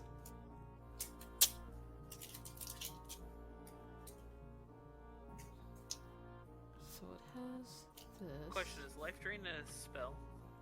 No, it's an No. ability. Ability. Okay, so it's gonna use incorporeal movement first, so it can stop temporarily in the space of its friend and then move out after it's done. And then it's gonna turn towards Marcus and Gary.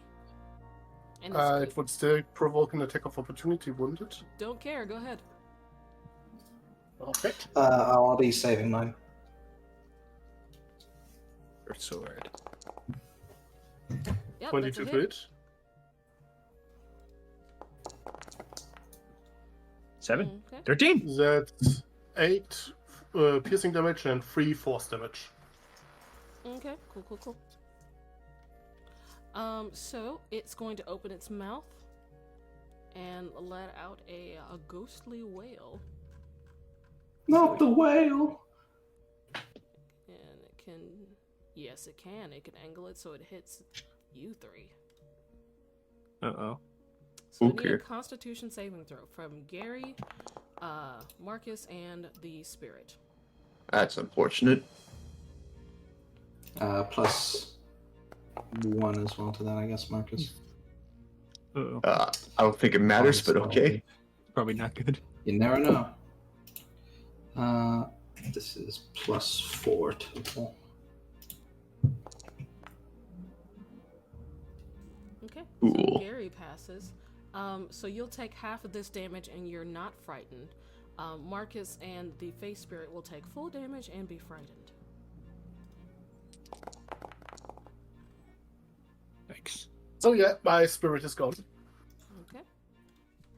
There goes my level 3 spell slot. So half will be 21.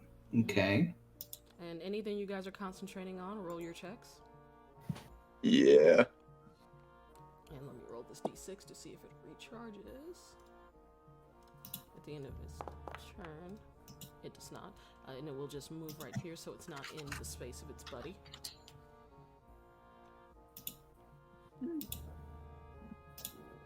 How's it looking?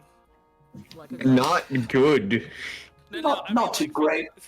For the wraith, I'm like. Looks how like is a it ghost. God fucking damn it! Do we actually attack the 5 ghosts or just the wraith? Attack what's attacking you, man. I mean, yeah, we're trying to take care of the wraith since it's the biggest problem right now. Yeah, definitely.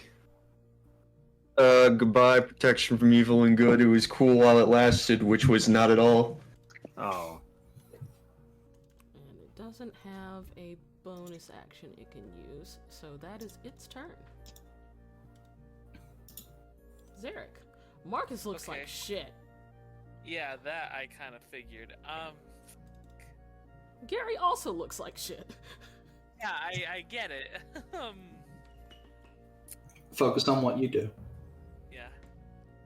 I am going to Misty Step out of this situation. That's fair. That's very fair. Alright. 30 feet.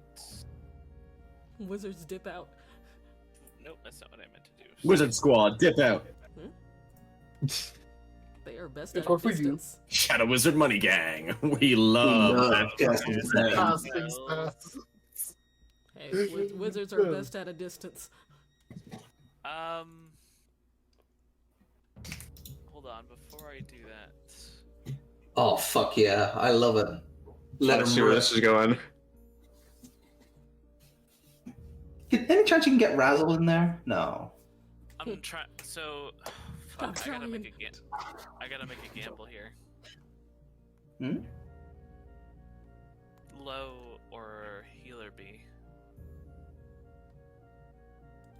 I can heal. So can Marcus, but you're both on death's door. Yeah. I can heal. They're also pretty good. next. I'm pretty close to dying too. I only got 5. That's why I said do what you're good at.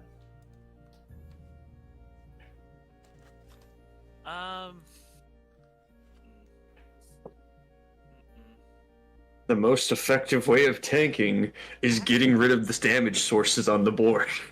Actually, hold on. Preventive medicine. Give me. I'm thinking here for a moment. I might be able to do it. Let's see. What you gonna do? This TPK is brought to you by Dwarven Forge, guys. Dwarven Forge, a quality supplier of terrain for your games. You can get it now at Platinum Scales. Oh God, stop killing our friends.com. Use promo code YRAZZLE to get 20% off your next order. History repeats itself. Yeah, at an angle, this would work. What are you planning? Lightning bolt to hit. It could bait if I strike it down the middle. It should be able to hit both of them on the sides because it's 5 feet wide, right? It's Or am more I like not? a person's is basically the 5-foot square, so it's a line. It's not really a. Okay. I see. In some games, it would let you get away with that. I see what you're doing, but Yeah. for the purpose of D&D, it expects you to hit this specific diagonal line. Yeah. Okay, I'm gonna. All right, so Just Missy 5 said feet we're over, here, yeah. Actually, I'll cast lightning Sure. bolt, and I will aim for all 3 spirit dragons right there. Okay, go for it. That's Good pretty idea. good. That's a lovely line. Yeah. Fuck yeah, beautiful. Hey.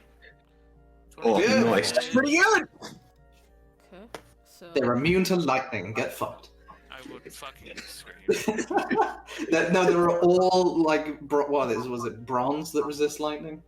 Yeah, it's bronze. Dex save 1. Bronze and blue. Dex save 2. They fail. That one fails. Well, that one does. Hold your tongue, my That one friend. fails. Dex save 3. That one succeeds. Okay. So What's the half damage? 2 out of 3 ain't bad. the closest to mark closest. Well, I mean, If we round up in this house, 15. 15. Yeah, 15. Which is what he rolled. Okay. So. Oh, thank boy! God. oh yeah, let's go. Hell yeah, dude. Woo! And what's Your half total of, kill count just doubled. And Sorry. what's half of 15? Half of 29, you mean? That Half would of have, 15. We're saying 15. No, okay. Half of 15 we round up in this house would be 8. So, 8. Okay, so 2 of them obliterated as they are unable to resist. One of them still standing but still looking pretty hurt. You get the sense that there might be a little bit of resistance with these creatures. Oh, you're so mean.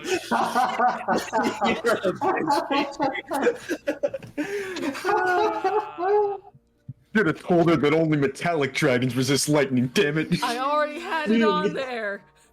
That's so funny. Um, Dude, 2 Yeah. kills. Amazing. Well done. Ghost- I'm gonna Gilson. move over here. Why are you running? Why are you running? Why are you not? Why are you running? Why are you not?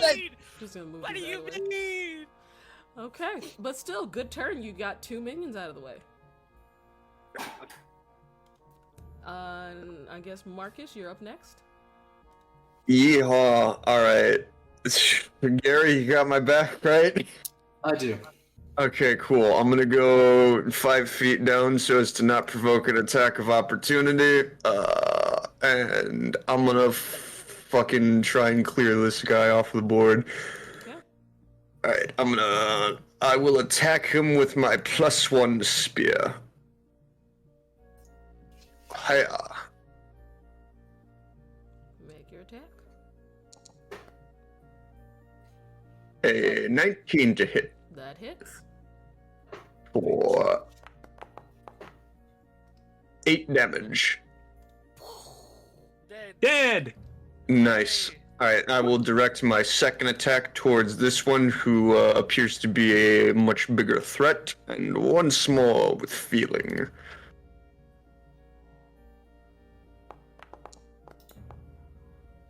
That is a hit. 19 again. Nice. Alright, and I'm going to put a second level smite on this because fuck this guy, he hurts. Fuck this. Hey, fuck that guy. Fuck him. Alright.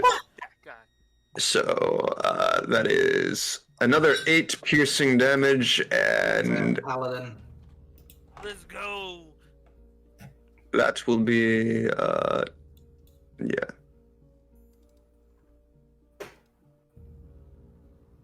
3d8, yeah, because it's second level.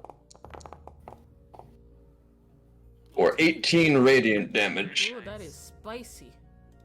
Whoops. Wait. I need to drop this. My bad. And then, as a free action, I will EpiPen myself with the quick pot. Fair enough. Yeah, and I will use this potion of healing that I picked up from Gale. And I will gain 9. Oh, 6 7. hit points. Because I take 1 piercing, so I get 6 out of it. Right. Stick. Alright, Alright. so that's, yeah, action, free action. Do I have any bonus actions I want to do? You can drink a potion as a bonus action if you have any. You know what? You are completely correct, so I will do so. Just guzzle a potion, stab yourself. Yeah. Alright, for another 8 hit points. Okay. You have 2 bonus actions? So he No. has an item that allows him to inject a liquid that he's loaded into it as a free action. Oh, Like I an EpiPen. see. That's really cool. Cool. I enjoy Yeah, that. yeah, this thing is paid for itself like 4 times over at this point. Alright, so that is like literally every resource that I can spend in a turn done. So that's my turn. Okay. Gary. Gary, for a moment, contemplates taking a healing potion for himself, but then thinks that this would be an interesting idea. So, for his bonus action, he's going to send his spiritual weapon 20 feet to back up Marcus. Okay. And, I'm not going to bother scrolling up. I'm going to cast it again. Yeah, just use the click the don't use spell slot button. Yeah. Do not consume spell slots, do not place a template, do not pass go, and do not collect $200. Collect 200 gold instead. Natural 20. Damn. Nice. Oh, whoops, I didn't Let's roll go. crit damage. We can just double it. So that's that's... Sure, 20 points of force damage. fine. Alright, got it. And Gary, still disguised as Lily, is going to move in between Marcus and Stu. Okay. Is going to look at Razzle while doing so and hold out both of his arms towards the shoulders of Marcus and Stu. And burning 4 sorcery points, we're going to twin spell Cure Wounds at 4th level. Cool. Ooh. Let's see here. Do that. There's the healing. dang spiel. So both of you receive this much healing. What I'm going to do, actually... Oh, that's huge. I'm going to burn an additional sorcery point to do empowered healing, so I can re-roll that too. Okay. It's pretty high already. Yeah, frickin' 25. So Sure. -2, add 8. So plus 6. Plus 6, yeah. Add an additional 6 hit points to you. I'm Okay. full. I'm full. Good Thank you. lord. So wait, how did you cure wounds multiple people? He's a Sorcerer. Baby. Oh, I didn't know you could- Sorcerer, the cooler wizard. Yeah, Jesus. sorcery points. I am That's his you, first but spell. stronger. And staring Razzle down as Lily, I'm just going to say, in my best impression of her voice, which I have the feat for, resist. So you failed the first time. So I'm gonna have you roll just normal Okay. persuasion. Come on. Oh, Hey, that's let's good. go! Okay. This will affect the DC he will need to make his save. All right. 2 hit points and a dream. Let's go. Okay. Loki. Loki is gonna... I can't help him save more. Nope. Yeah, Loki's doing his best out here. He's just going to use the help action on the big nasty. Okay. Help, Marcus. All right. okay. Stu. Like this thing, Me? it's scary. But you can turn Yes. your back to it and look at these other 2 scary things. That is true. I can engage Pew Pew. All right. So I'm gonna engage Pew Pew. Actually, the funny thing is, this has a 120-foot freaking radius, so I can actually snipe these guys if I want to. With It's what? true. With Eldritch Blast. Oh yeah. Well, it So- requires an attack roll. I don't think you can do it like in direct melee. You would have to like take a step back. Yeah, well, I know. That's why I was gonna move first. So, Oh yeah. Go ahead. Let's see. What's my movement? Is it 30 or I believe it's 30 feet. Yep. 30 feet? Then I can go. You would have to go around that obelisk. It's a tall thing. Okay, then I would. Let's see. If I did this, I went 5. Actually, no. Then I'd run into them. Okay, fine. 5 here, and then 25 there. Yeah, no, right there. Yeah. Okay. Okay, I'm gonna go right there. All right. One Well, will take a Alex swipe comes on out you. to pick the flame. One will take a swipe wait. on you. Wait. If I use Misty Step, does that deny the attack of opportunity, or would that still count? That's just a teleport. That was It it. does move. Oh, then I'll do that. All right, Misty Step it is. Yeah, because that's a freaking bonus action, baby. Put yourself 30 feet away, wherever you want to be. Right. Then I'm gonna go right over. Nope, not that far. I'm gonna go right over here. Right over here. Okay. And just so you know, when you're using the measuring thing, if while holding the measuring and you click spacebar, it'll just drag you to the end.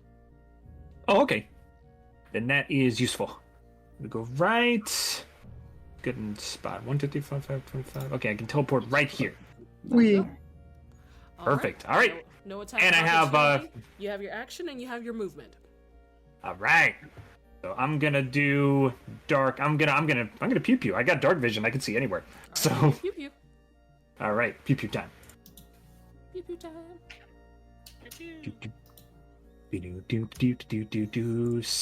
I got my magical snipper rifle right here. Snipper riffle. Snurper.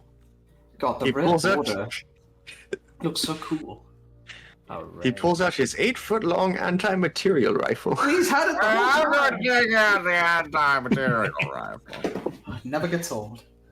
All right. Everybody needs an anti-material rifle.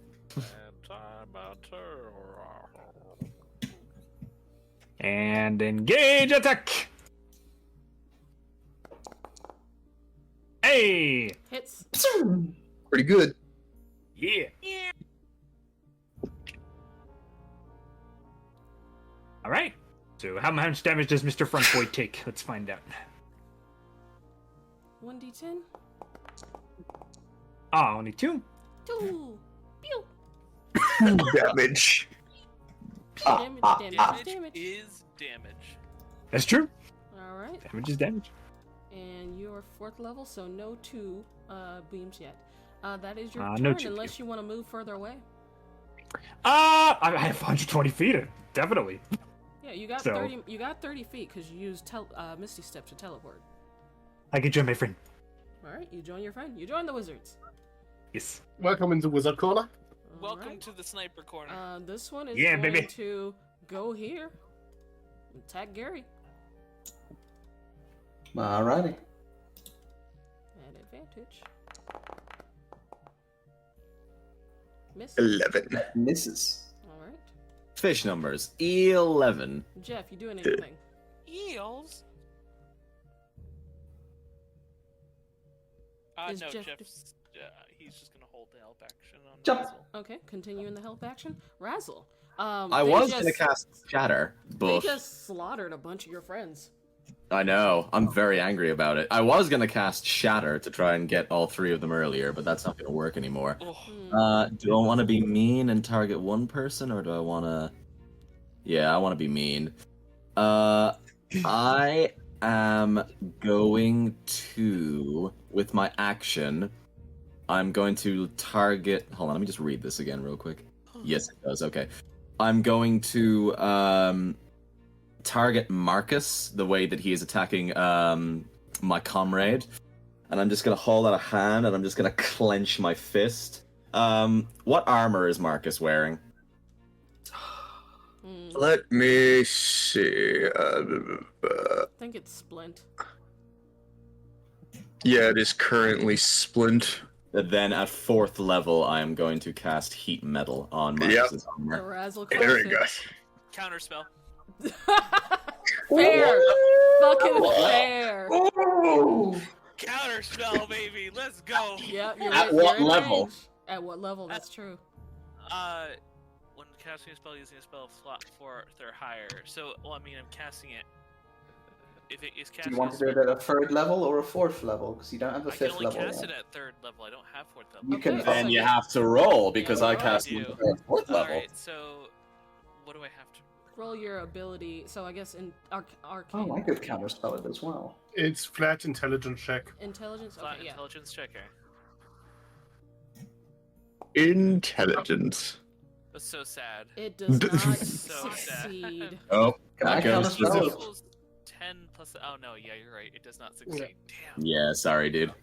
I didn't think of it Fun- in time, I guess, but him counterspelling reminded me that I could counterspell it too. You know, So what? that's a I mean, it DM call. I didn't think of it until he said it. Roll a dexterity check to Alrighty. see if you can react fast enough. This may hurt a lot if it goes through. I'm just not Um, level 7 yet, man. I can't let me see counterspell here. that high level. That's alright. It's all right. It's a level 7 then, nerd. Great. That's so sad. I'm gonna say, It's so unfortunately, sad. Gary does not think. Sorry, my friend. Too much is going on. So, Marcus is in physical contact with the object. So because I cast this at 4th level, this is going to be 4d8 worth of fire damage. Oof. Also, because you are in physical contact with this thing, it must succeed a Constitution saving throw. Hold on. If it doesn't drop the There's object, all- which it can't, so you have disadvantage on attack rolls and ability checks until the start of your next turn. And that is 16 points of fire damage as your whole armor just burns on your body. You know, all things considered, not as bad as it could have been. It'll get Really there. good, yeah. It'll get there. It's gonna keep cooking. Razzle, that is your action. You have a bonus action. I am going to target the Wraith. Well, the Wraith, quotation marks. And I'm going to drop another Bardic Inspiration on him. Okay, he is inspired. He lets out a battle cry, inspired by your bardiness. Your bardiness. Julius. Question. Yes. I Okay. couldn't. Would having Shift as a help action have helped with an advantage on counterspell? No, No. that's not how that No, works. okay. That's only for attacks. Just kind of ask. Okay. Okay. That is my turn. Don't worry about I prepare for the inevitable disappointed moment, but I'm gonna use Scorching Ray at 3rd level. Oh, At using thunder damage instead of fire. Okay, so Hold score. do I need to roll another wisdom save, DM? Oh yes, you do. Okay, let's try this again. Saving throw at normal. Let's just see if this changes anything.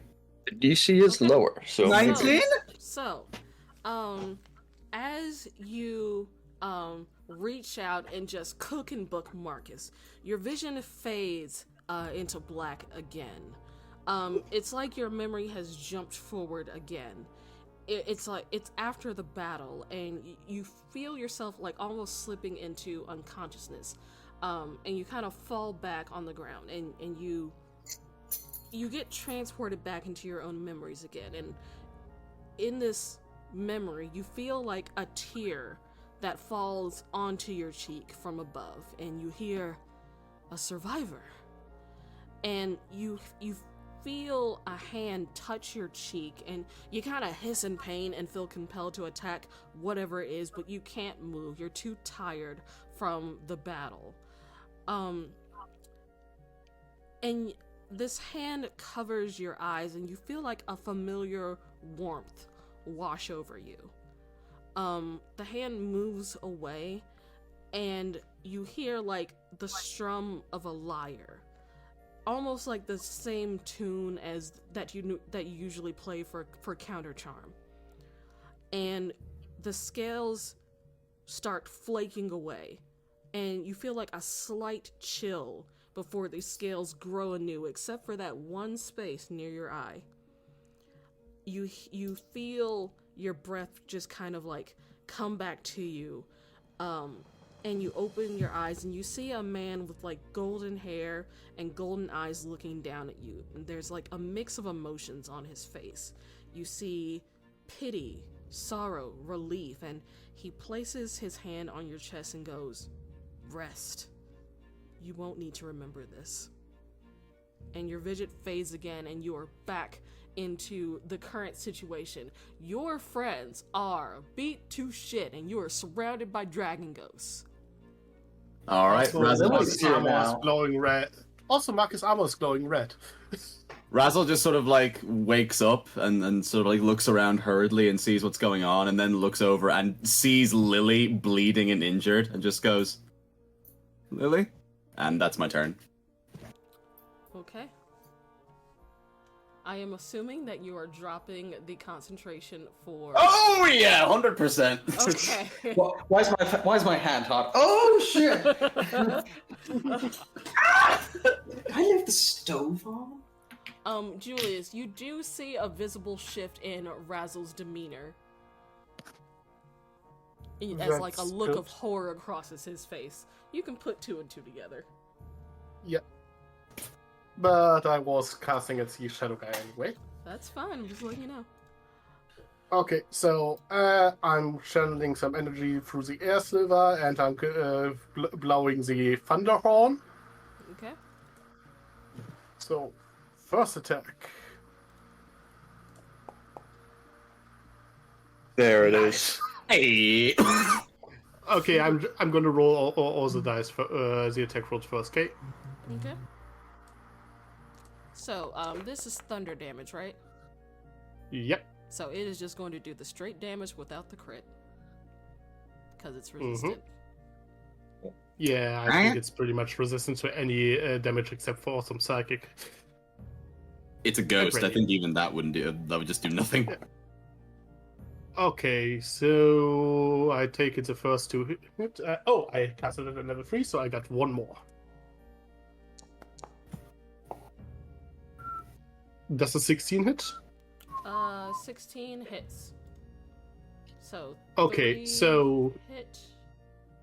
So that's 3d. That's 66 thunder damage, and another 66 lightning damage.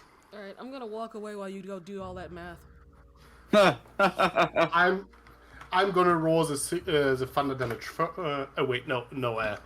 Actually, no. That's doubled for the first one, so that's 6. That's 4, 6, 86. Oh yeah, 86 thunder damage and 86 lightning damage. Okay. That's the thunder damage, and here comes the lightning damage. Okay. Both halved, so that would be 17 for the first one and 11 for the second, I believe. Okay. One hit damage in total. Why you're doing thunder and lightning? Because I have those magic items that deal extra lightning damage. Oh. He wants bigger points. Oh. The Bigger broom. That, if you have something that like works with that, and then you change the spell damage, then yeah, that works. All right, you've done your damage. It looks pretty hurt. That the end of your turn? And yeah, that's my turn because I think Hex won't do fuck anything about this. So yeah. All right. Much like Mustang from Full Metal Alchemist, Julius is just like rapidly casting thunder at this thing, just Like, Fuck yeah. Lining up the night. We really are, yeah, You guys look over and you just basically see like almost like a skeletal like a skeletal outline on it, like a cartoon almost. Like every strike, you just see through it and you just see bones. This one's turn. Sensing that you are no longer an ally, it's gonna just float over here. Alright. Yeah, I think he's very menacing. And it misses. That is a hard miss. Yep. The Wraith's turn. I sort of roll on the ground to get away from it. Let's see, what are you going to do? Can't do your drain because you haven't regained that. Yeah, I guess I can't do your will because you haven't regained that. So yeah, I guess it's just going to it's gonna use its incorporeal movement, so it can. Let's see. So I think this means that it can like be in someone's space, attack, and then move out. I think that's what that means. So yeah. Yeah. Yeah, so it's gonna move, and Gary, you feel this overwhelmingly cold presence, inside you. And it's gonna reach out and put a hand on Razzle's back. Alright.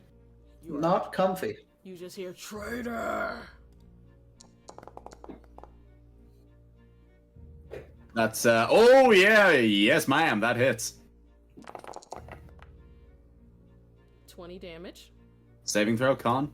Yep, Constitution saving throw. Plus And 3. you do get bonuses this time. Now you get the bonuses because you are an ally, and it will just move. And also within 10 feet of Loki, so +4. So, alrighty. 18. Yep. Alright, your hit points are not reduced by 20. So 20 necrotic damage though, yeah? Yep. You still take the damage. Alright, cool. Alright, and that is its turn. Zarek. Okay. Let's see what we've got going on here. I will cast Magic Missile at 3rd level. Okay. Just get rid of some of these people. Who are you casting? Who are you casting on? Oh, wait, hold on. I gotta roll a d6 to see if that thing recovers. Wait, no, Nope. that's not what I'm... Alright, go ahead. Who are you targeting? We're gonna target... Gary?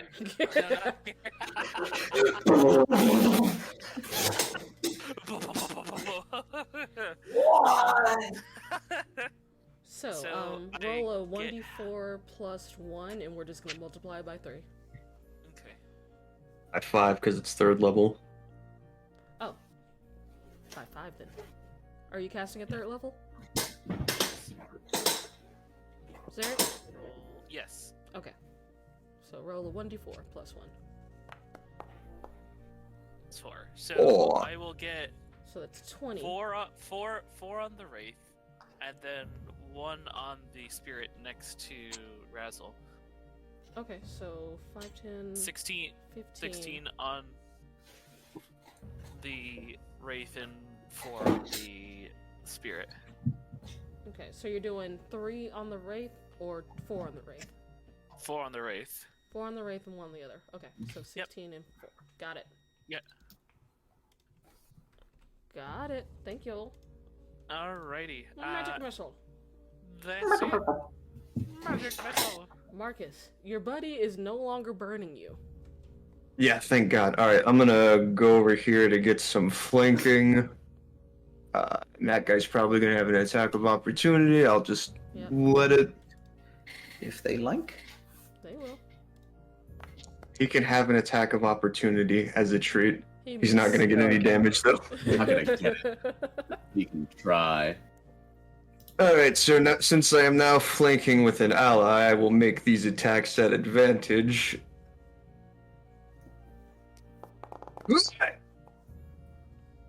23, I'm assuming that hits. Yes. And then, yeah, I'll throw a smite on top of it, because fuck this guy. He hurts. He's, Yeah. Yeah. he's a spicy boy. Yeah, he's pretty fucking spicy.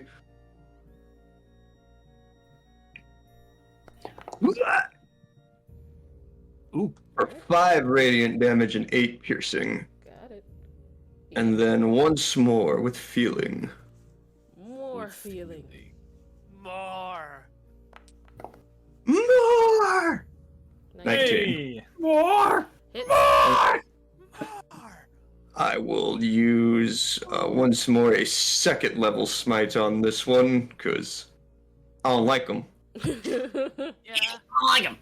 I like goblins. Ew, I don't like them. For 14 radiant damage, and hang on, I forgot to roll damage for the spear. 12 piercing. Jesus Christ. This is it. Is he dead yet? Paladin, what do you do? It's super, super hurt. It's fully very unstable. Kid. Ah! And then let me see. Do I have any other fun shit? It almost looks like it's glitching. Understandable. He's not Oh, you know glitching, what? He just I has do. dyslexia, okay? Spiritual weapon, baby. All right. Your hit. All All right. Come on. Can we hit? No, we can't. Oh! It's been One. such a long time. Roll a D100. All right. 1d100. 62. Alright, just a miss. Would have been hilarious, though. Would have been pretty funny. Skewers, Gary. Gary. Alrighty. Let's see here. Razzle, with his back turned, feels Lily's hand on his shoulder give him a playful push as Lily just disappears. I cast Misty Step into the shadows. Alright. Bonus action Misty Step. I'm going to drop Disguise Self, so I'm back to Gary again, and then I'm going to come running out of the shadows into the light and cast Guiding Bolt. You are the light. I would. Yeah. I wouldn't get that close. I'd have to Yeah, get gotta like be- over here. There you go. Sure. And I'll cast it at. Oh, I could twin. Yeah, I'll twin spell it at 1st level. 'Cause that's the last of my sorcery points. Okay. Spells. Guiding Bolt. 1st level. So, first attack against the Wraith. Does a 16 hit? That is a hit. Alright, we'll roll damage on him, I guess. 16 16. radiant damage. Gary, how do you want to do this? Woo! Yeah, baby! From Razzle's perspective, Gary has been gone the entire fucking fight. And then he just comes running out of the shadows, looking beaten to shit, casts one spell, and claims victory. Fucking kill steal. What And it an also absolute gets the other one. asshole. And yeah, if a 16 would hit the other one, then same deal there. Yeah, it would. And it kills it. There's one left. Woo! All right. And that will be my turn. This gone. This guy's gone. There's one left. One grunt. Loki. Loki's wondering where Dad went. Fair But enough. he knows that his friends need him, so Loki will stay hovered around Marcus and Razzle. Okay. But I'd have to move down to move him up here. Yeah, that's fine. There we go. Stu, the source of your fear is gone. All right. No more scared. No more scared. No Yes. more. No fear. Is it my turn? Yep. Yes. Yeah. All right. Snipper riffle time. Okay. Just got to get in position. Let's see. Okay, hang on a second. He's over there. I don't want to hit him though. I guess I could scream duck. I mean, it's Eldritch Blast. You could just arc it. I can arc it, right? All right. I'm gonna go pew pew. And I am. And how much health does he have? Is he like full health? You don't know. I don't know. You know what? I am going to add a modifier onto this. Because I assume this is a big boy. I mean, So it doesn't look like the big boy that was doing all the damage. is he big? Is he bigger than me? I mean, everything is. By default. You know what that means. Time for Fury! We Reign. Yes, we reign supreme. Let's go! Oh, Fury of the Small. We reign supreme. that's right. Because you're considered a small creature, right? Yes. I am. Shit, Goblin. Gablin. Yeah, he is definitely Ow. bigger than you. Goblin. I like him. Wow. All right. All right. Roll your attack first. All right, right here and. Eldritch Blast. Eldritch Blast. Pew pew pew. And attack. Oh man. That 11. is a miss. Dang Silver it. lining. Unfortunate. Fury of the Fall small only activates when you hit. Yeah. So you Ah. have used the ability. This last. So wait, one, so I can. So do I still have it? you still have fear of the small. Your attack Okay. just missed. It Got it, triggers got it. when you hit. But can I shoot it again? I can shoot it twice, right? I don't think you're at your level. You level only get 5? one. You only get one right Only now. get one. Okay, then. When I you guess level that's all I up, can- you'll have two. Okay. Okay, think- that is your turn, I believe. Okay, no pew pew this time. Okay, attempted pew pew, no pew pew. Attempted pew This pew. last one is it's gonna go after Razzle. Go for it. Last ditch effort to cause some damage, and it fails. Nope. Hard miss. All right, Jeff. Jumps onto the specter. All right, Get a help help action action. on that one. Razzle. 2 swings. Advantage. Advantage. One at How one at hurt is- advantage. How hurt is the one in front of me looking? It looks pretty solid in its form. I'm using the sword. Okay, 19. that hits. 25. That's 8 piercing damage. Okay. Gonna do that again. Yeah, no one's near it, so I take it that misses. That does miss. Dang. All right. Dang it. But it did hurt. Bonus action. I'm actually gonna do, I think, a mobile flourish. So I'm going to deal. It does extra damage, and then I also think I get to move immediately. I believe so. Yeah, push the target 5 feet away from me, 5 feet away from me, and then move a number of feet equal to the number I rolled on that die. Okay, so let's start with the die. That's not a bonus action. That's something you It's simply do when you hit. It's your bardic inspiration die. Off the second, off the second swing, so I burn my last inspiration to go and do that. Oh, so that is an extra. It takes an extra 5 damage, so it's pushed 5 feet back. Guess how many health it had left? 6. It had 5. Yeah. Ah, nice. So you just like swing your sword and like cut it in half and then swing it again and it goes flying and then just disappears. All right. With that 5 feet of movement, I'd sort of like back step to about here to get next to Marcus. And Is that'll be everyone that. alright? I've had better days. Why? What was that whole Missy stepping away? Lily! Lily! And Razzle's just sort of like running off into the darkness looking for Lily. Lily's not here. She's Lily was never here. You're fine. Lily's fine! What the fuck are you talking about? no. If Gary did that to snap you out of it. You're no fun. I don't want him running off into the dark. You saw what come out of the darkness not 5 minutes ago. I don't want him going off by himself. Your parents should have read you more bedtime stories. Why would you turn into my girlfriend?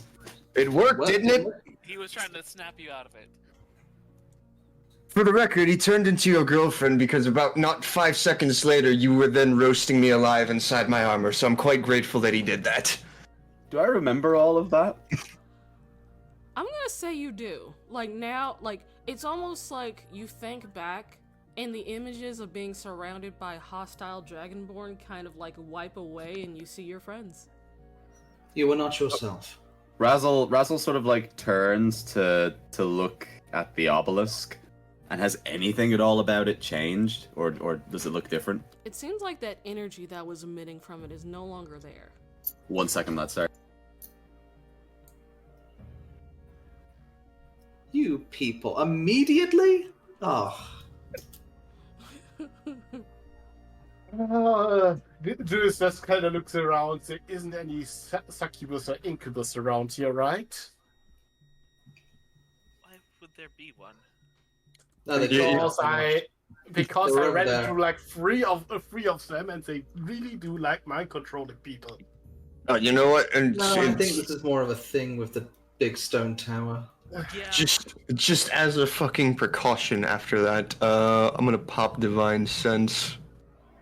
Yeah. You guys will not get invited to any parties. You do sense a fiendish presence within Stu's pot. Fair. Problems for later. Problems for later. Keep referring to the pot as problems for later. Yeah. Yeah. It's like this aura of death on the back of this like puppy dog-eyed freaking It's like goblin. it's like the menacing aura from JoJo. Exactly. So the obelisk is just sort of generally emitting ominous smoke, right? It was not anymore. It's Razzle just sort of Reads like, is nothing, right? nothing is coming from it right now. Also, is the ground hollowed or desecrated? I'm gonna say no, question. neither. Okay, cool. And Gary doesn't show up on that radar, right? Nope. Good. so Razzle's Would Loki be located as Probably. a celestial? You do sense a little bit of celestial juice Yeah, from he's a Loki. celestial. Yeah. Cool. And he did so well. Oh, I'm proud of you. Anyway, Razzle, how you doing? he That's- doesn't say anything. He's just sort of A foolish staring. question He for another time. he puts Let's- a hand on Razzle and then just kind of conjures a blanket and drapes it over him. Did you get what you needed?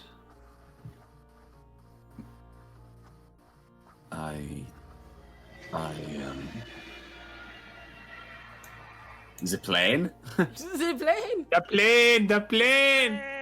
Alright, I called the guild. They're here to pick us up. Yeah. Called it an airstrike. Our Uber is here. Anyway, back to the game. Razzle's hand kind of shakes a little bit, and he drops his sword onto the ground, and he's just kind of looking down, and then he just really quietly just goes like, It was me. What do you mean?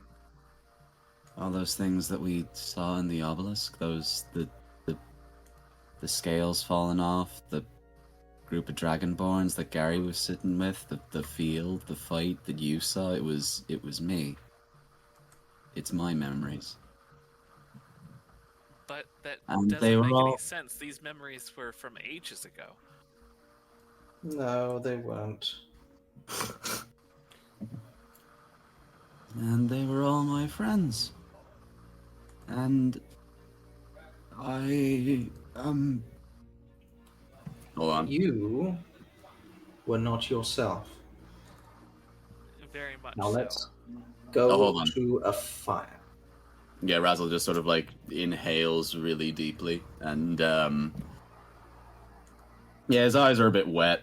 He's not gonna cry, but he is really fucking shook. It's going to be all right. And he doesn't say Let's anything. get him to the tavern. Yep. Alright, Fire. you guys head to the tavern, and I'll just grab a random tavern. Give me a sec. We would have booked rooms. Mm. I got Razzle was willing to sleep out here all night. I wasn't. Yeah, sure, that one's fine. Do. Okay.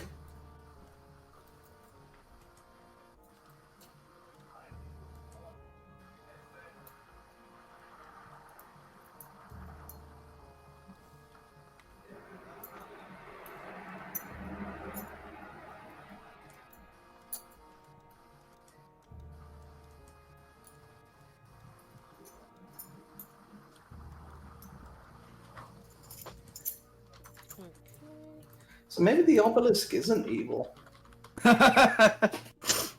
No, Joe, if it was... That's pretty Yeah. evil, man. We haven't discussed it yet, but if all it was doing was containing your bad Jojo... Alright, you guys get to a tavern nearby. The one from before, and you just kind of all... It's fairly empty, because it's a little late. People have gone to bed. Pardon us, bartender. I'm just gonna throw a firebolt into the fire pit. He like it seems like he was going to react, and then he realized that you aren't trying to destroy the bar, and he's just like, okay then. I think I'll keep my distance from the fire for now. Fair enough. But yeah, you guys are free to move wherever you want to be. You feeling warm, Marcus? What's going on? You feeling toasty? More than a little. Ugh. Couple of first degree burns on your armor there. I mean, Yeah, on your get him skin. sat down. Yeah, he just falls into a seat.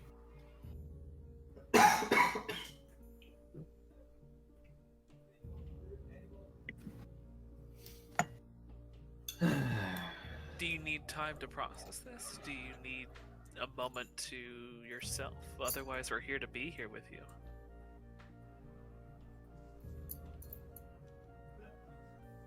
I feel like I dragged you all here, and we have learned sweet fuck all about anything.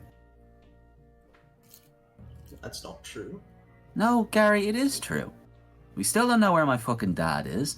We still don't know exactly how the fuck to destroy that thing in the middle of the town. We still don't know who that wizard person is, or whoever the fuck they were. The only thing we've actually learned is that if that was anything to go by, I could fucking snap. I don't think it Then was we you learn. snapping. I think it was somebody else's influence over you. But it's obviously still in me, isn't it? Then we Well, then- learn We something. have to, then we have to We find out have leads. who's got the influence over you. I hesitate to ask this, but maybe it's something buried in those memories still of who put this influence on you. Fuck. Razzle, you know who it is. It's fucking Karagraw. It's the dragon. When I was in there, he landed in front of myself and my friends, and he breathed this. It wasn't even fire. It was like just this sort of dark smoke that just sort of went over all of us, and then that just. We all just turned. And now we have something to go off of. Yes. Could I roll Arcana on that? Sure. I'll roll as well. Yeah, Arcana. I can help. No shot. I mean, actually, here's a question, because this was like a big battle that took place. Can I roll history to see if I know of any battles that match the description of what he's talking about? So, When you were like police officer of Slain, you receive a report of something that happened. So first of all, none of you have any idea what this is. Roll history, Marcus. Okay. Marcus. Okay. So Marcus, 20. as far as you know, like red and gold dragonborns have been fighting in this region for like years. There was a ancient red dragon, ancient gold dragon. They were beefing. Gold dragon kind of claimed this area as its domain. Red dragon wanted to encroach on that, and then suddenly it just stopped, and no one's seen that gold dragon since. And about how long ago did this take place? About 3 years. I actually do recall a few historical records. For the longest time, this area was essentially claimed by a gold dragon, an ancient gold dragon, and, well, 3 guesses as to who we believe that is. A red dragon wished to encroach upon this territory, and naturally this caused the two of them to war for a long time. But about 3 years ago, it just stopped. Nobody heard anything about it. It just Dungeon Master. simply vanished. Yes. And this might be my memory failing because it's a long time. Is, to our knowledge, the rest of Razzle's brothers already dead? Except for the 2 baby dragons that you found. You are not aware of any other living... But like Dragonborn. You haven't met any, haven't heard of any.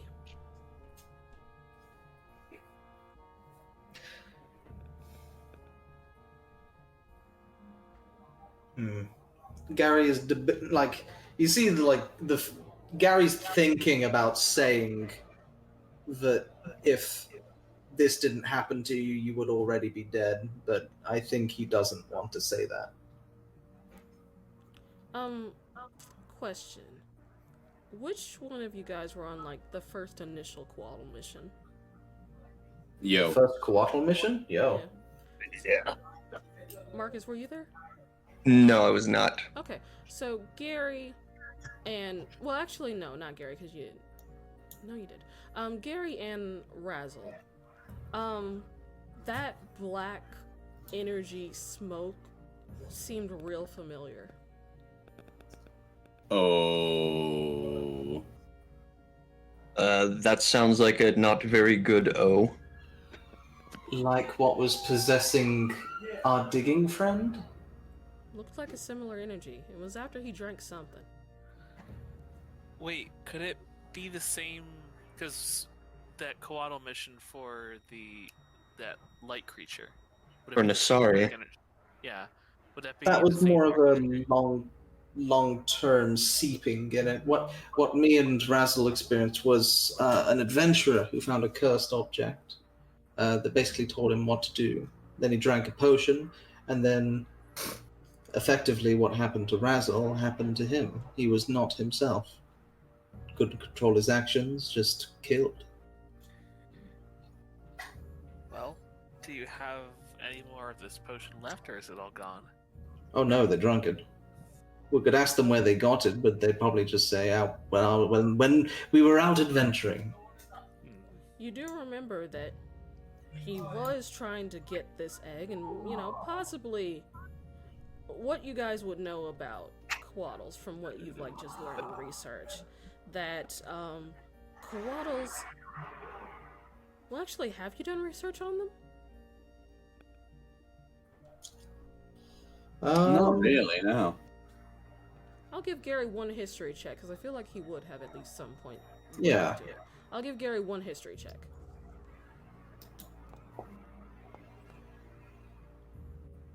Okay. 18.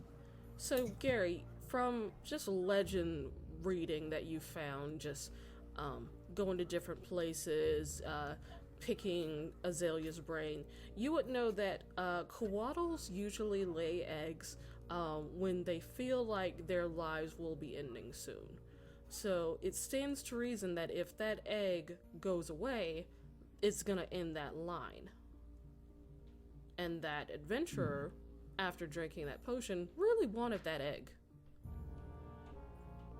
Stands to reason that if something is trying to get rid of one powerful draconic creature, it might try to get rid of more. The idea being that you were trying to end the bloodline.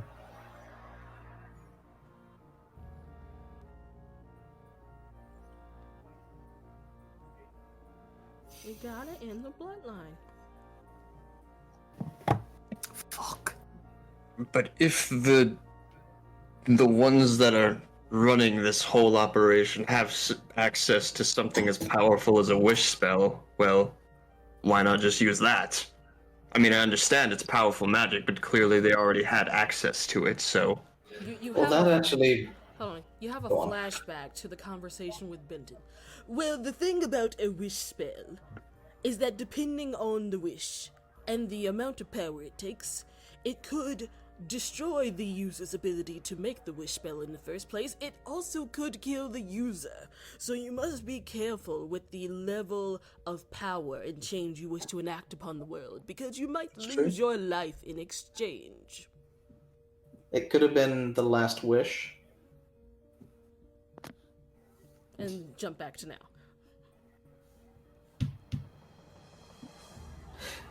You know what's odd as well? We still don't know who cast the wish on this place. We just assumed the silver-haired wizard did it nearby, right? But what benefit does that... But what benefit does that obelisk have other than preventing you from having your memories? I don't know. You Could it remember, be that- you remember the last words from that vision before you woke up completely. Whoever that golden-haired person was said you won't have to remember anything. Maybe they just wanted to give me a fresh start. That's the thing. Wait, you didn't tell us about the blonde guy yet, right? I chose my words carefully. I don't think I have, no. You didn't mention it. Maybe... That and making the other townspeople forget of the same incident. Perhaps you weren't the only one who went... Shall we be polite and say feral? Maybe he's not the only survivor. Or the only culprit. There was a man, I remember, before I came back to you guys. He was, he told me... Yeah. I see. Sorry. He told you what? Maybe he thought that I should have a fresh start? So maybe it wasn't someone evil who you erased the memories. Maybe someone figured it might be better if people were just to forget. See, well, that's what strikes me, because that was absolutely evil out there. Oh, absolutely. Let's not kid ourselves. Perhaps, because here's the thing, Razzle, you've been traveling with us for about a year, my friend. Yeah. You haven't acted up once until you got close to the source. So I think this was, in my estimated guess, airing bad laundry. Some of you make an Arcana check. Oh, yep. Okay.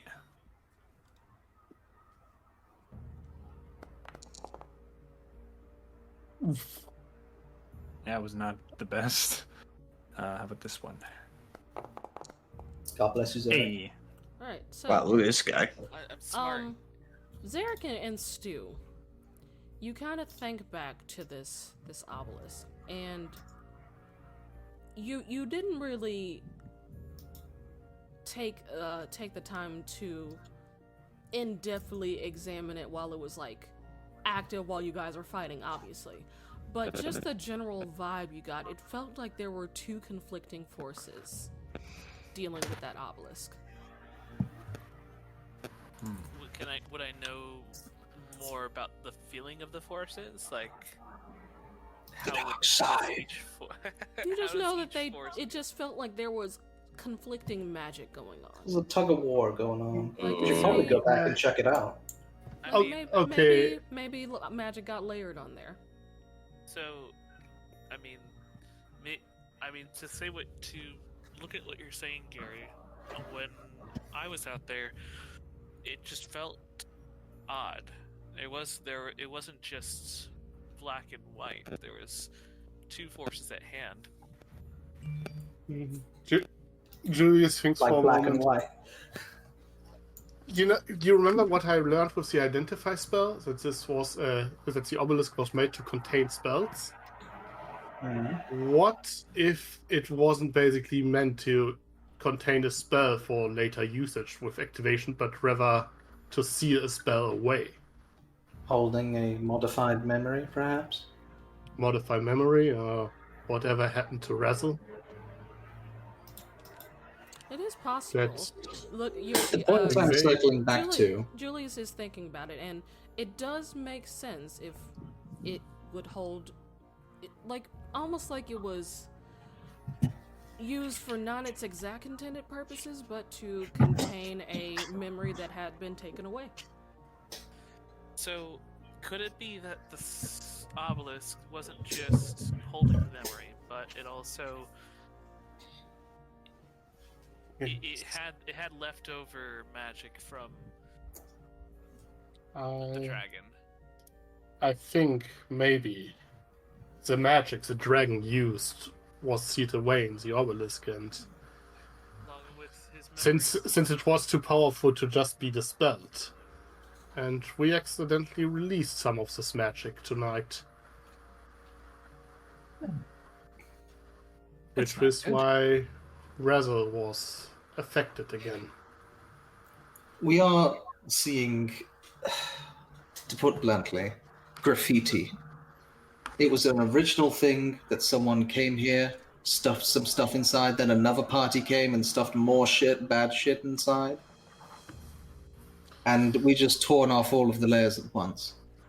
Now, I know you're not going to feel calm for a while. That's fine, that's understandable.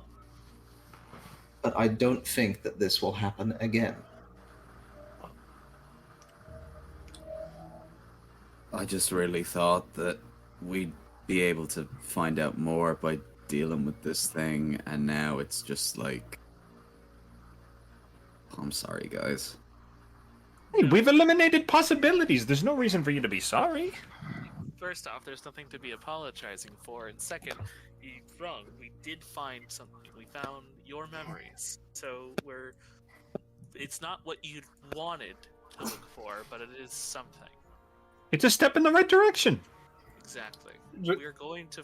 We also found through all of our investigations that wherever this white-haired wizard is probably in Favalon. But now we need to prepare for the worst, considering he might have been dealing with an ancient red dragon. So. Or worse, his brother. Oh, either way, we have to I'm just be joking. on our guard, and I don't know if just the six of us could handle that kind of power. At this point, Crispin walks in. Oh, this is where you guys are. I didn't see you by the obelisk. We ran into trouble by the obelisk. I am too injured to be angry. I'm guessing it didn't go well. It's a mixed bag. Well, He does know his Razzle looks pretty disturbed. let us say that we sort of got what we came for, but it wasn't actually what we wanted. Part of me thinks you two should go and have a talk. I think so too. And he kind of like puts a hand on Razzle's shoulder and goes, "Come on." Well, I'll just sort of automatically get out of my seat and just kind of follow him. Yeah, he'll lead you outside into like cold night air. Yeah, Razzle's very much on autopilot. He's got the blanket that I conjured. He'll be fine. Yeah. Gary's just gonna fall backwards onto the ground. Crispin like looks at Razzle and just goes, "Look at me." I very slowly turn my head up to look at him. What happened?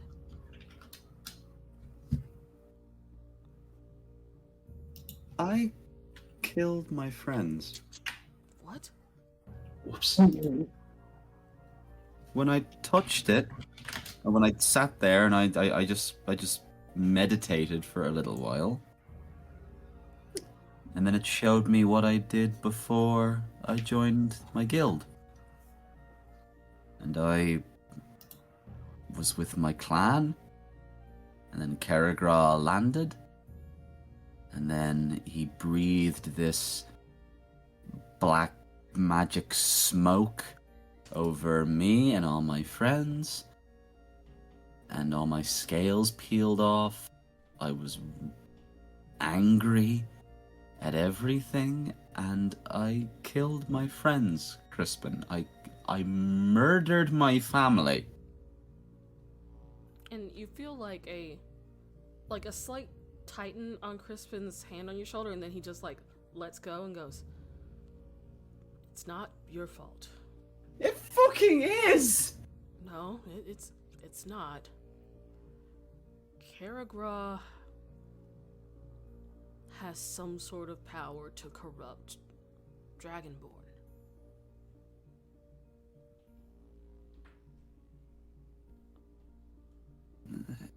What if it's still in me? Like, what if I just... Like, we're gonna have to fight him at some stage. What if he just shows up and looks at me, and then that happens again, and I... And he just like reaches down and taps on your golden lyre. Keep that with you.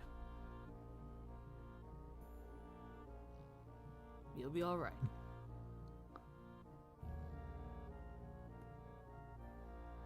We've learned nothing. Sometimes it takes time to process when learning information is useful or not. Sometimes you need to eliminate possibilities. What the fuck, where'd you come from? He does that. Usually I'm better about seeing things. Look. There is nothing I can say to make this feel better. It's gonna suck. But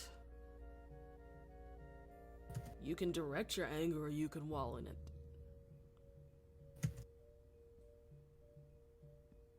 Oh, I can think of a few people I can direct my anger towards. But as you are now, you're not ready.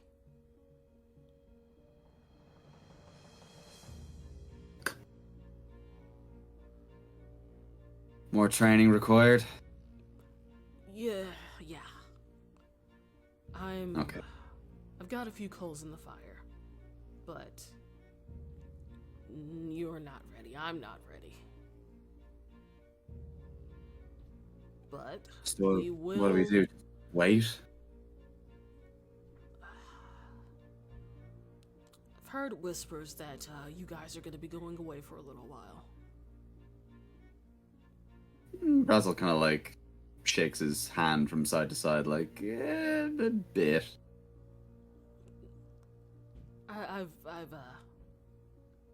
I've been snooping a little.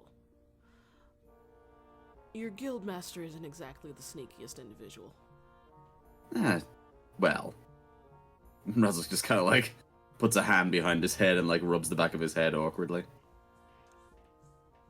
Go to this other area. Learn. Just be away for a while. And then we'll figure things out when you guys get back. Okay? I'm just really hoping that we don't run out of time. Well, if we run out of time, then we run out of time. We'll figure it out. Suppose we always do. I'll find a way. You really gotta stop doing that. Go inside! Okay. Jesus, that little guy. He's a good lad, we promise. Anyway. Gonna have to put a chain on you. he needs Put a bell on him. He needs one Put of a those bell on him, yeah. He needs one of those toddler leashes. Goblin leash. Yes. Now, I did go to see where your clan used to live. Nothing's there. Not even the remains of the building. Something cleared out the area. Probably Karagraw's men. Mm-hmm. But it stands to reason that if you survived, then there might be others. Maybe free of Karagraw's control, maybe not. So take solace that you might not have murdered everyone.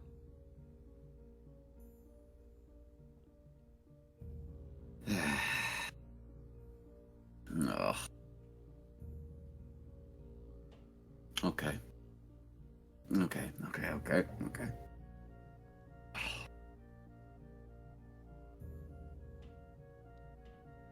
We'll figure something out. We'll figure something out. Yeah. And you get the sense that he's not the best at, pep talks.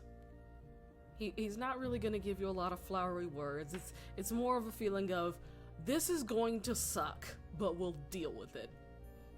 You didn't know a man with gold eyes and gold hair, did you? Why do you ask? Because I saw him before I fell asleep again. Before I came out of it. He pauses. It's like he's considering a few things, and he goes, dragons are able to take on humanoid forms. Normally in the color scheme of whatever type of dragon they are. That was probably him. I look really hard at Crispin's face. Make an insight check. He is averting 24. his eyes. Can you look at me now? Do I have to? If you trust me, I'd really prefer it if you did. He kind of looks at you.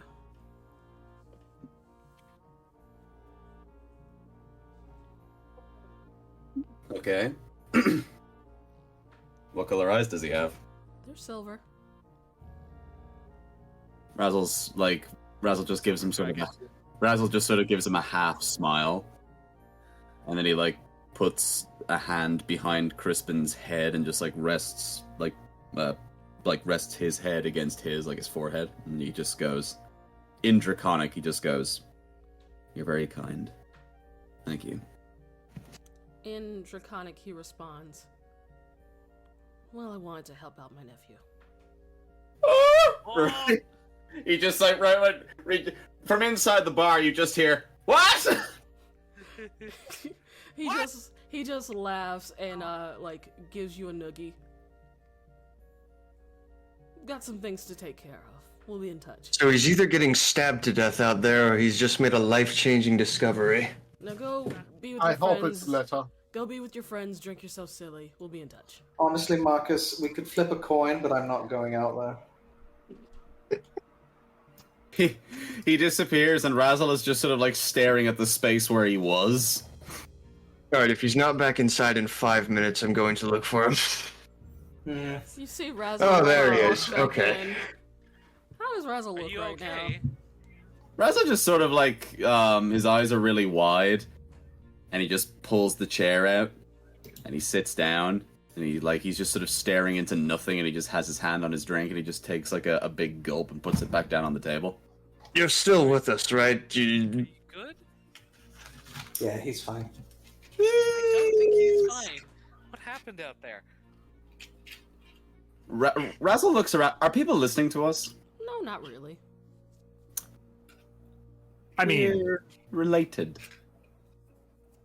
What do you mean? Oh, Morsel top? Crispin and I are related. So, like, Oh, that's ridiculous. You're Dragonborn and he's a huge... No. so, like, related, or, like, related? He's a dragon. Ah. Oh. Ah, That Oh, explains quite a bit, actually. Some of you do remember him like holding another dragon just by its tail at some point. Like that checks out. yeah. Yeah, I remember him taking, like, 60 acid damage to the face and just being perfectly fine, so... I knew he was I too remember- skinny to eat that much food. It's cheating. stronger I than a will- normal human. I remember him being very well adept to keep those wormlings in check. That explains quite a few things. Okay. So we've just been in the presence of a silver Hmm. dragon this entire time, who is your father's brother. We meet many of silver people. It's fine. Okay. Does explain why he likes food so much. Yeah. Well, silver dragons are very shunny with mortals. Razzle's just had a lot to happen today. It's been a it's been a day. It's okay, But Red. hey, you're not alone. Bartender, we're going to need something strong. The bartender it will bring you all a double. round of strong drinks, some whiskey. Yeah, I'll pass him a gold. He'll take it. He he claps Razzle's back. To a new beginning. Yeah. Another And- fresh start. and a team that never gives up. To clarity. All of that. All of that sounds great. To an uncertain future. That's the Clank. opposite of clarity. Clank. And scene. Yeah. Constitution. Sure. Constitution Me, saving damn it. throws. All around. Oh god, that's gonna be terrible. Oh wait, I do sit next to Marcus, so that's something. That's +3, 15. right? Yeah. You're all fine. We're good to go. I will say, small after credit scene. You guys get back to the guild and you take your rests. Actually, two things happen. First, Meg will pull everyone aside and goes, "You're going to school." What? What? Huh? I'm already educated. I had quite a good education in my childhood. Mom! You guys are going to be going undercover at the Conflux Institute in La Prela. I've already Isn't- got your I guess student IDs and whatnot set up. So I guess make preparations to travel to someplace cold. Isn't that the place where the war's going on? Yes. Isn't that where you went? Yes. Marcus, that's the place where Noted. my family is. Yeah, It's not there's a going lot to of be a good problems place. there, and I'm a little too noticeable. So we're sending you guys because no one knows you there yet. Not really. Oh yeah, we're going deep undercover. That's gonna be fun. Oh, thank Everyone God grab the Gary's fur coats and going. the lard. Yeah, you maybe don't want to introduce yourself as an Ashtemir there. No, I've foregone that last name for the most part. I should have let Razzle kill me. It's an option that's still available to Although you. I will Well- admit, I have been wanting to go to the. What are you worried about? You're an excellent actor, more so than any of us. I've been wanting I'm to not learn worried more about any. I hated school. I grew up in a church. Gary, we're going to learn so much, though. Magic. We're gonna learn magic. We can. I learn already new- know magic. I'm the best at magic in this entire guild. Yeah, keep doing Sarah that. just kind of eyes twitching. Another thing that happens. Zarek, Yes. you go to sleep feeling absolutely giddy. You love school. You love words. You love books. You love magic. It's gonna be so much fun. It's gonna be like a field trip. And you find you go to sleep. You finally calm down, and you start to drift off to sleep. And as you do, you find yourself standing in a dimly lit chamber. The air is heavy with an eerie stillness. The surroundings are like shrouded in a thick, misty haze, obscuring your vision and creating like an unsettling sense of distortion. He just kind of thinks to himself, "Where am I?" Oh does god, it- his scales are falling off. Can I make a perception check to try to gain a semblance of my surroundings? Sure. He tries to fight through the. What's perception? Oh, it's wisdom. That's fine. Okay. You look around. There's no clear escape from this place. Suddenly, whispers like distant screams of tormented souls start echoing around you. And these voices seem to emerge from the very walls of this place.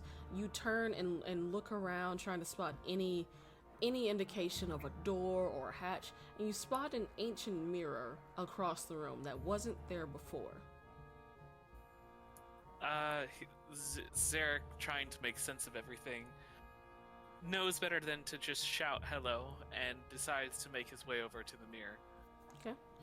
As you get closer, you notice the frame of this mirror is like adorned with grotesque, writhing humanoid figures.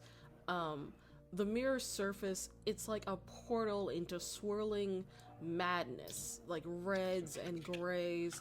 After a moment, this weird energy begins to clear and reveals an image of a white raven with red eyes like embers. This raven like slowly emerges from the mirror and begins to peck the ever-loving shit out of you, yelling, "Fuck you." Oh wait, hold on. What? What's You. why? You He start tries swat. He tries like. You waving start his like hands about trying to push swatting me away. and waving Yeah. this raven away, and it dodges your strikes. Then it flies back into the mirror in what looks like a hallway. And it kind of like turns and hovers, like waiting for you to come through.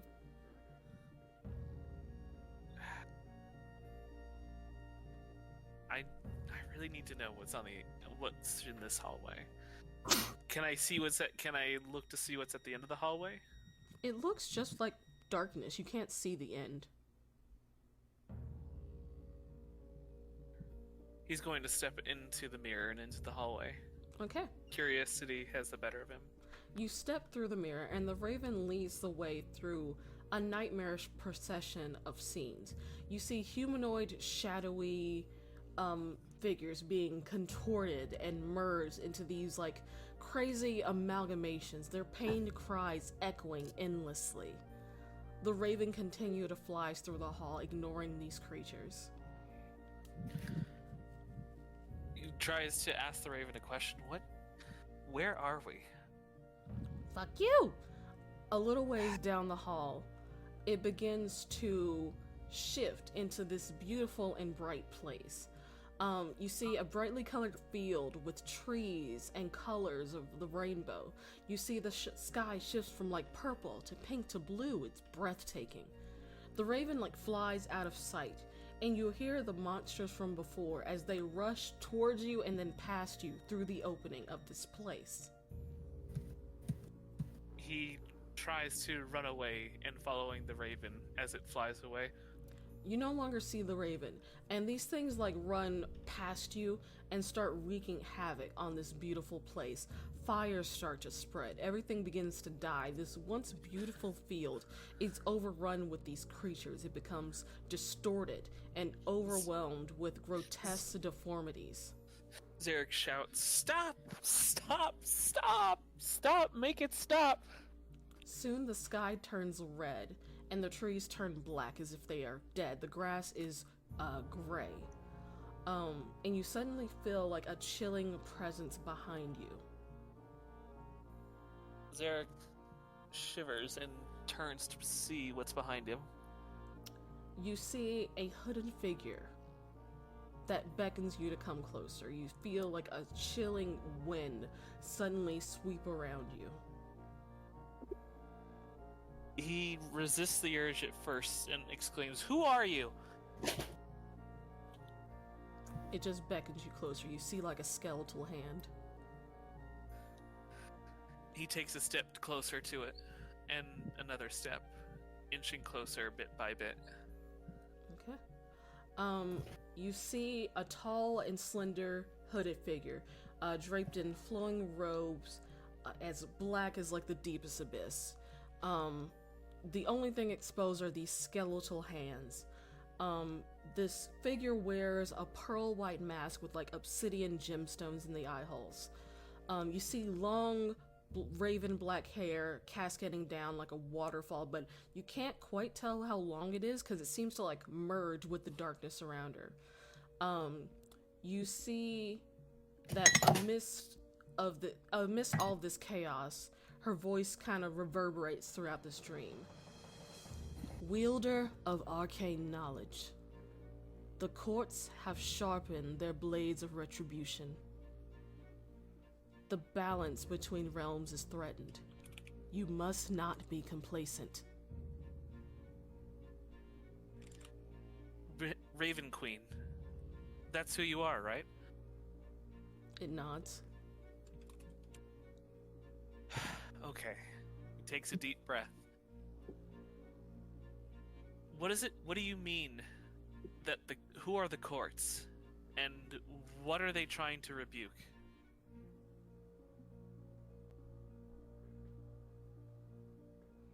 The Seelie and Unseelie courts. You must look beyond yourself and mend the rifts between the pawns. Only then can great disasters be avoided. Okay. Can you tell me where these rifts lie? Black feathers fly out from her and like surround you in a whirling tornado. You instinctively put your arms up and defend your face, and the feathers like move away, and you find yourself back in that chamber without the mirror. You no longer see her. The feathers like swirl around in the middle of the room and begin to morph and transform into a monstrous, shadowy entity. Its form grotesque. You see silhouettes of like multiple hands and feet protruding out of it. Its hollow, echoing laughter fills the space before it like lurches forward and overwhelms you in darkness. And it's at that point your eyes snap open and you're back in your bed and you feel freezing even though you're under your blankets.